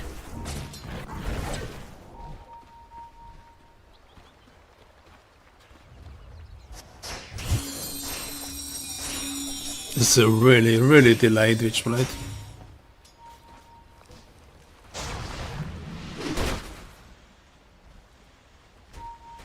Radiant are scanning. Uh-oh. Trouble on the horizon. We'll make it out.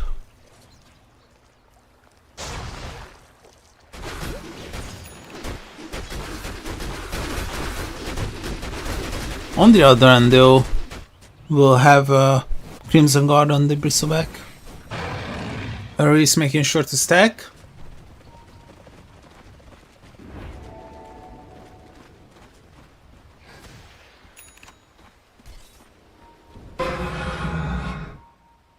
Oh, that's a really good steal.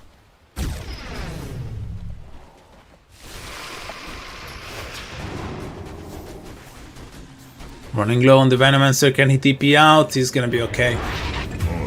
But picking up the Rubik with the help of NUD. NUD once again, if you remember his performance in the first map with the Tusk, he's doing it again.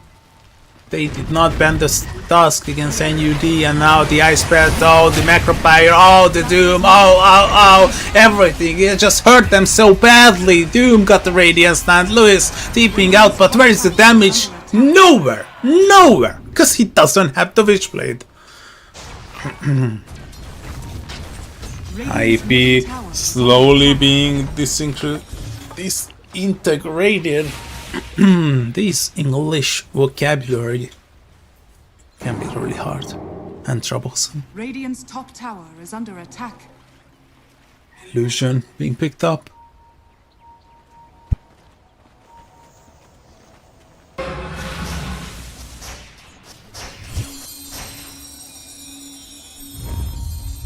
Here comes the smoke. I think this is the first smoke I have seen ever since we started the game.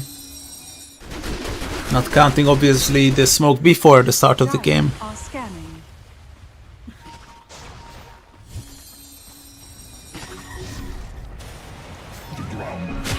Here we go. Neil. Basically everyone is showing up except the BL. Aris is gonna be killed, and can he survive? Dreamco is gonna be committed, and the puck will live. And UD is still alive, and now the Macropire is available if they wanna use it, and UD will die to the Bristleback, but they will pick up another one. Macropire wasn't even necessary to be used, even though that might have saved the Tusk. Or not, you can never know. But they can certainly go for the tier 1 tower with the help of the siege creep. The Jakiro is showing up as well. Now that's not the best steal. You got illusions as well. Just have to make sure that it's not gonna be denied. Yep, 9 in civil secured. 5k gold lead for Satan.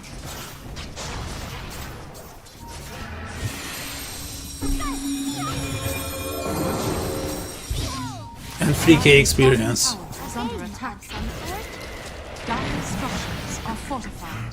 That's not good. 4 kills in 16 minutes. That should help. Dire's bottom tower is under attack. Radiant are scanning. Jumping forward, looking for a hero, nicely dodging the damage so far, but I think the real PO is gonna be revealed and killed immediately with the Viper Strike, baby! We'll secure another now, dominating. The AD rune was absolutely necessary for this. They did not fall into the mistake of chasing the wrong PL.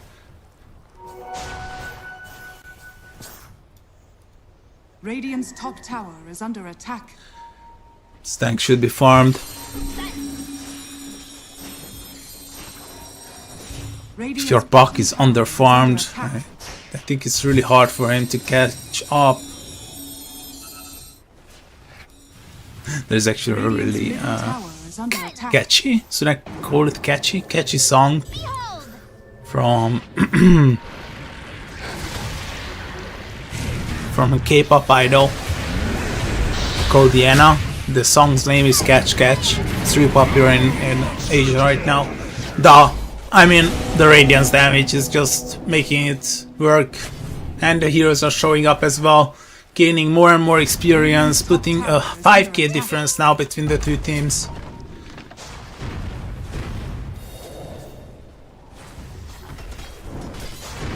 What's coming? Radiant's top tower. BKB online for the Doom. Can they get this Doom? BKB is coming actually. Oh, can they buy enough time for the BKB? It's actually incoming. He's gonna pop it. It's gonna be fine to dispel the magic resistance for the BKB is gonna be enough, and then UD getting 2 kills. Radiant's middle tower is under attack. IAP, I'm gonna call it. They are in big trouble. If you remember, at the beginning of the game I mentioned that I cannot really find anywhere. I know most of you, the viewers, are here for betting purposes. If I remember correctly, the bookmakers were giving 6.0 odds for Satan. Radiant are scanning. Well.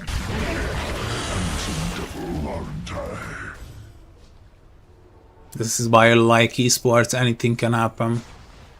Well, the game has not ended just yet, but according to win probability, actually IAP is in the lead. Maybe it will change after this rush.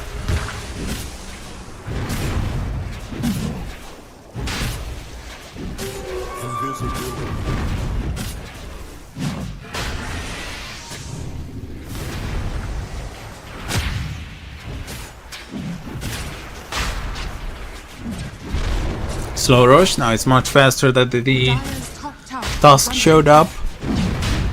I really miss the Trojan sigil from the task.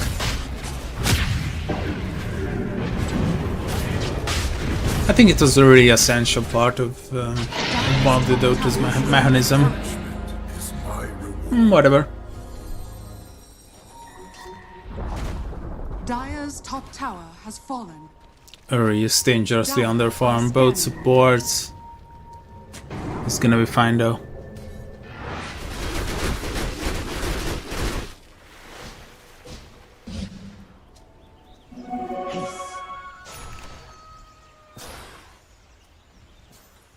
Dire's top tower is under attack. Solo kill potential. Insane. My path leads to riches.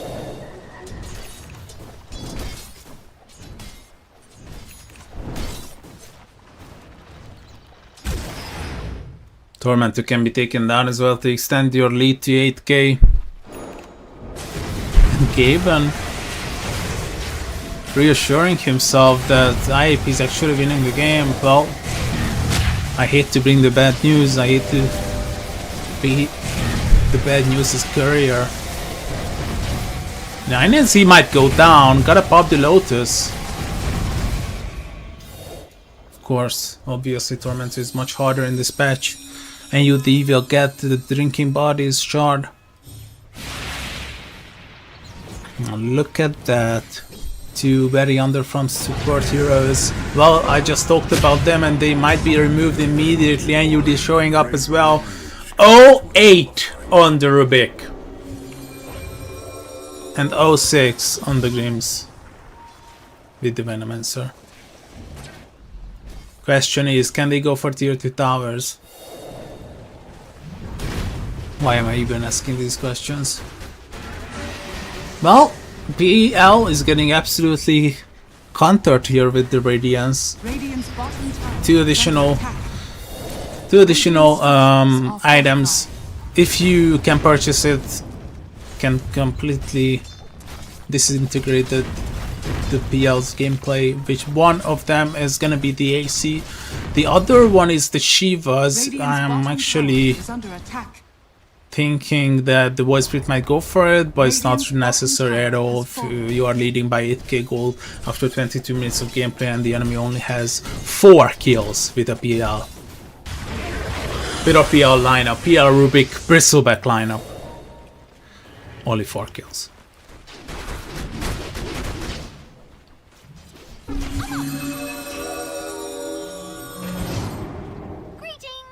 Almost. Lewis dancing on the edges, playing with fire. Tier 2 tower, onslaught.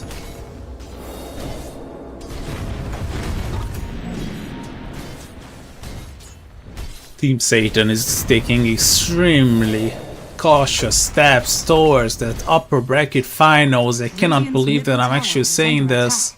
After their group stage performance, winning 3 games and losing 4, or rather to be more correct, with my hypothesis, winning 3 matches and losing 4.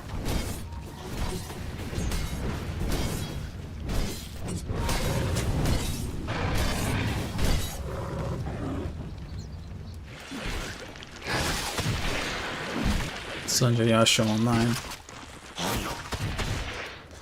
Pins are not finished. Consecrated reps will come out. AC online for Da. An entire Guardian Greaves available in 9NZ, and he almost got the Glimmer as well.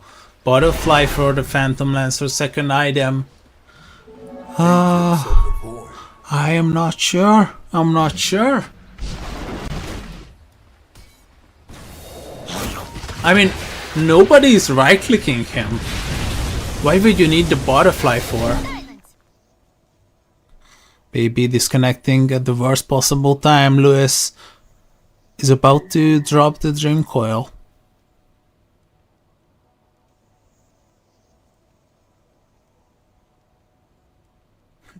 This will be interesting.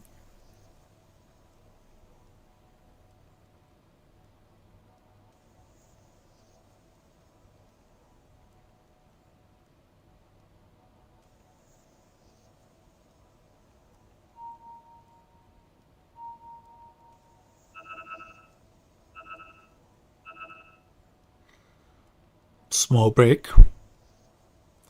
Maybe it's gonna be a good couple of timeout minutes for IAP to recollect their thoughts, reassemble their lines. And the PL is finally lining up the Scotty, which I talked about.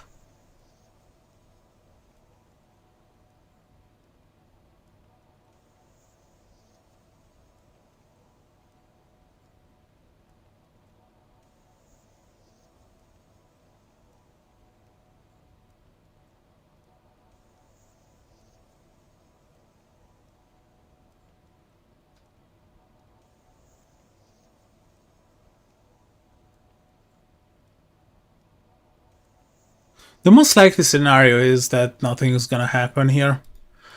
I think Lewis just realized that this is not really a good idea. He will disengage immediately. Internet problems, so we are gonna be here for a while. Was that smart? Hey!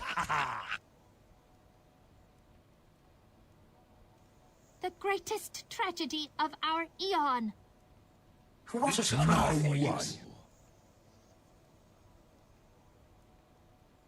Such simple mind. Oh, now I feel better.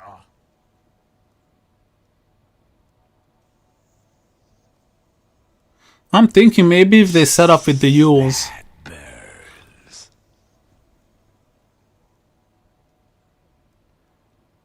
Oh, costly.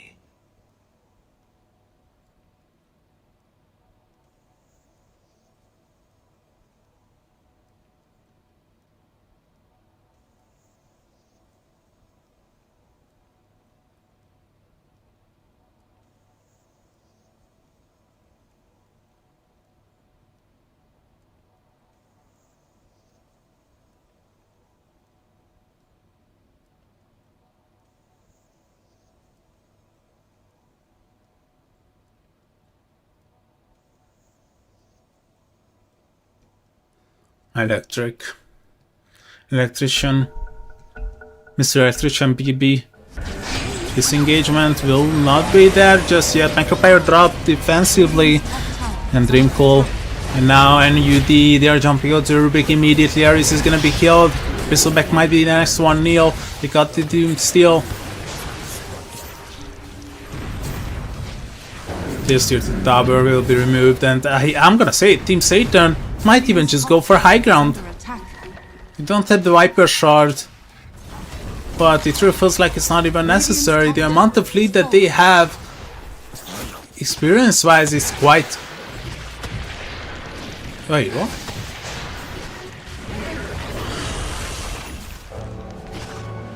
Wait, what? What happened? How did they get so much experience? It's a bug. It's obviously a bug.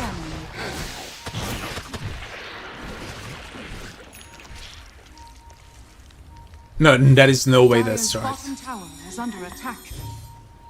It's actually right. It's actually true. How? Whatever. I'm gonna look at the replay later. Lewis is gonna pop the BKB. We'll get out safely.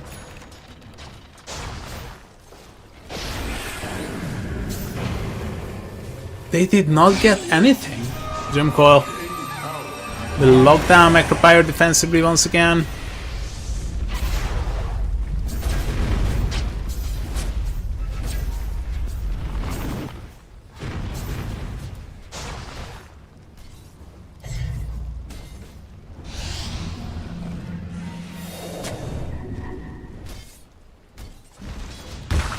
Dire are scanning.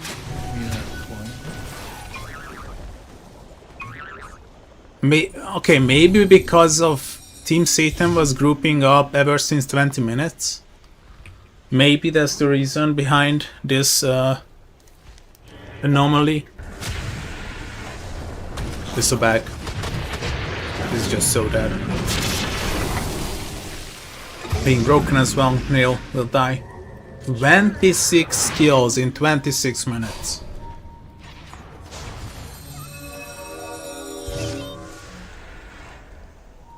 They are not stopping. They still have the Doom. Dire's bottom tower They still have is the under Doom. attack. And they can just Dire are use scanning. Venomancer all along. Grims propelling forward with the Thunderstoy. Grims should be dead. Dire's It's courier gonna be okay.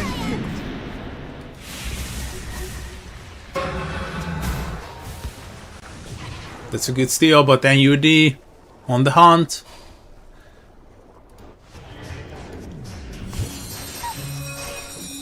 Wow, what a good game from Team Satan.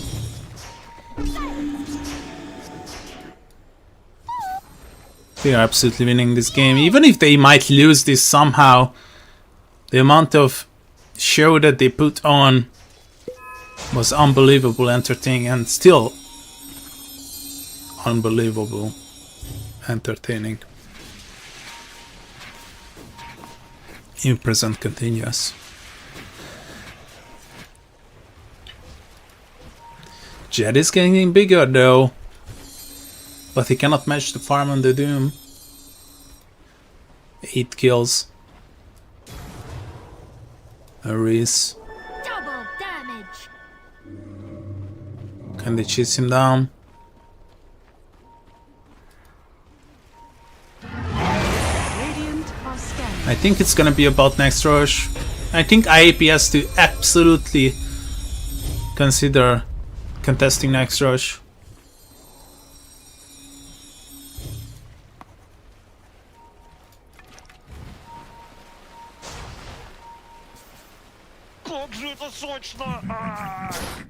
Handsome devil, aren't I?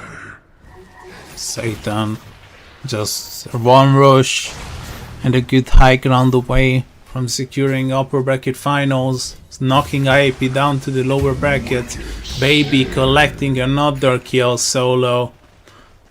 Okay, actually got some help from the Tusk. It's really funny that they have 23 more kills than the enemy. And they are still pretty much present in the game.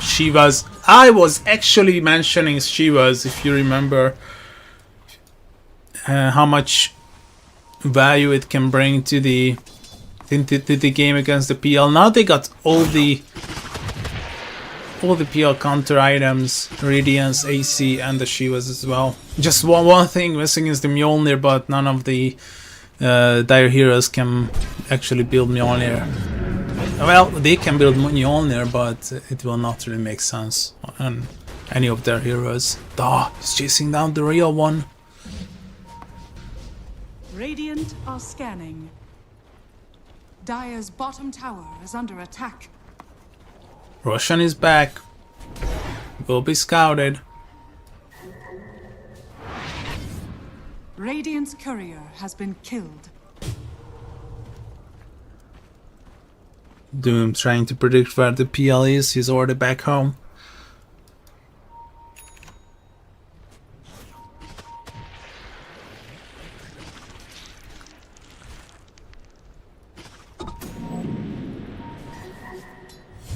Roshan will travel to the top side. Dire's middle tower is under attack.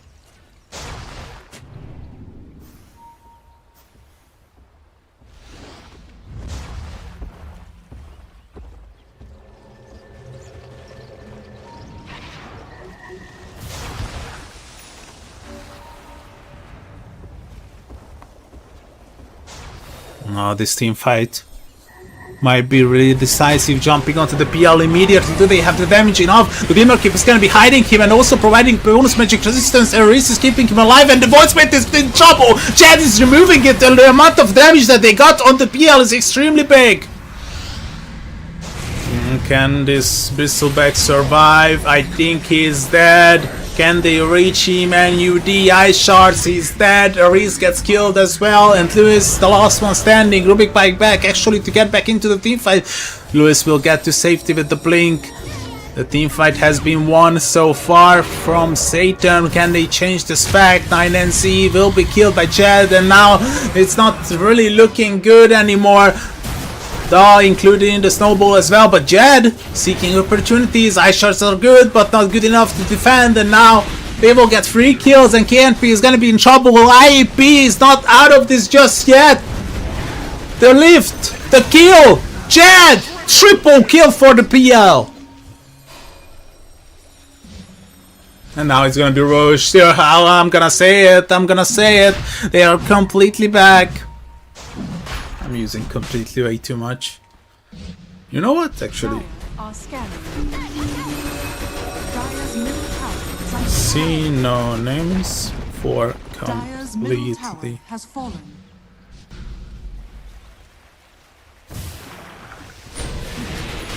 Thank you. Well,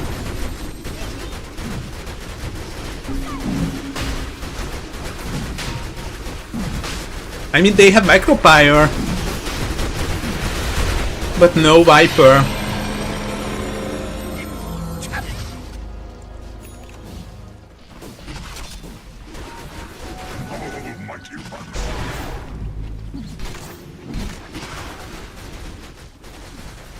Thoroughly analyzing this triangle team fight. It was a bit chaotic, but IAP, this is the first team fight that they have won. And I'm a bit scared if you're a Satan fan, and I'm a bit scared to open the graph, because the experience difference is gonna be, oh, wow. 9k. IAP now, 83% win probability. Maybe the built-in win probability system knows something that we don't. Look at that, this is the first time that IAP is crossing the river ever since the 10th minute mark.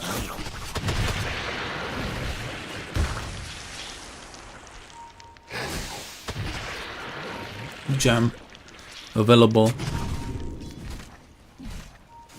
Even if they doom the PL, he still can fight until his death. Now got the eggs. Dire's structures are fortified.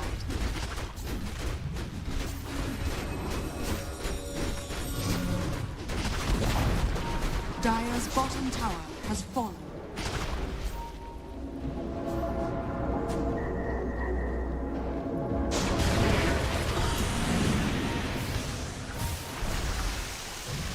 We were talking about a potential victory for Team Satan. I did not expect IAP to be actually victorious in the triangle team fight.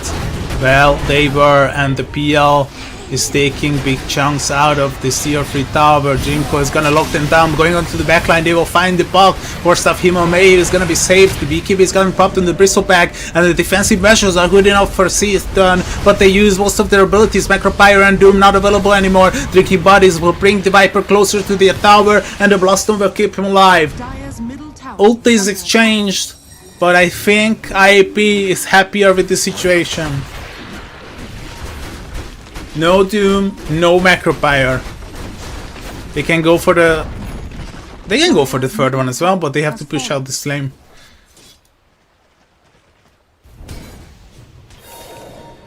Satan crumbling. Sweet fast, so Ice Shards misses. Grims can still be found though. The PL is too far away. They'll pick up the skill. Potential chance for a triple Dream Coil, but it's not available. There he is. Gonna be caught off guard. They don't see him. Glimmer Cape. Where is the PL when you need it? Onto the backline he goes. Oh no, they are surrounding the Viper. A misclick. He did not expect the drinking bodies, and Neil is running down NUD now. The right clicks are absolutely wonderful, and they will be getting another one as well. The damage is just unbelievable from IAP. I'm gonna call it. They are winning the game now. Look at that 22k experience lead. How did we even end up there in the past 10 minutes? Dire's structures are fortified. Cliff. Radiant structures are fortified. Dire's middle tower Somehow, someway, IAP's gameplay utterly changed in the past 10 minutes.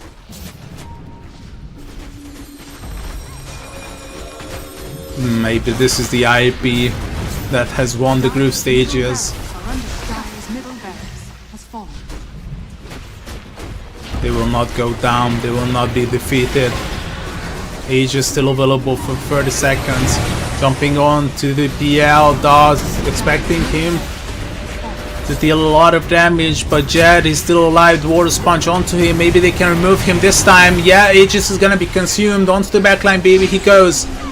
Junko is gonna be committed. Doom. Oh, applying to the PL continuously. Maybe he can get away with the force staff, certainly.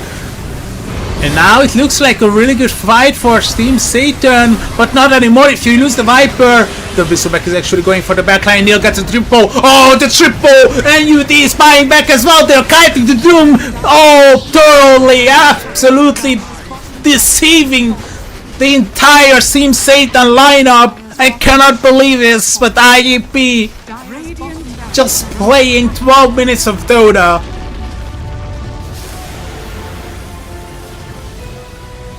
Made possible.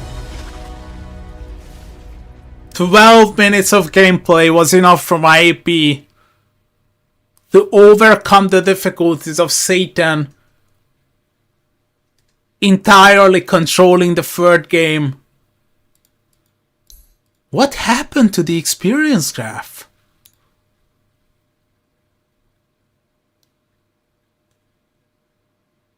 I think it was because of Satan and their heroes moving together. They were getting a rush. It started at rush, and they moved on to the Tormentor, and the couple, the three towers. They were doing all of these objectives together, so they were sharing experience while the Radiant was just farming.